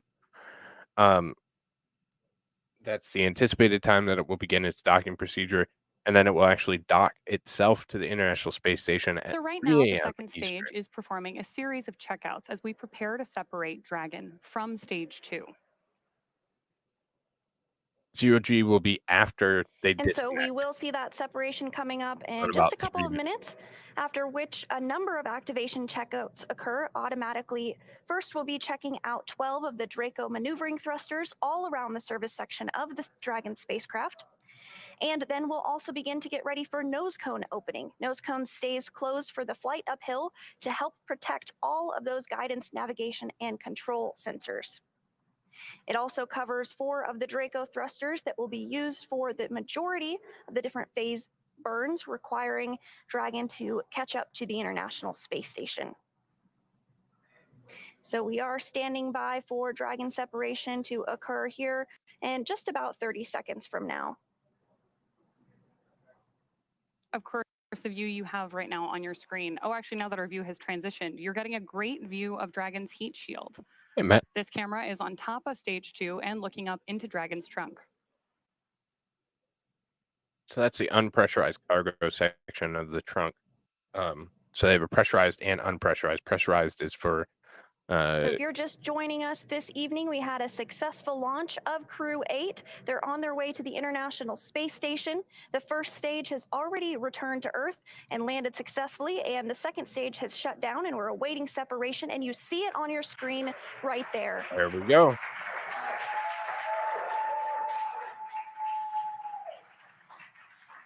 Dragon and Endeavour now flying free. Dragon, SpaceX, this is your launch chief engineer. Go ahead. Welcome to orbit. It truly is our greatest honor for you to trust us to launch you into space. It's been a pleasure working with you, and we trust that all the science and work you're about to do will continue to move humanity further towards the stars. We hope you enjoyed the ride, and thank you for flying on Falcon 9. Please send our regards to Crew-7, and make sure to remind them you just wanted to be fashionably late. I'll hand it off to the launch director for a few words. Dragon LD, hope the ride was as awesome as a Cybertruck. Have a safe journey to the space station, and we look forward to seeing you when you get home. Thank you for flying SpaceX.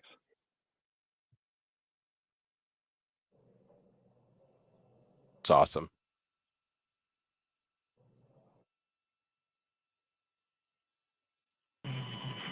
SpaceX, oh my goodness, what an incredible ride to orbit.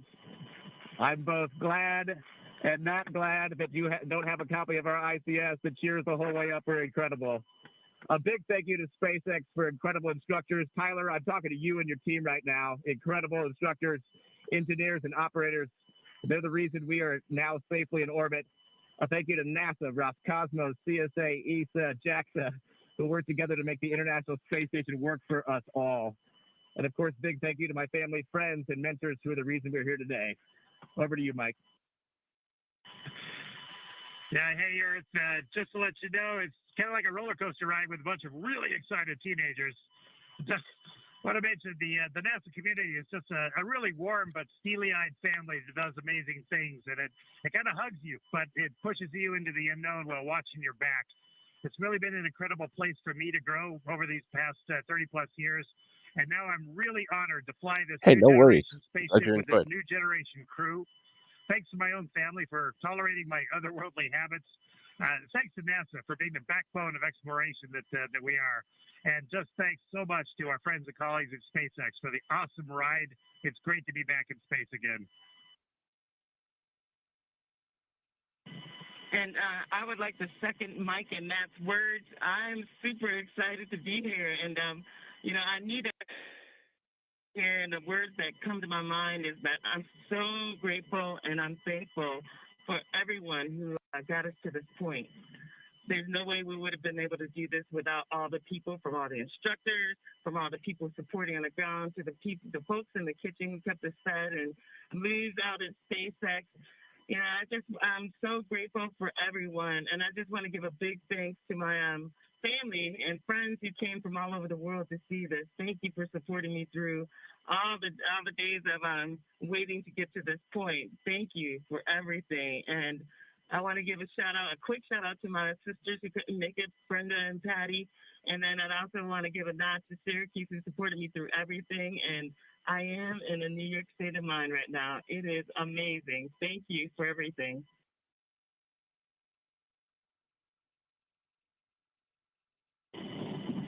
Look at this, to everyone from the orbit. I would like to express huge gratitude to Roscosmos, NASA, ESA, JAXA teams, and all who took part in preparation and implementation. A separate shout out to my family and friends. Thank you for your support. My son, Serежа, Vlad, Sasha, be good. Кузбасс, Москве. See you soon. Всех тепло приветствую с орбиты. Выражаю огромную благодарность коллективу Роскосмоса, НАСА и JAXA и всем без исключения причастным к подготовке и реализации нашего полета. Отдельный привет передаю своей семье и близким. Спасибо вам за поддержку. Сыновьям Сережа, Влад, Саша, будьте молодцами. Кузбасс, Москве, до встречи.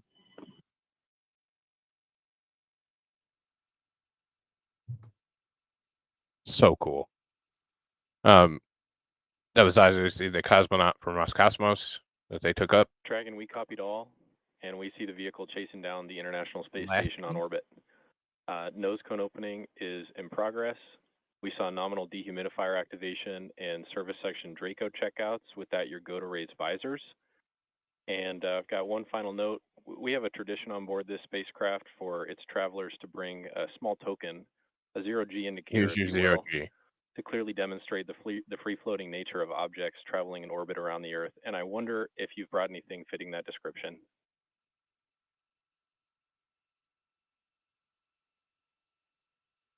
Well, you should ask.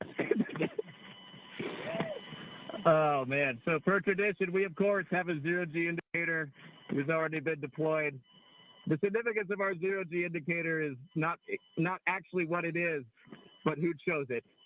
Many parents around the world have jobs that take them away from their children and families for long periods of time to serve their communities, their country, and the world.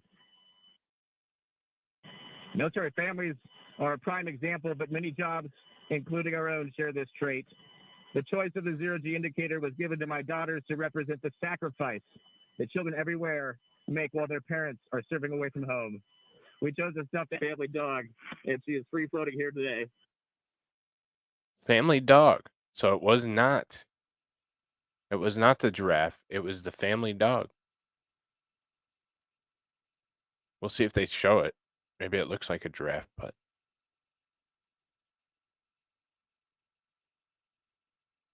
Matt, we copied all. Good words. I think we don't have video inside the capsule. We'll have to come back with you in a minute for a video of that stuffed dog. oh no, we don't get zero G yet.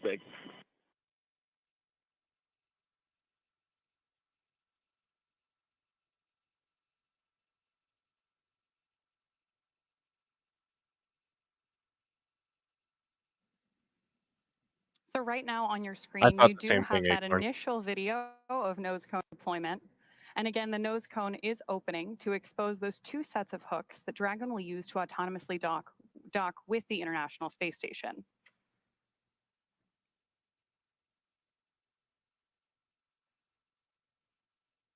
Of course, loved hearing that crew's description of their zero-G indicator, and we're standing by for those views. Zero-G indicators really do become an important symbol of microgravity flight and the communities behind each mission. So for those of you following along, you'll know that our first zero-G passenger was Little Earth on demonstration mission 1. Oh, Here's that's Little demo Earth one. on Okay. board Dragon on that DM1 flight, and later on board the ISS. Today, just 5 years later, we've reached 50 people flown to space. From 0G to 50 in just 5 years is pretty incredible. And of course, here in Hawthorne, I actually have the real Little Earth that went to space safely back on Earth with us here in Hawthorne. Little Earth is a celebration of zero gravity indicators, an essential component of space missions that help mark the transition into zero G. From Yuri Gagarin's famous pencil to modern indicators like Little Earth and demonstration missions to Tremor the sequin dinosaur, zero gravity indicators have become a way for all of us to connect with and celebrate human spaceflight. Human spaceflight has come so far in the last 5 years. SpaceX has launched 9 human spaceflight missions on behalf of NASA and 4 commercial astronaut missions. That's a total of 50 crew members to space since 2020. 34 on behalf of NASA and their partners, and 16 commercial astronauts, including the first all-civilian mission to space and the first all-private passenger mission to the International Space Station. In addition to flying people, SpaceX also enables researchers the opportunity to fly critical science to orbit. SpaceX and Dragon carried over 1,000 research experiments to and from low Earth orbit in the International Space Station and transported over 300,000 pounds to and from the station since 2012. Researchers from around the world use the space station to address complex human health problems on Earth, studying disease formation, testing drugs and diagnostic tools, and examining the inner workings of the human body. At any one time, the station hosts hundreds of investigations spanning every major scientific discipline from physics to microbiology. Every mission yields critical research and learnings that help make life both on Earth and in space better. From DNA sequencing to 3D printing, studies on the space station test a variety of technologies, systems, and materials that will benefit life on Earth Dragon and be SpaceX, needed for we see future nominal long-duration nose cone opening, exploration missions. GPS and forward bulkhead Draco checkouts, and we see an upcoming burn in 23 minutes, 2-3.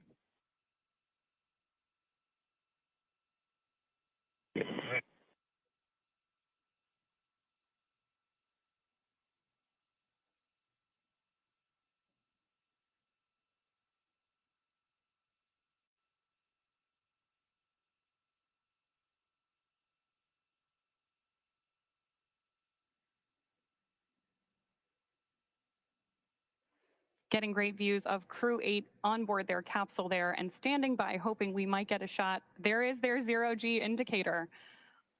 Loved hearing the crew's description of who chose this animal and why, Neat. and everything that it means to them, to their mission, and obviously the community standing behind each of these 4 astronauts.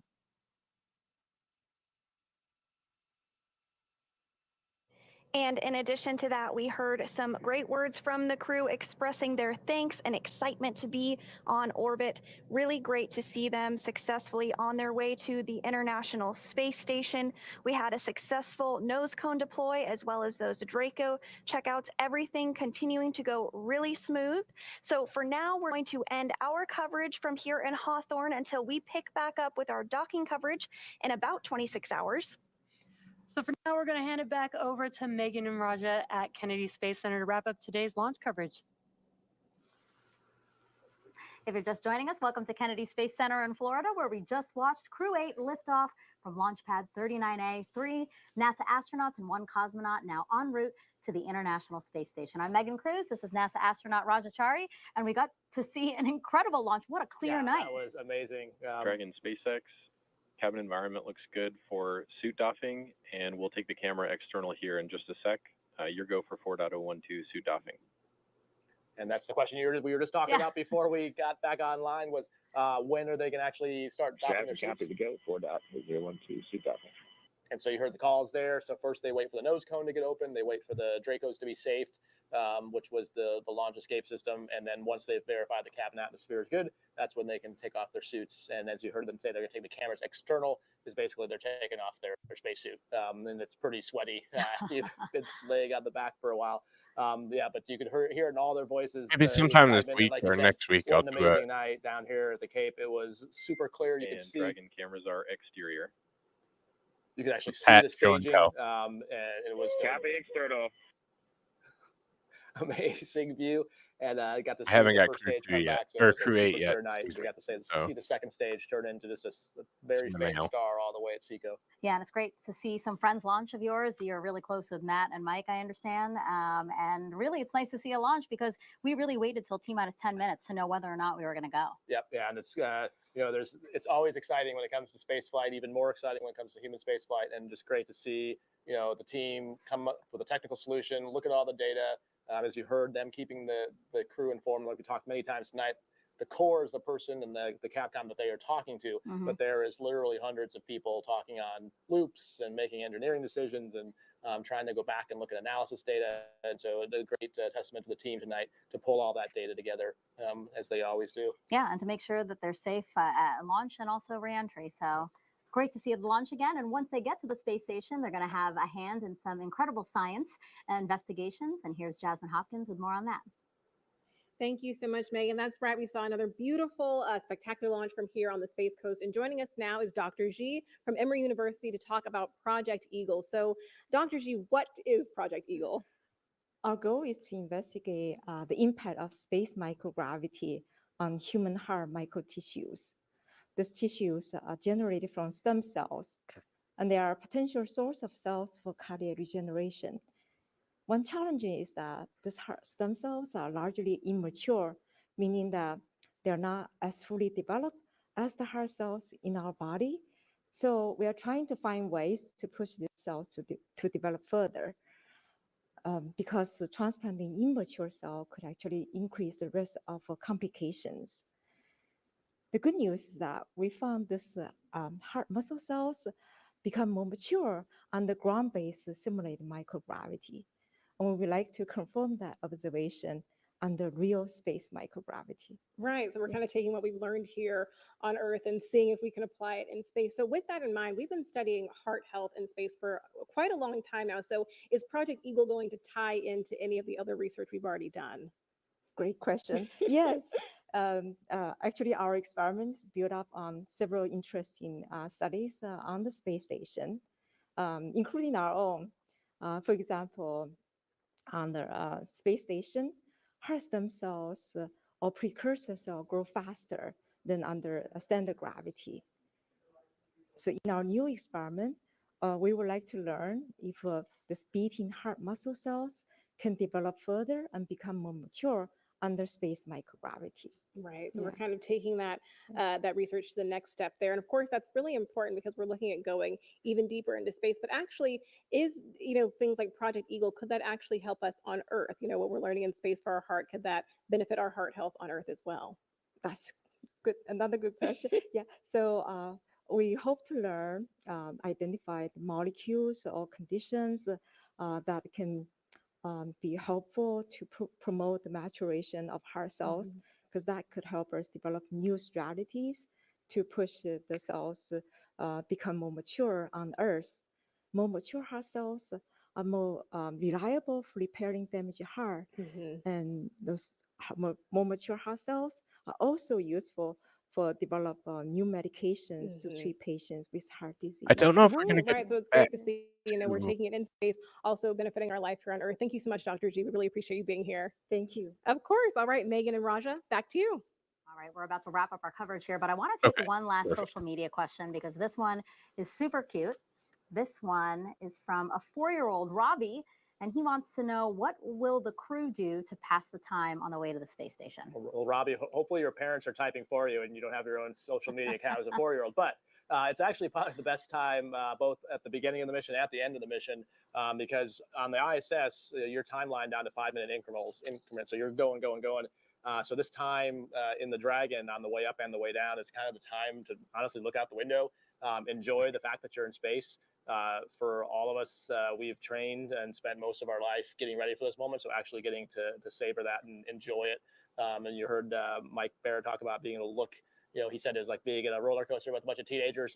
So, it sounds like there's a lot of joy in that capsule right now. On the serious side, they'll probably be working with the cameras, taking some Earth observation photos, things like that. But it's mostly just starting to get the cargo ready so that when they do dock, they can be ready to go. They'll have to now start worrying about the rendezvous timeline. So they'll be monitoring the burn. So each time there's a phasing burn to get them closer to the space station, they'll be monitoring that and preparing for it. And then when it gets time to do the actual rendezvous, they'll get back in their suits and then start monitoring the systems and being ready to jump in for anything that's off nominal. So they do keep relatively busy. I was going to say, sounds like they're doing a lot over the next. There's plenty to be done, but it is a nice chance just to decompress a bit and enjoy the fact that you're in space. And there's some adaptation so that the ice, and so it's actually kind of helpful to use the Dragon where you're confined. You're pretty clumsy at first, and so you can't go very far without running into something and stopping. So you can use the Dragon as sort of like with training wheels. Get used to microgravity before you get on the space station, and so they can actually get out of their suits in these next 28 so when you hours. heard them say they could do the suit doffing procedure, they're absolutely unstrapping, taking the suits off, putting on some more comfortable clothes, and probably depending on their timeline, they may immediately go to bed. They may have some time to eat and then get up later. So it all depends on the docking timeline. Okay. Well, thank you so much for that insight. And Robbie, thank you so much for that question. That's going to do it for us here on NASA TV. But you can follow along with Crew-8's entire ride to the station by listening in to real-time mission audio. And you can check that out by scanning the QR code on your screen Or if again, you're watching us on your phone, just screen grab the code and then you can click on it later. Now, Matthew, Michael, Jeanette, and Aleksandr are on course to arrive at the International Space Station around 3 a.m. Eastern Time on March 5th, so Tuesday.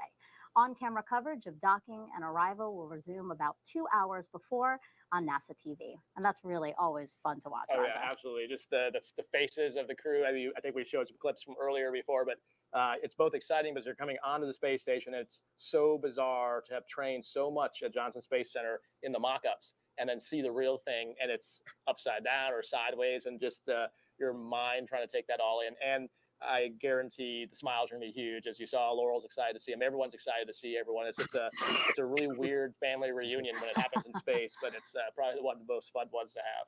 Well, and of course, before we sign off from Kennedy, I want to thank Raja Chari for joining us, co-hosting his second launch with us. I hope you had a Which good one's time. that? The docking? Yeah. Okay.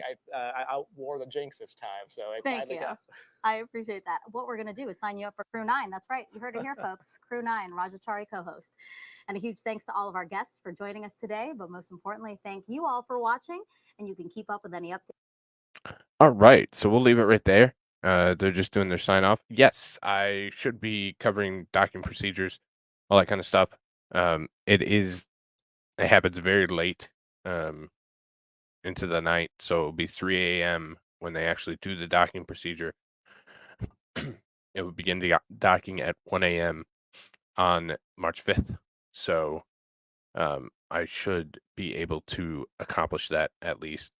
Like I said, the astronaut graduation is coming up.